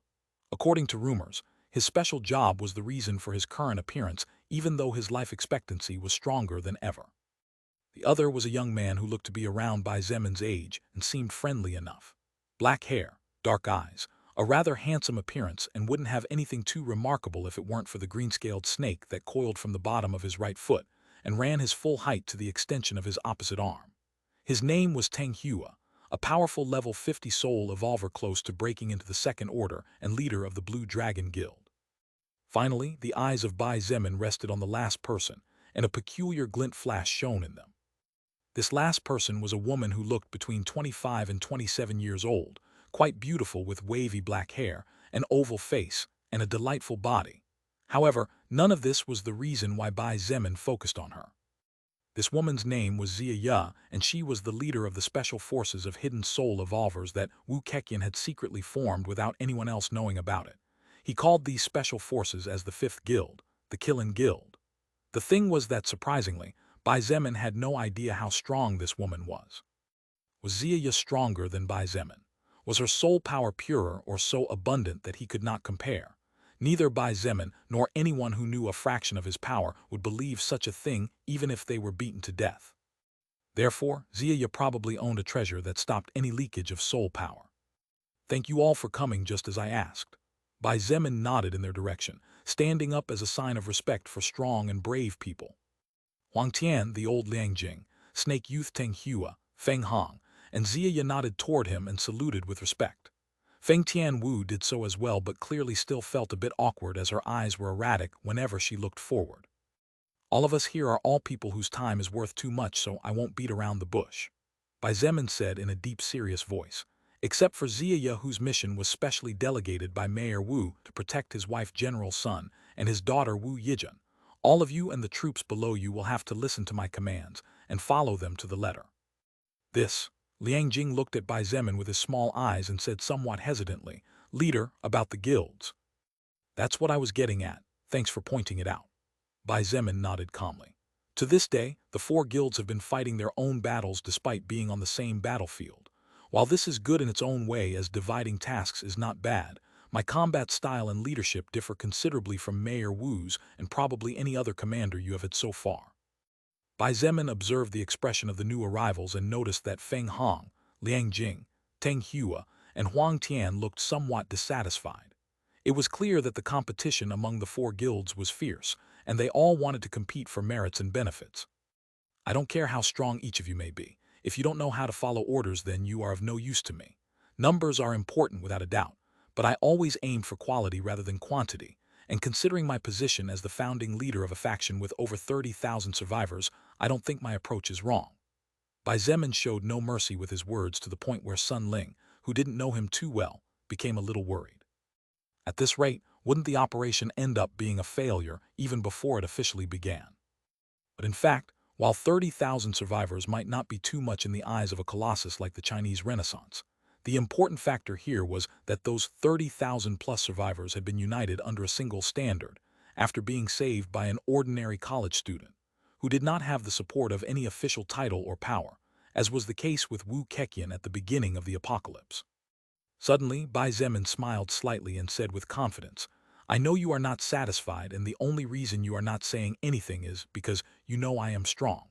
However, while I like to enforce the rules and severely punish those who break them, I also reward juicily those who obey." The ears of the dissatisfied immediately perked up at Bai Zemin's words, and it was obvious that they were now listening to him more eagerly than before. The four guilds will continue to exist as the subdivision of powers is interesting, but instead of the leader of each guild having the final word, the role of each of you will be to transmit and ensure that my orders are carried out.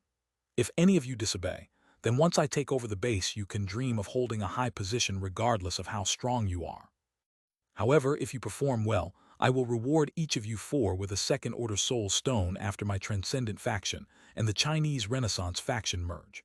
How about that? Second-order soul stone, one to each of them. Huang Tian exchanged glances with the other three guild leaders as they gasped in shock. Even Sun Ling looked at Bai Zemin with wide eyes, as if she couldn't believe what she was hearing. This second-order soul stone, four of them, you're really not kidding. Sun Ling really was incredulous. The entire Chinese Renaissance faction only had 3 second-order soul stones, and they were treated as ultimate treasures. Even her husband Wu Keqian didn't dare to casually spend them to evolve any skills, as he believed it was a waste, but the young man in front of her actually boasted that he could casually take out 4 and casually give them away. Joking. Bai Zemin looked at the beautiful, mature woman standing right next to him taking the place as the deputy leader, and said in a serious voice, "Do you even think that I am in this place making jokes? If every one of my serious words were nothing but jokes, then there is no way that people as powerful as them would be willing to follow me, don't you think?" Saying that, Bai Zemin pointed at Shangyu and Bingzu, Chen He, Wu Yijun, Kai Jingyi, Zhang De, and finally Nangong Lingxin. Shangyu and Bingzu nodded and said indifferently, "There is no need to be doubtful. He really is capable of taking out 4 second-order soul stones and handing them out as rewards without shaking the foundation of our Transcendent faction at all." Wu Yijun and Chen He also rallied to support Bai Zemin, leaving Sun Ling with no choice but to believe him. At the end of the day, there was no reason to lie when his power was so high, and in fact lying would only affect his future if his eventual goal really was to conquer China. Ha ha ha, since the leader is putting it that way, this old man will honestly listen to your orders. Liang Jing laughed so hard that he soon began to cough and staggered several steps as if he was really going to collapse soon.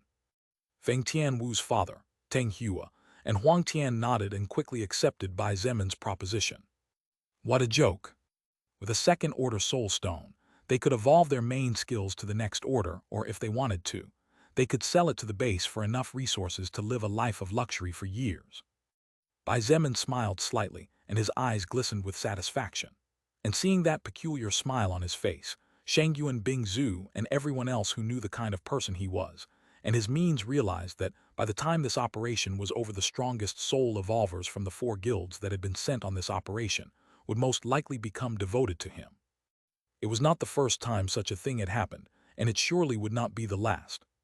Chapter 640, Asian Weaver Ant. Chapter 640, Asian Weaver Ant. Inside Bai Zemin's tent, the meeting among the strongest and most important people in this operation went on for about another 20 minutes after sealing the previous deal. Finally, after about 30 minutes in total, the leaders of the 4 guilds, Ziya and Feng Tianwu, left after being dismissed by Bai Zemin. Remaining inside the tent those who were originally there when Bai Zemin arrived. The group was adjusting some minor details when a soldier reported from outside that dinner had been prepared, so they left everything as it was and walked out of the tent. Although the dinner was not as sumptuous and luxurious as people with high power were used to eating, such as Sun Ling, Bai Zemin, Wu Yiju, Shangyu and Bingzu, Chen He, and many more, this did not mean that it was not delicious. Although it was just white rice with some sautéed vegetables and small pieces of meat interspersed, the vegetables that grew in the evolved land and nourished with the mana of the world did not lose in flavor with the juicy mutant meat at all. Sun Ling watched Bai Zemin's every move in silence, as apart from being part of this scouting operation, she also had to see if the young man was really worthy of being handed everything on a silver platter. His strength seemed to be an undeniable fact, and while he had not yet demonstrated very much, it was clear that in terms of speed and strength he surpassed Wu Keqian, the most powerful soul evolver of the entire Chinese Renaissance. Now it was time to study his ability and leadership style. However, Sun Ling was amazed to see how during dinner he mingled among the normal soul evolvers, casually chatting, and even engaging in a joke or two that made several of them laugh. In fact, all the higher-ups were slightly separated from the others, perhaps to avoid being seen as friends by the lower-ranking soldiers and soul evolvers, which could lead to a decrease in the importance of their words when giving orders. "Is he always like this?" Sun Ling asked in a whispering voice to her daughter who was sitting next to her. Wu Yijin blinked uncomprehendingly before looking at Bai Zemin and finally realizing what her mother was talking about. Wu Yijin looked at her in confusion and asked curiously, "Yes, he's always like that. Why?" In military operations, generals interact as little as possible with normal soldiers. This is because they want to prevent soldiers in times of crisis from mistaking small talk for friendship, which could lead to crucial problems. Chen He intervened from the side and calmly pointed out, even in ancient times it was the same. Bai Zemin is a strange kind of leader. Don't try to understand him. Nangong Lingxin shook her head and pointed out, "Many times he is cruel to the point that even I dare not look him in the eyes. However, many other times he is so kind that even the coldest person in the world cannot help but be moved." Sun Ling nodded silently as she listened to the opinions of those who had spent the most time fighting alongside Bai Zemin, and slowly an image began to form in her head. ////. The next day. It was early in the morning, and the sun had not yet risen, when each of the soldiers and soul evolvers began to work to clear the camp, under the careful inspection of the High Command. Approximately 20 minutes later, the group of approximately 600 people began to walk south, directly towards the forest that was only a few kilometers away. This time they were only on foot and left the vehicles behind, since in the woods driving was impossible, and noise would probably not be too dear an ally. Bai Zemin ordered the lower-level soul evolvers to carry the tents and tactical backpacks where things like food, clothes, weapons, etc. were stored. In this kind of situation, in his eyes it was more important to have a soldier equipped with a machine gun rather than a level 10 soul evolver whose soul power was trash. It would take some time to change this, as these soul evolvers were not the ones he had trained in his transcendent faction. While Bai Zemin had his storage ring, he would not reveal it so easily. A treasure of such a high grade was enough to make the eyes of many turn green as greedy wolves, and while he was not fearful of problems, he was not fanatical about them either. Approximately 30 minutes later, Bai Zemin managed to spot the forest less than 300 meters in front, so he stopped and looked at the people next to him as he calmly said, "Remember that you only have to protect the flanks and rear. The front belongs to me, understood?" Huang Tian, the old assassin Liang Jing, the young man with the snake Teng Hua, and Feng Tian Wu's father Feng Hong nodded toward him. The four of them had state-of-the-art military radios, so they quickly transmitted Bai Zemin's words before splitting up into different flanks. Bai Zemin nodded in satisfaction as he saw the performance of these people. Then he looked at the nothingness in front of him and commanded in a deep voice, "Go, but don't go too deep." "Roger." Kai Jingyi's voice sounded a short distance ahead, and the space seemed to tremble slightly before everything went silent again. "Meng-Chi, you and Little Snow follow me from close behind," Bai Zemin said as he resumed his march. "Remember what I told you earlier?" "Yes," Meng-Chi nodded with a resolute expression on her face. Little Snow let out a low little howl in reply, which earned a pat from Shang Yuan Bing Zhu to the big white dog's delight. She had even slept in Bai Zemin's tent next to Meng-Chi just for the sake of being close to Little Snow's beautiful soft fur, not to Bai Zemin's surprise. Of course, Bai Zemin's tent was not peaceful that night, as taking the opportunity Wu Yijin also decided to stay, which led to Sun Ling also staying for the night, and eventually even Chen He had his place there. Be that as it may, while Bai Zemin recalled events of the previous night, the group stepped into the forest and advanced carefully. The soldiers raised their machine guns and rifles high with nervous expressions on their faces, as this was the first time they had actually gone into a forest. Even the soul evolvers were clutching their combat weapons with some trembling in their hands, as even they were beginning to lose vision, once the sun's rays had difficulty piercing the top of the mutant trees. Swoosh! The group had not walked more than 5 minutes when a purple shadow flashed toward them at full speed from the left side. The soldiers barely had time to react when a clear, unwavering voice rang out amidst the silence. "Burning flare, updated from FREEWBNOVELCOM." The surroundings brightened as a burst of fire flew out from Feng Tian Wu's outstretched palms, and with a loud bang hit a silhouette that was in mid-leap a few meters in front of her. The silhouette's body was sent flying engulfed in a ball of fire, but it didn't even have time to writhe in pain, since as soon as it hit the ground the flames began to extinguish, revealing nothing but scorched bones and a pile of black ashes. The surroundings were still dimly lit as small particles of fire floated in the air, slowly spreading. Bai Zemin looked at Feng Tianwu, and without him saying anything she looked in his direction and said in a clear voice, "Unclassified, level 15. Bai Zemin nodded and calmly ordered, "All soul evolvers below level 13 step in. Only those above level 13 may remain on the outer perimeter." Soon, several orders were transmitted, and the group formation became smaller and tighter in comparison. Bai Zemin waited for a bit and immediately received the news that the right flank barely had any melee-type soul evolvers, so he looked at Nangong Linxin silently. "Leave it to me." She nodded and soon disappeared in a westerly direction. Sun Ling and Zia nodded silently as they understood Bai Zemin's plan. Decrease casualties, avoid burdens, have emergency troops, and there was even the possibility of empowering them depending on the situation. All had been covered with a couple of simple orders, but which to be carried out needed powerful warriors capable of withstanding large loads of enemies on their own. The group continued to advance, except that this time Bai Zemin moved forward a couple of meters next to Meng Qi and Little Snow. He guided them, and let both Meng Qi and Little Snow level up, but Bai Zemin only let them kill creatures of a higher level than them.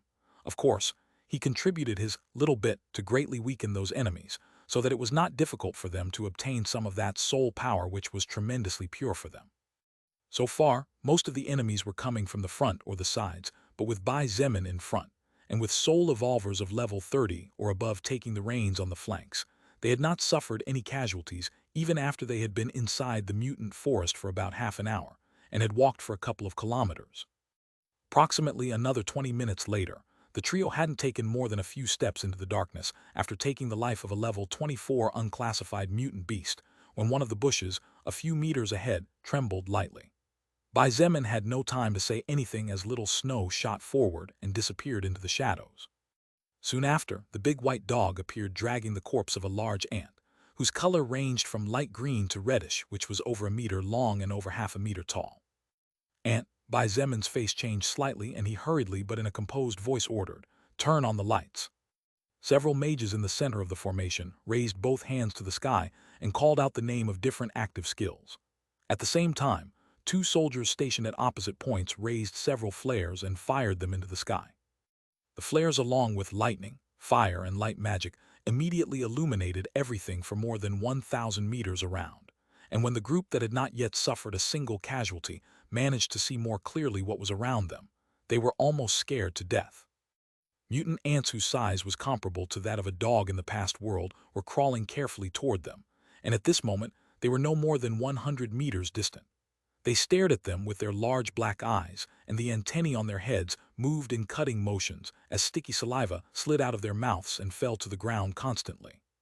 The problem was not only that they seemed to come in numbers that easily exceeded 500,000, but also what kind of ant they were. "Weaver ant," Meng Qi exclaimed in alarm. The Asian weaver ant was one of the strongest ant species in the entire world. They were not poisonous, nor did they contain any corrosive acids in their saliva, although their blood did contain formic acid, which could cause a lot of pain. The real problem was that these ants were capable of lifting objects up to 100 times their weight, so their strength was terrifying. Fortunately, however, the weaver ant was also quite slow. "Feng Hong, Chen He, Feng Tianwu, the three of you protect the two flanks in the rear, I'll take care of the front," Bai Zemin ordered in a deep voice and did not dare to underestimate this enemy. "Bing Zhu, Yijun, you two will lead the others to provide support to anyone who needs it, and don't let the weaver ants get too close." "Okay," Wu Yijun nodded with a serious expression, and soon began to throw several mutant seeds all over the place, preparing her magic. "No problem." Shangyu and Bingzhu nodded with a faint smile, and several ice particles glowed around her, giving her the appearance of a frost goddess before disappearing underground, probably a new skill or the evolution of an old one. Bai Zemin sighed in relief as he saw how Shangyu and Bingzhu was still standing, and did not faint as happened back then when the army of wolf spiders attacked. While Bai Zemin or Shangyu and Bingzhu could wipe out this large army of weaver ants on their own, this operation was not just about pure force, but it was necessary to prove that he was capable of leading. It was the only way Bai Zemin could avoid clashing with Wu Yijin's family, and thus he was delighted to be able to do it the easy way. The only thing that worried Bai Zemin was the fact that there might be a nest. If that was the case, then it would be a headache. Chapter 641, The Weird Job of the Old Assassin. Chapter 641, The Weird Job of the Old Assassin. The agility of the weaver ants was not very high to begin with, and now that they had gotten bigger, their stiff legs had become something of a burden when it came to running. By the time the mutant insects realized that they had been caught once the sky glowed, a high-pitched shriek rang out from the rear of the army, and they all shrieked in response before charging forward with murderous intent flashing in their eyes. Bai Zemin's expression changed slightly upon hearing the high-pitched shriek, but he soon calmed down. He could remember that the other mutant beasts, and even second-order zombie general, had the ability to command creatures of their kind to some extent, so it didn't necessarily mean that there was a third-order ant. Fire. His words were like the catalyst for the apocalypse, the switch for the end of the world. The armed soldiers who were trembling with fear howled in an attempt to shake off that terrifying fear and pulled hard on the trigger of the guns in their hands. Showers of golden bullets immediately began to fall on the army of mutant ants, and they literally began to fall like ants into pools of blood. Although the ants were strong, if they could not get close, they were not dangerous at all, and considering that their bodies were weak, the power of several bullets was more than enough to end their lives, or at least prevent them from continuing to advance. Some of them died on the spot, others fell after losing several limbs after receiving dozens of shots in their limbs, etc. Don't let the ants' blood touch you, Sun Ling called out as she backed away after seeing her leather armor sizzle slightly after getting hit by a couple of drops of ant blood. Fire wall, Feng Hong shouted from the left flank as he waved a wand towards the front. Swoosh, swoosh, swoosh, swoosh. The mana inside the body of Feng Hong blasted outward, and the magical power immediately turned it into fire-like energy. Huge walls of blazing fire over 5 meters high rose up in front of each other, spreading across the entire left flank with ease. Die! Feng Hong roared again, and after waving his hand, the fire walls began to slowly advance, consuming everything in their path. The weaver ants did not seem to know the meaning of the word fear at all, and ferociously continued to advance with the single goal of reaching the humans before them. However, when their unprotected bodies came into contact with the several fire walls, their bodies immediately tensed and shrieks of pain escaped from their mouths after igniting into fireballs. But worst of all, even after their bodies were set on fire, they did not die, but began to writhe and slam into the ants behind them, causing the fire to spread among the troops of mutant ants just like a forest fire. However, as the ants began to die one after another following being consumed by the flames, a cloud of green smoke began to rise from their corpses and slowly began to float into the surroundings, approaching the human troops. Big brother, the blood. Meng Qi called out as she realized what was happening while cutting off the head of an ant using a sword with over 500 physical attack points that Bai Zemin had given her from among the ones he obtained after attacking Oblong World. Next to her, Little Snow was finishing off the weaver ants in a clever way, using her higher agility to get out and in among the troops after killing several without allowing herself to be caught. But Bai Zemin didn't need his sister's warning, as he too had noticed that the acid in the ant's blood had become toxic after being exposed to extremely high temperatures, changing its phase to gaseous. All those with wind-type skills cast them in an easterly direction. Bai Zemin's command was soon heard by all, being reinforced by the different leaders. Immediately after that, wind blades, air cannons, cutting air blasts, and all sorts of skills with the wind element as their core were activated and launched by many soul evolvers. The imminent danger approaching in the form of a toxic cloud was soon driven away, relieving everyone. However, the real danger was far from being close to being solved. Fire snake. Feng Tianwu did not hold back at all when a huge snake over 100 meters long and at least 10 meters wide materialized in front of her. Go! The huge fire snake broke out with truly amazing agility, and in an instant appeared at the front of the army of weaver ants located on the left flank. The fire creature fiercely swung its tail and sent hundreds of weaver ants flying with a single movement. And as if that were not enough, the bodies of all the weaver ants that were hit by the summoned snake also burned in blazing flames of fire, and even before they touched the ground they turned into mortal remains. The fire snake was really powerful, and the weaver ants, which were nothing more than unclassified mutant insects, could not take a single hit. In a matter of a couple of minutes, The number of mutant ants killed by the fire snake rose to several thousand, and this number continued to rise at a rapid rate. Swoosh! Suddenly, a copper-colored silhouette charged forward, and with at least 10 times the speed of the other weaver ants appeared in front of the fire snake. The summoned fire creature did not have time to react when a 2-meter-tall ant appeared just below, and used its legs that seemed to glisten with a metallic glow under the glare of the flames to cling to the snake's body. Surprisingly, this ant did not suffer too much under the flames of the fire snake. Using monstrous strength, the ant used its powerful jaw and terrifying legs to tear apart the body of the fire snake in a matter of seconds, turning the summoned beast into nothing but sparks of fire that soon disappeared into thin air. The weaver ant that was actually a level 40 mutant beast turned around and without delay rushed straight towards Feng Tianwu, who was single-handedly slaughtering dozens and even hundreds of weaver ants with every magic skill she cast in the midst of the horde. Among evolved existences, the distance of several tens of meters was something that could be closed in an instant and long before Feng Tianwu could turn around to try to defend or counterattack. The first-order weaver ant rose above her and unhesitatingly extended its front legs forward at lightning speed. The strength of an unclassified weaver ant was such that even an unclassified one could hurt Feng Tianwu if she was not careful, as she was a mage with poor defense. Her body would be torn apart on the spot if she were to be hit by the terrifying legs of a first-order one. However, the first-order weaver ant's movement stalled as several chains of crimson fire surrounded its legs. Even so, the ant's strength was so powerful that even as its body began to slowly burn, the power of its legs easily cracked the chains of fire, and it seemed that it would be able to break free within a second. 1 second is enough. Feng Tianwu's voice was neutral. There was no pride or disdain as she chanted under her breath, "Blazing tornado." Bang! A magic circle over 20 meters in diameter appeared under Feng Tianwu's feet as the center, and in an instant, both she and the first-order weaver ant were engulfed by a huge flaming tornado that soared over 200 meters high into the sky. The temperature was so high that the nearby soul evolvers had no choice but to move back, and the distant trees slowly began to burn even under the protection of the world's natural mana. The fire tornado continued to spin in the same place as its core, and burned for more than 10 seconds, in the process incinerating all the weaver ants that shrieked and jumped into the flames nonsensically. Slowly, the fire tornado began to lose its spinning speed, and the power of its flames became more and more diminished.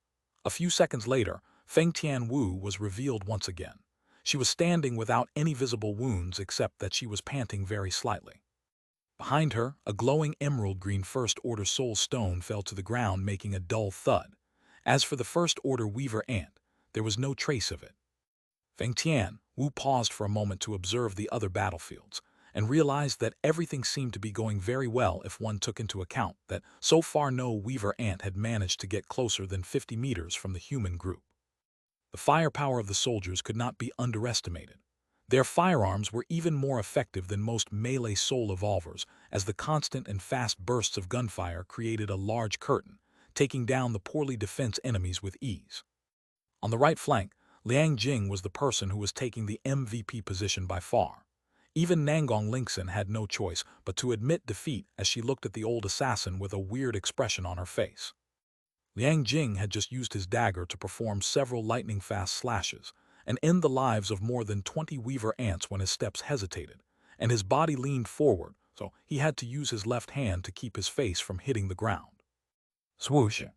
Just at that moment, the head of a first-order weaver ant passed right where Liang Jing's body was a moment ago, and had it not been for the man almost falling, his body would have been cut in 2 halves by the creature's power.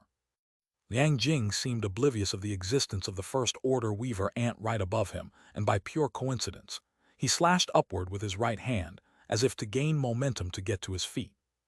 The black dagger was thrust into the junction between the neck and head of the first-order weaver ant, and in an instant, a kind of black smoke came out of the creature's body. Liang Jing still didn't seem to have realized what was happening, because immediately after he was able to squat down, he withdrew his dagger and began to cough as he staggered forward. Bang! An instant later, the first-order weaver ant fell lifeless on the ground. If Liang Jing hadn't gotten out of there just in time, he would have been trapped under the beast's body. Cough, cough, cough. I'm already too old for these long walks. Old people like me should be enjoying their retirement. Cough, cough, cough. Liang Jing coughed furiously, and his face turned red as he staggered and slashed with his dagger seemingly at nothing. He looked as if he was about to die. However, every time his steps wavered, he oddly managed to dodge an attack, and every time he waved his right hand, dark-colored energy in the shape of a half-moon shot out from his dagger and ended the lives of the nearby weaver ants. The corner of Nangong Linxen's mouth twitched a couple of times. She couldn't help but think that Liang Jing was really an interesting person, just like that weird job he had. With Nangong Linxen acting as defense, and with Liang Jing slicing all the enemies to pieces, the other soul evolvers on the right flank, who were mainly mages, were able to activate skills with ease and slaughter the weaver ants with such ease that they couldn't help but feel that this was probably the best war they had had to date. Chapter 642, Tough Battle. Chapter 642, Tough Battle.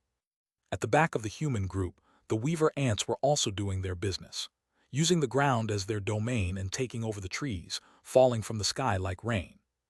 It could be said that the group of just over 650 was completely surrounded, and there was no place to retreat.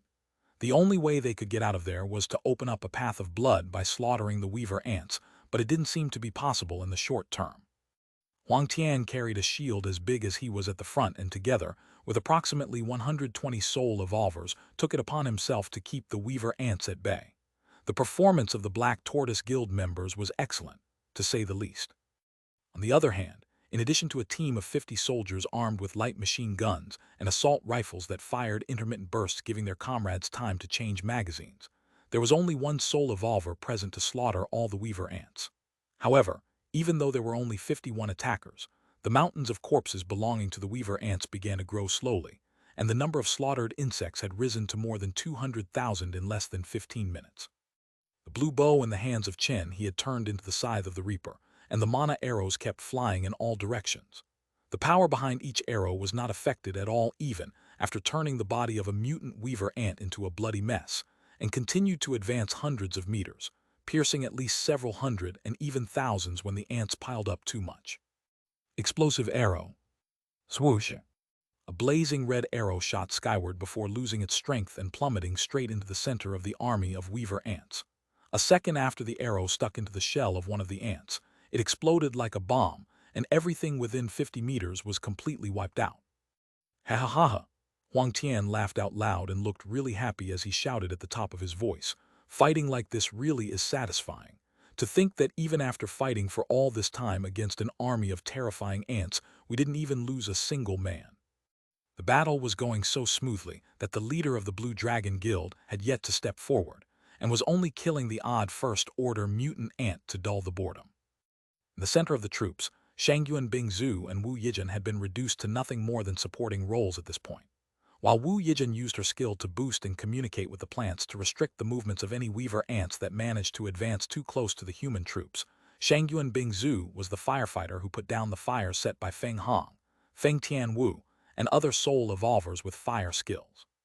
On the left flank, Feng Hong looked to the front and couldn't help but be stunned for several seconds before bursting out laughing. Team Leader Bai, now I understand the reason why Mayor Wu is willing to hand over all his leadership power so easily. The words of Feng Hong caught the attention of several people, so some of them couldn't help that split second of breath to look sideways to the front area, only to gasp in amazement at the astonishing sight that awaited them there. Bai Zemin rested with both hands behind his back, and his posture was as firm as the confidence flashing in his black eyes. In front of him, hundreds of thousands of weaver ants stopped after stepping inside the 200-meter range, and no matter how furiously they shrieked, they failed to even take a step forward. In front of him, Meng Qi and Little Snow casually wandered amidst the terrifying mutant ants that were staring at them with murderous intent brimming, but could do nothing about it. A young human beauty and a giant white dog were very selective in killing a weaver ant, instead of simply ending the lives of all of them, despite the fact that their heads were served on silver platters. Each and every one of the weaver ants that died under the edge of Meng Qi's sword, or under Little Snow's fierce claws, were all mutant ants of level 20 or above. The leveling speed of the human woman and the giant dog was slower than it could have been if they just killed at will, but they were clearly focusing on improving the quality of their soul power. Even then, Little Snow soon rose to level 25, and it didn't take long for her to start looking for different targets as if her instinct was guiding her to accomplish a certain goal. While Bai Zemin wanted to know what class or job little Snow had chosen, he had no way of knowing. The only thing he knew was that mutant beasts always chose what was best for them based on natural instinct, so at least he wasn't too worried. All soul evolvers below level 15, come to the front and start hunting, Bai Zemin bellowed without looking back. His voice was absolute, just like his existence on the battlefield. The soul evolvers who saw the opportunity to become stronger in front of them did not hesitate to raise their weapons and immediately began to decapitate the weaver ants with ease, and their levels soon began to rise. For every weaver ant that died within the 200-meter range in front of Bai Zemin, another new one would replace it, only to immediately freeze after taking several steps forward. This, little brother Zemin. Bai Zemin looked back over his right shoulder and calmly asked, "Aunt Sun, is something wrong?" Usually, Bai Zemin and Sun Ling called each other by their respective positions as a sign of respect for each other in front of the troops. However, since she was referring to him so closely then, Bai Zemin did not need to feign unnecessary distance. What kind of skill is this?" Sun Ling whispered with wide eyes as she watched the biggest massacre of her entire life being carried out with such ease that even she couldn't help but shudder in fear and feel pity for the mutant ants. Bai Zemin looked straight ahead and said without being too specific, "It's a skill that allows me to control the movements of my enemies to a certain extent." "Control the movement of enemies," Sun Ling muttered with wide eyes before gasping in shock. She couldn't help but stare at the young man's back less than 2 meters ahead of her, as if she was looking at a scary and terrifying monster. For the first time, Sun Ling felt relieved that the Chinese Renaissance faction had decided to go the easy path instead of making things difficult. And at the same time, she finally understood the reason why her ever-filial daughter begged her father to surrender with tears in her eyes. Regardless of Wu Yijin's feelings, Bai Zemin's ability was truly dreadful. Even if Bai Zemin's skill had limits, being able to freeze more than 5 first-order existences, along with tens of thousands of unclassified existences, among which there was no lack of existences above level 20, was simply terrifying, the natural enemy of any army. Actually, Bai Zemin had brought his blood manipulation skill to the maximum level of the second order a couple of days ago, and when it reached level 5, he finally gained the ability to stall enemies that stepped within a certain range near him. Although this ability was limited as it depended on the level difference and magic disparity between Bai Zemin and his enemies, the mana consumption was practically ignorable. In fact, Bai Zemin had evolved one more skill besides blood manipulation. However, he would not use the maximum of that skill, unless he really had no other choice, since its previous version was already frightening enough, so if possible Bai Zemin would prefer not to know how frightening its evolved version was. Several seconds later, Sun Ling finally managed to snap out of the shock she was feeling. She smiled charmingly and said in a seductive voice, "Little brother Zemin, this big sister really loves you to death." Bai Zemin raised an eyebrow and was about to say that he was not too appreciative of people who spoke of love so easily when a silhouette flashed beyond him. A body as seductive as the whisper of an enchanting demon was reflected in his dark pupils, and the next thing he saw was a shower of blood splattering everywhere. The body of Sun Ling, wrapped in tight leather armor that tightly hugged her curves, blinked between the several weaver ants that stood motionless, not going too far in and only remaining in the 200-meter domain in front of Bai Zemin. His slaughtering speed was countless times faster than that of Meng Qi, Little Snow, or any other soul evolver defending the front of the group. Just as Bai Zemin was amazed by her agility, he noticed something and couldn't help but exclaim in surprise, "Ah, what's that?" From Sun Ling's body, a light cloud of golden color that shimmered like stardust began to spread around, and when the weaver ants inhaled that golden smoke, the struggling in their eyes wavered to the point where even if Bai Zemin stopped freezing their movements, they probably wouldn't move. "Oh!" A slight exclamation of surprise sounded beside Bai Zemin, even though there was no one there. He didn't need to see the person to know who it was, for while it was true that Lilith was not visible to the naked eye, Bai Zemin could still feel her natural essence filling his senses. "What a surprise," Lilith said as she watched Sun Ling's movements in admiration. "That woman surnamed Sun actually seems to have an assassin-type class, but at the same time charm-type. Can you see? Her every move seems to be designed to seduce men, emphasizing the curves of her body as if she's doing it on purpose. That golden smoke is probably some sort of aphrodisiac meant to confuse the senses, and it seems to work on the mutant beasts as well." Bai Zemin nodded and looked at Wu Yijin's mother in surprise. He didn't expect her to be so strong or have such a good class, as she even managed to catch Lilith's attention a bit.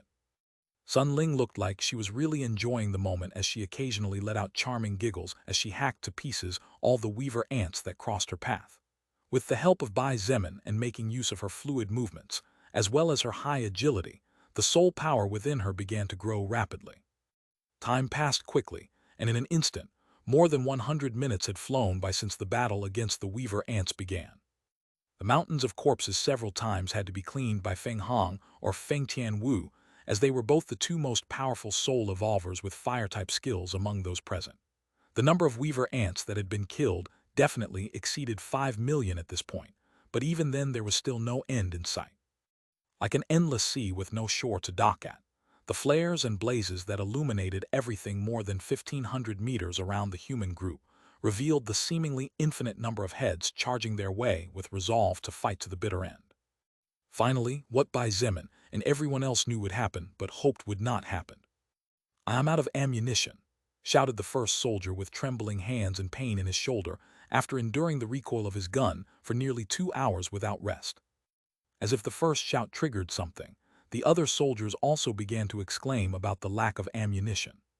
The armed soldiers were the ones keeping the weaver ants at bay for the most part, except for a few mages, as the soul evolvers focused on close combat had to be wary of the corrosive blood.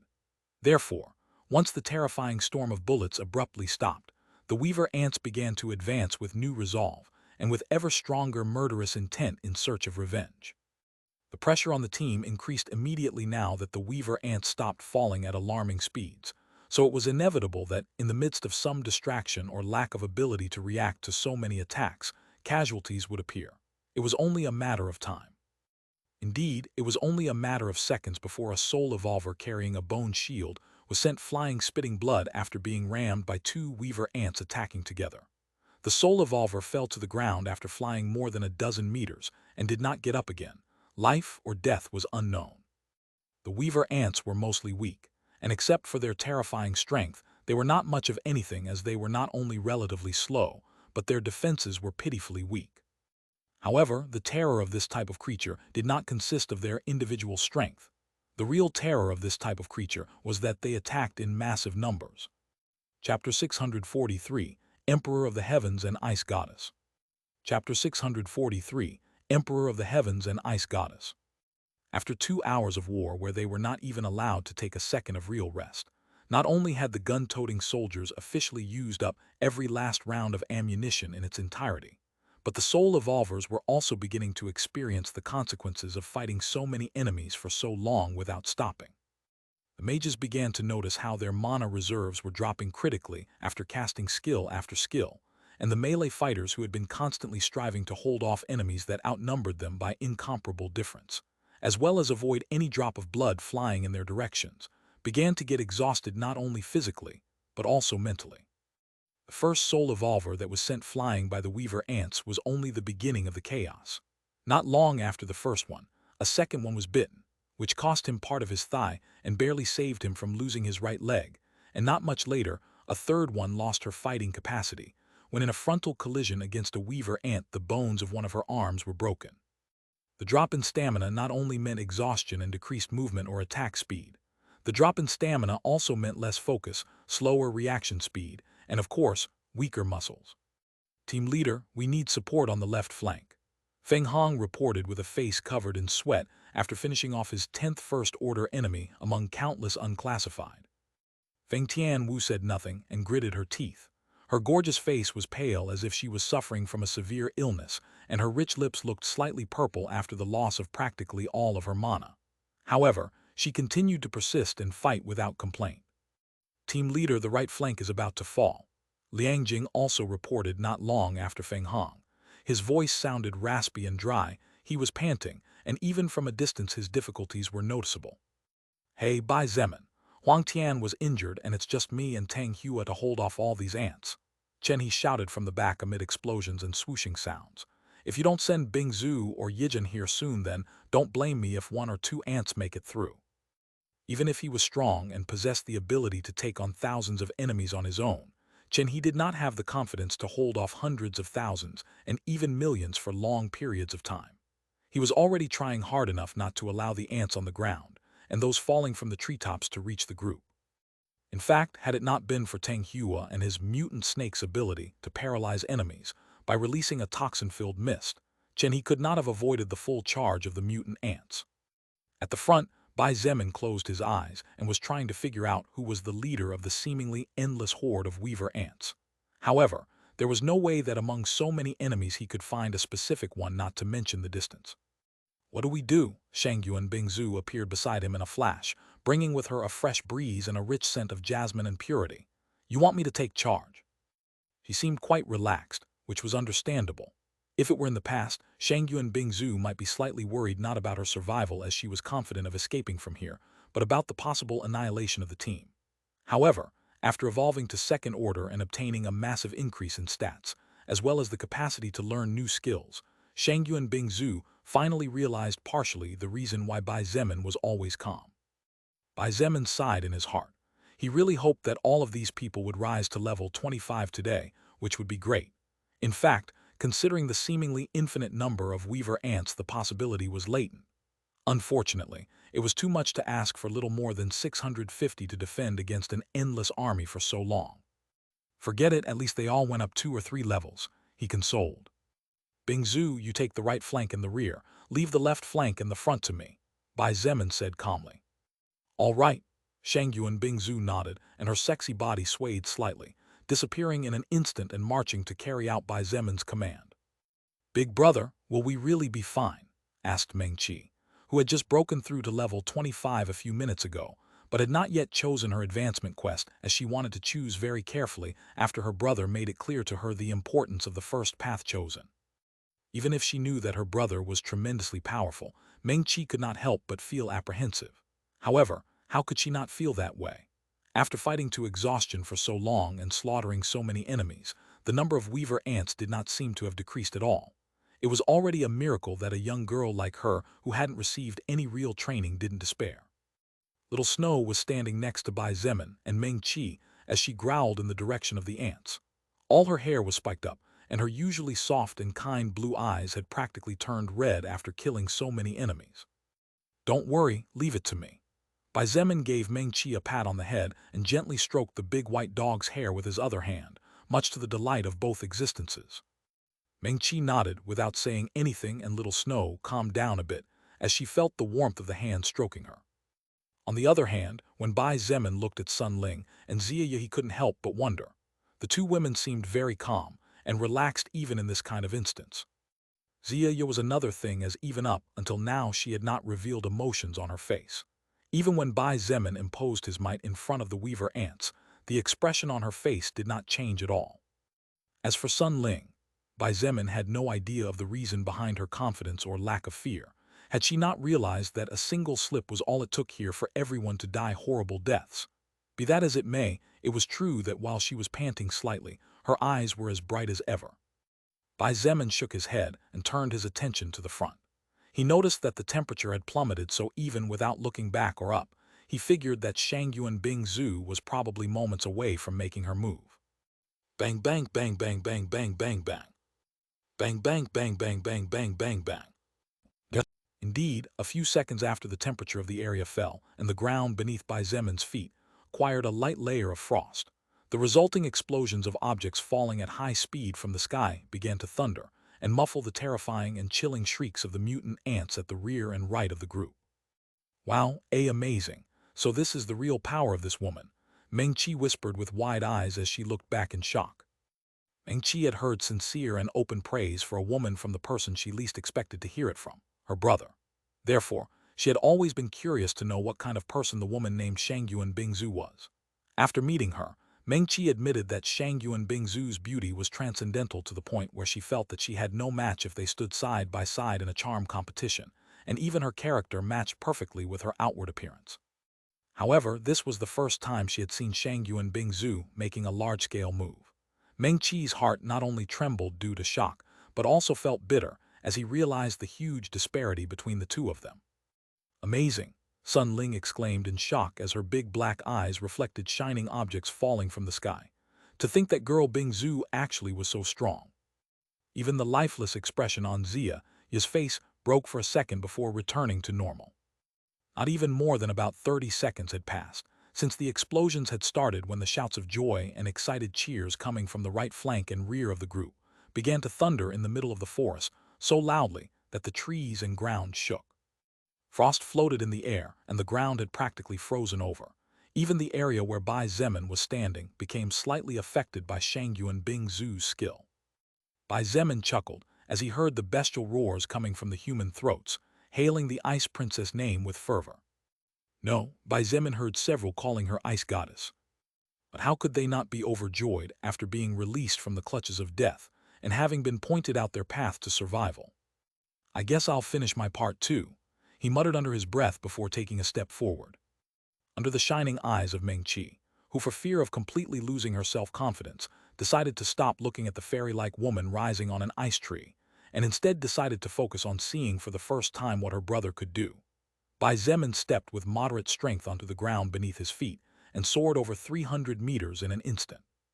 Activating gravity manipulation in reverse to slow his falling speed by a huge margin, Bai Zemin immediately spotted two things.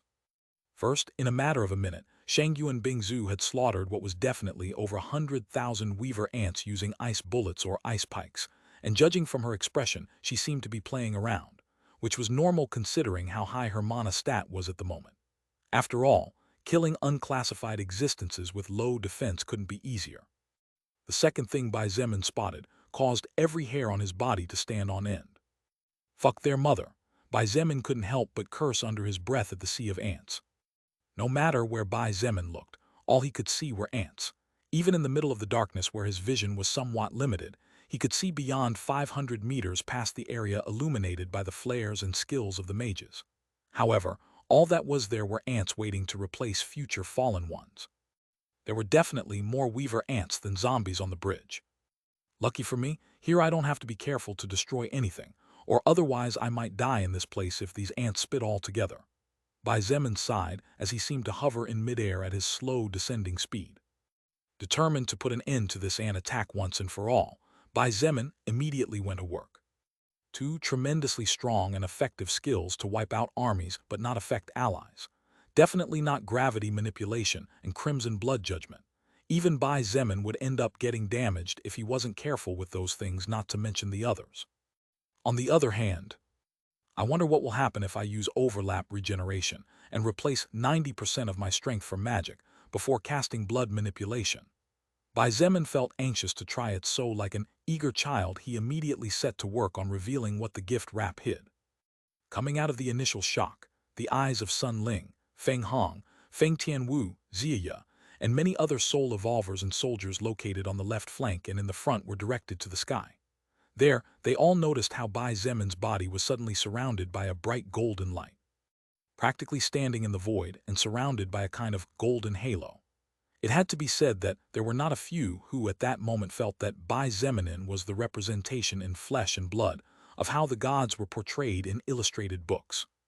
Under the attentive, serious, admiring, appreciative eyes of those he was leading, Bai Zemin raised his right hand, and while looking out over the endless sea of weaver ants, snapped his fingers one time as his voice spread far and wide across the bloody battlefield.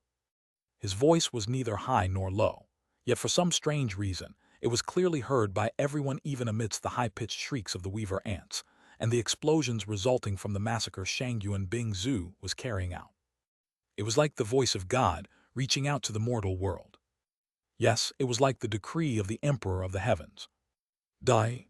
Chapter 644, Favorite Son of Heaven. Chapter 644, Favorite Son of Heaven. After converting 90% of his strength stat into magic, Bai Zemin immediately felt as if a new world had opened up before him. The abrupt change in his magic stat allowed him to realize many things he had overlooked in the past, and he felt the magical power coursing through every nerve in his body at frighteningly high speeds. Bai Zemin took a brief moment as his body was virtually suspended in the void space to observe his current status with the intention of trying to understand more about the weird but wonderful feeling he was experiencing. Bai Zemin. Status points 20. Level 50.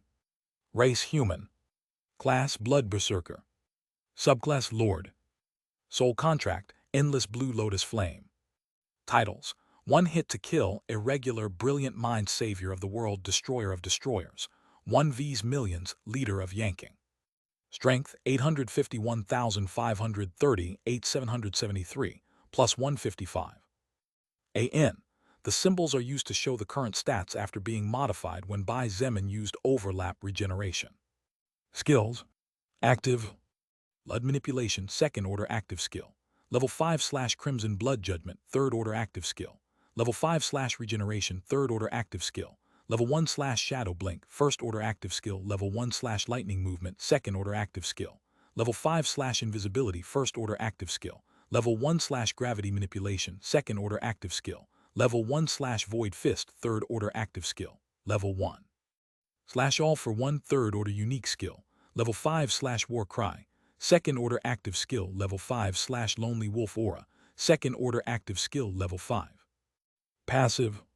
Special Forces Soldier, unranked passive skill. Level 5/Immovable Heart, 4th order unique skill. LVL 4/Superhuman Health, 1st order passive skill. Level 5/Silver Skin, 2nd order passive skill. Level 1/Mechanic, unranked passive skill. Level 5/Throwing, unranked passive skill. Level 5/God of Wars will, 3rd order passive skill. Level 5/Blacksmithing, 1st order passive skill. Level 5/Danger Sense, unranked passive skill. Level 5/Enhanced Dexterity, 1st order passive skill. Level 5/Blood Berserker's Wrath, unique skill. /Magic Break, 6th order passive skill. Level 5. Even his weakest magical skill would surely have several times better effect, not only in terms of damage, but in overall impact. However, what Bai Zemin activated immediately after using overlap regeneration was not a weak magical skill at all. Extending more than 50% of his mana in all directions, Bai Zemin felt every little weed mending in the wind or being stomped on. He could notice the footsteps of each of the weaver ants, and after the ants fervently absorbed that mana, which did not belong to them, Bai Zemin could understand how agitated they were, and how great was the murderous intent they felt just based on the blood flow of each mutant insect. Really wonderful, wonderful and terrifying, Bai Zemin thought. At the same time, he waved his hand as if slapping a fly and ordered, "Die." His tone of voice was very different from the tone of voice a person used when they wanted to announce or say something. The tone of voice Bai Zemin used was the tone of voice people used when giving orders. In other words, he was ordering his enemies to die. For a second that seemed to last longer than it actually did. The battlefield fell into a strange phase of silence in which the high-pitched shrieks of the weaver ants abruptly stopped, and even the explosions resulting from Shangyuan Bing Zhu's ice creations were no longer audible. Bang! Just when everyone was wondering what was going on, a bang sound that sounded different from all the others broke the silence. This bang sound was just like the sound of a soccer ball exploding after receiving a lot of air, making it very different from the bang of two hard objects colliding such as ice and earth. However, where did the sound come from? Everyone tried to find the source, but none of them succeeded. Bang! Soon there was a second explosion, but unlike the previous time, this time things didn't stop there even for a second. Bang bang bang bang bang bang bang bang bang bang. Bang bang bang bang bang bang bang bang bang bang. Dozens of explosions turned into hundreds, and hundreds soon turned into thousands. In just 2 or 3 seconds, thousands turned into tens of thousands, and that number kept increasing with every passing fraction of a second. During the first few seconds, there were no soul evolvers who realized what was happening, nor were there any of them who could explain with clarity where the explosions were coming from. Sometimes they occurred in the front, other times it was on the right or left flank, and sometimes they happened at the rear of the group. However, there was something that everyone understood even though they did not understand how such a thing was possible. The cause was undoubtedly the young man who was still more than 200 meters above the ground. Boom! Boom! Boom! Suddenly the sound changed. Instead of hearing several smaller bangs constantly like a machine gun firing, a much louder explosion shook the atmosphere of the place, with such power that several distant trees began to sway as if they had been whipped by strong winds. It was then that some finally realized what was happening. The ants! Sun Ling exclaimed in shock as she watched the scene in front of her with her beautiful eyes wide open. If there were any soul evolvers who had not yet realized what was really going on, Sun Ling's voice and her words were the decisive markers. From the north, from the east, from the west, and from the south, Huge clouds of dark-colored blood rose into the sky. Pieces of shattered exoskeletons flew everywhere, as a downpour of blood began to rain down on tree trunks, and the ground or fell on the bodies of other weaver ants before those same weaver ants exploded in such a way that their exoskeleton and blood joined those of their peers. 100,000, 200,000, 500,000, 1 million, 2 million, 5 million, 10 million. In just 10 breaths of time, all the mutant weaver ants that had stepped within a range of 2,000 meters around the human group disappeared. However, they did not disappear completely, as they effectively left traces of their existence behind. The formerly brown tree trunks had now taken on a greenish tinge, and a viscous liquid slid down the surface to the ground. The pure green leaves began to sizzle as the acidic blood rained down on them, and areas of the ground where there had been especially high concentrations of mutant blood began to steam. The small fragments of exoskeletons that had once made up bodies came together to form small, creepy-looking mountains, and a dense venomous cloud encircled the human group, approaching slowly but surely in a threatening manner. And yet, despite knowing that their lives were in danger, none of the soul evolvers or soldiers said a single word or moved from their place. No, instead of saying that they said nothing or did not move, it would probably be more correct to say that none of them could move a single muscle of their bodies as they watched in shock the living hell in front of them. The disbelief they all felt was so great that they did not even have time to feel fear. The disbelief of all of them stemmed from the fact that even though they knew who was the cause of all this, it was hard for them to accept it. Their rational brains could not accept it. Even Shangyuan Bingzu, who was the sole evolver present who knew Bai Zemin's strength best, trembled standing in place. She had thought that she had closed the distance between them, and indeed she had. At the very least, Shangyuan Bingzu no longer despaired of helplessness. It was just that the disparity was so big that there seemed to be no way to really close it. Sun Ling had come with the intention of observing Bai Zemin to later decide whether he was worthy to lead or not. However, as she lifted her head stiffly and looked at that young man whose night-black hair swayed gently 100 meters high, Sun Ling realized how kind he was being to give everyone in the Chinese Renaissance a chance. She became aware of how great was the favor her daughter Wu Yijin did them. "You, what are you?" she muttered with her mouth dry and her big eyes fixed on him. Human? Not only did Sun Ling not believe that a human could do such a thing, but none of the soul evolvers present believed it. There were not a few who slowly began to think that maybe that black-haired young man could be the reincarnation of the god of war. "What am I?" Bai Zemin muttered under his breath the same question he had asked himself several times. At the same time, he activated Shadow Blink to jump into the shadow of a tree 50 meters away. Then, he kicked the tree trunk and soared into the sky again, reaching 500 meters high in an instant. He did not immediately answer Wu Yijin's mother's not-so-peculiar question, and instead looked down, trying to focus his eyes as much as possible on the darkness beyond the 2,000 meters of illumination.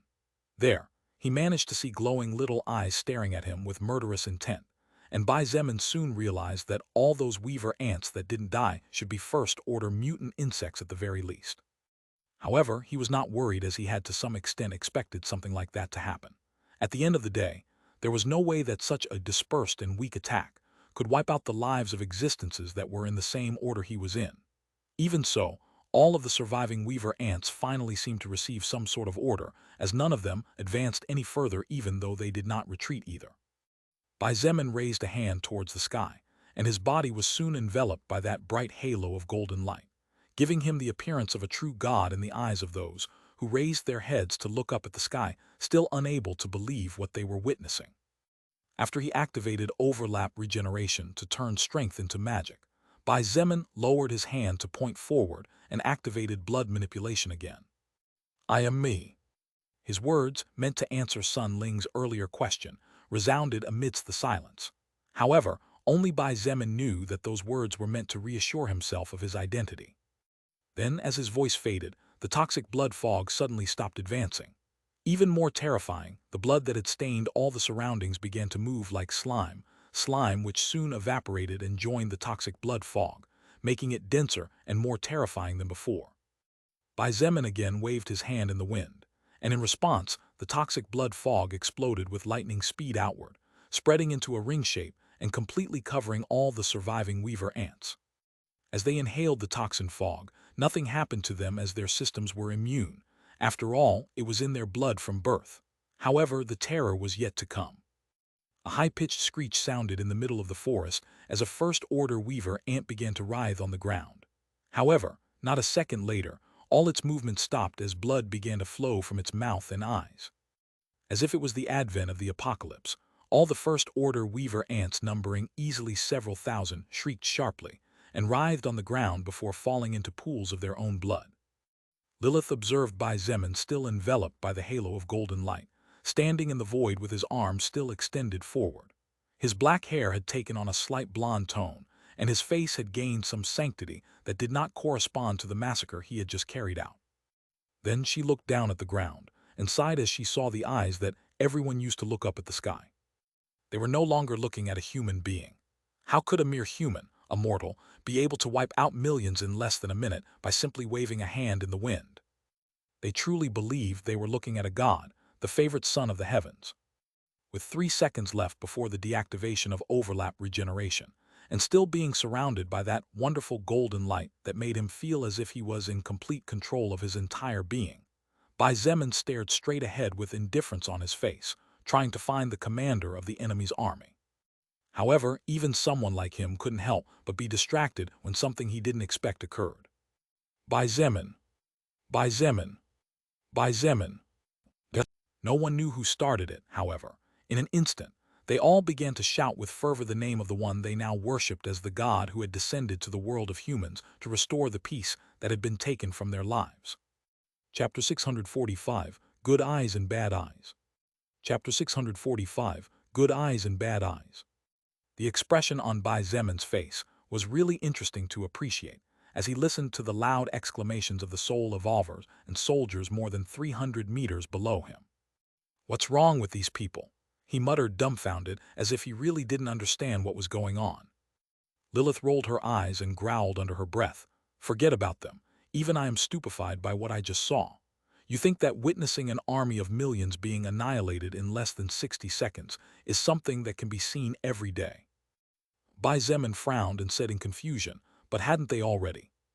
Suddenly, he stopped after realizing that, in the heat of the moment, he had forgotten something important. He face-palmed and muttered to himself, "Shit, I forgot that these guys aren't the sole evolvers of my transcendent faction." Because everyone was listening to him and following his words to the letter, Bai Zemin had partially forgotten that the people he was leading this time were not the subordinates who had witnessed his power on several occasions. Besides, all the soul evolvers and even the normal soldiers were performing so well that Bai Zemin mistakenly assumed that they all knew that with him present nothing bad would happen. Lilith was a bit speechless as she looked at him, as if she was looking at an alien even though ironically she was one. "Whatever, I can't find the commander of the Weaver Ants." Bai Zemin shook his head as the effect of overlap regeneration ended. He had used the second activation of regeneration twice in a row.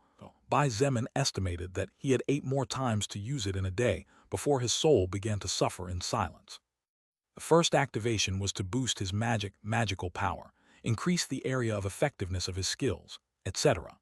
The second time was to repeat all of the above, but also to turn the blood he had leaked into the organisms of the first-order Weaver Ants into deadly threads that destroyed the creature's internal organs in milliseconds. Bai Zemin deactivated gravity manipulation, and as a consequence his body began to plummet, reaching the ground in moments. Despite the altitude of a few hundred meters, Bai Zemin managed to somehow make almost no sound when his feet touched solid ground. What he encountered when he arrived in front of the human group were looks of fear mixed with adoration and admiration that seemed to come from deep within their souls. Even now, the words Bai Zemin still echoed noisily within the forest. "Silence!" Bai Zemin roared with a serious expression on his face. His voice at this moment was no different from the voice of God to the ears of those present. Even if Bai Zemin whispered a word, it was highly likely that everyone would hear him and follow his command, not to mention him roaring in such a manner. His eyes swept over everyone, and after several seconds of silence, he said in a deep voice, "Have you forgotten where we are? We are in unknown territory where the enemies are hiding in the shadows watching for us. Have you forgotten the training you received?"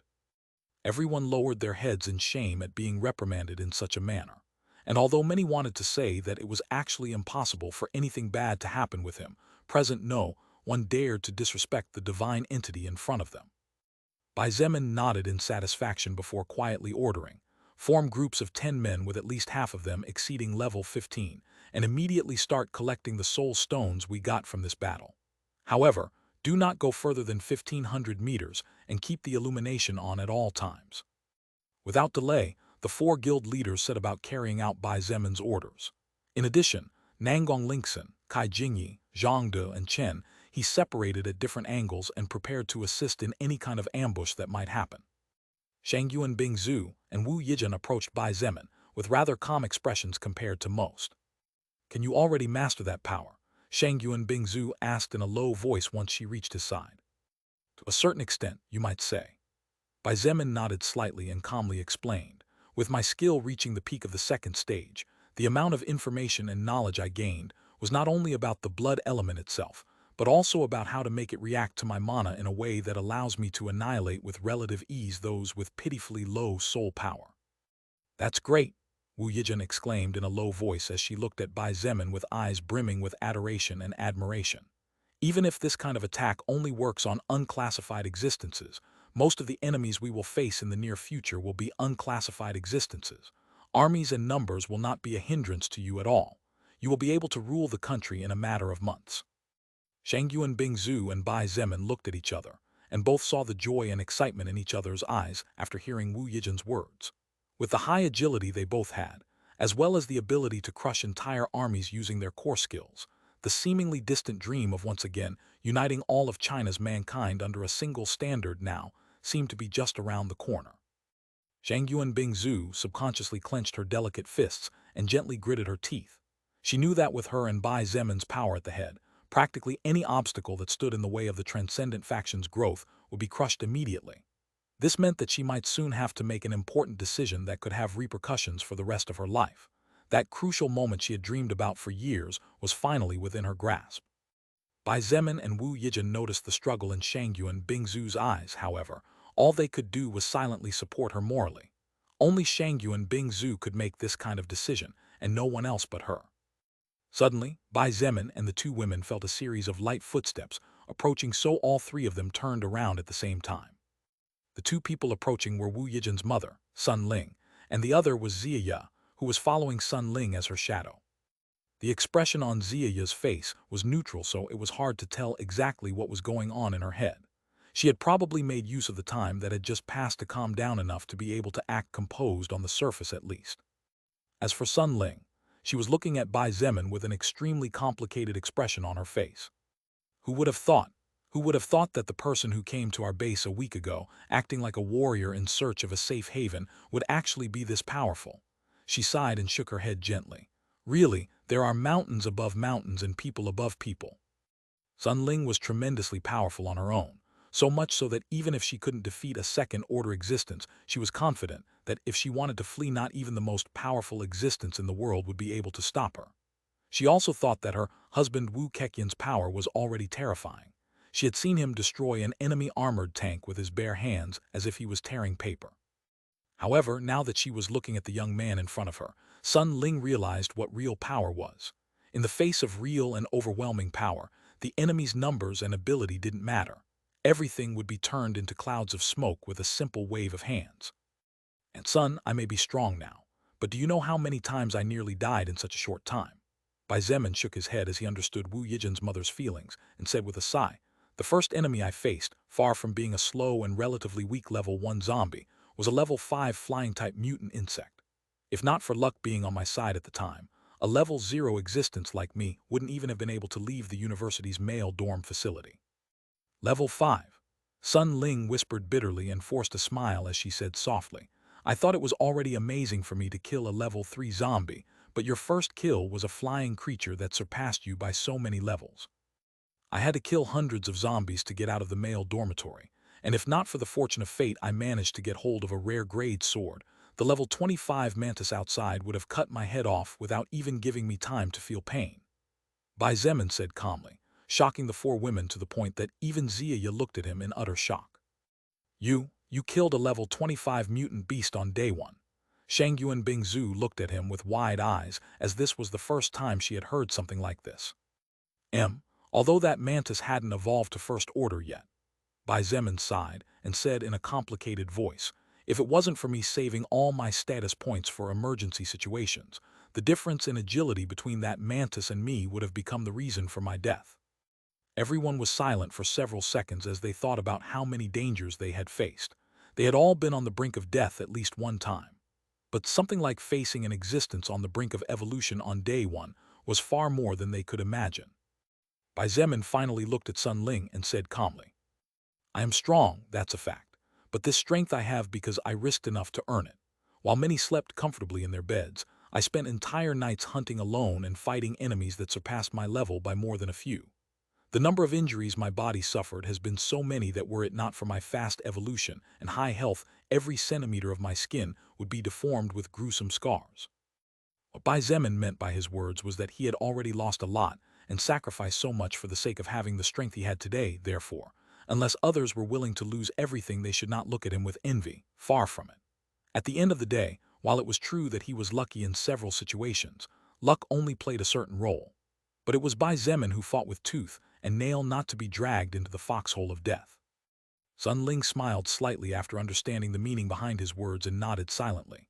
She looked at him before looking at her daughter and saying proudly, "In the past, I was proud of my foresight.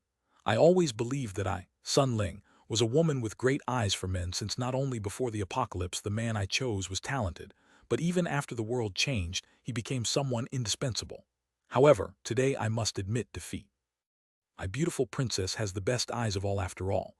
Not only did she choose as her future husband a handsome and charming young man, but her future husband will be the founding father of the new motherland." Sun Ling nodded satisfied and proud, as if it was not Wu Yijin who had set her eyes on Bai Zemin but herself. "Young, strong, ambitious. Fight hard, my dear. I don't think this little brat won't fall for your charms. After all, you are the daughter of me, Sun Ling." Wu Yijin blushed slightly but said nothing, and instead secretly looked at Bai Zemin, wanting to see his reaction to her mother's words. "Ha!" Bai Zemin gave a slightly awkward laugh but didn't say anything, as he didn't want to hurt Wu Yijin. At the end of the day, things between the two were clear, so there was little he could do here. As for Shangyuan Bingzu, she shook her head, not knowing whether to laugh or cry. She admired Wu Yijin's tenacity and willingness to put aside her pride to chase after a man who might never reciprocate her love, unfortunately or not. That kind of bravery was something Shangyuan Bingzu did not possess and probably never would. At the end of the day, Shangyuan Bingzu had always been a proud woman. It could be said that pride was the foundation of her being. Throwing away her pride would be no different than throwing away her very existence. On the other hand, while the small group was chatting, there was a person who, while making sure to pick up the highest quality soul stones, was also paying attention in that direction. However, upon hearing Sun Ling's words praising Wu Yijin's eyes, this person could not help but force a smile into her heart. If Wu Yijin had good eyes, then didn't this mean that she had mouse eyes?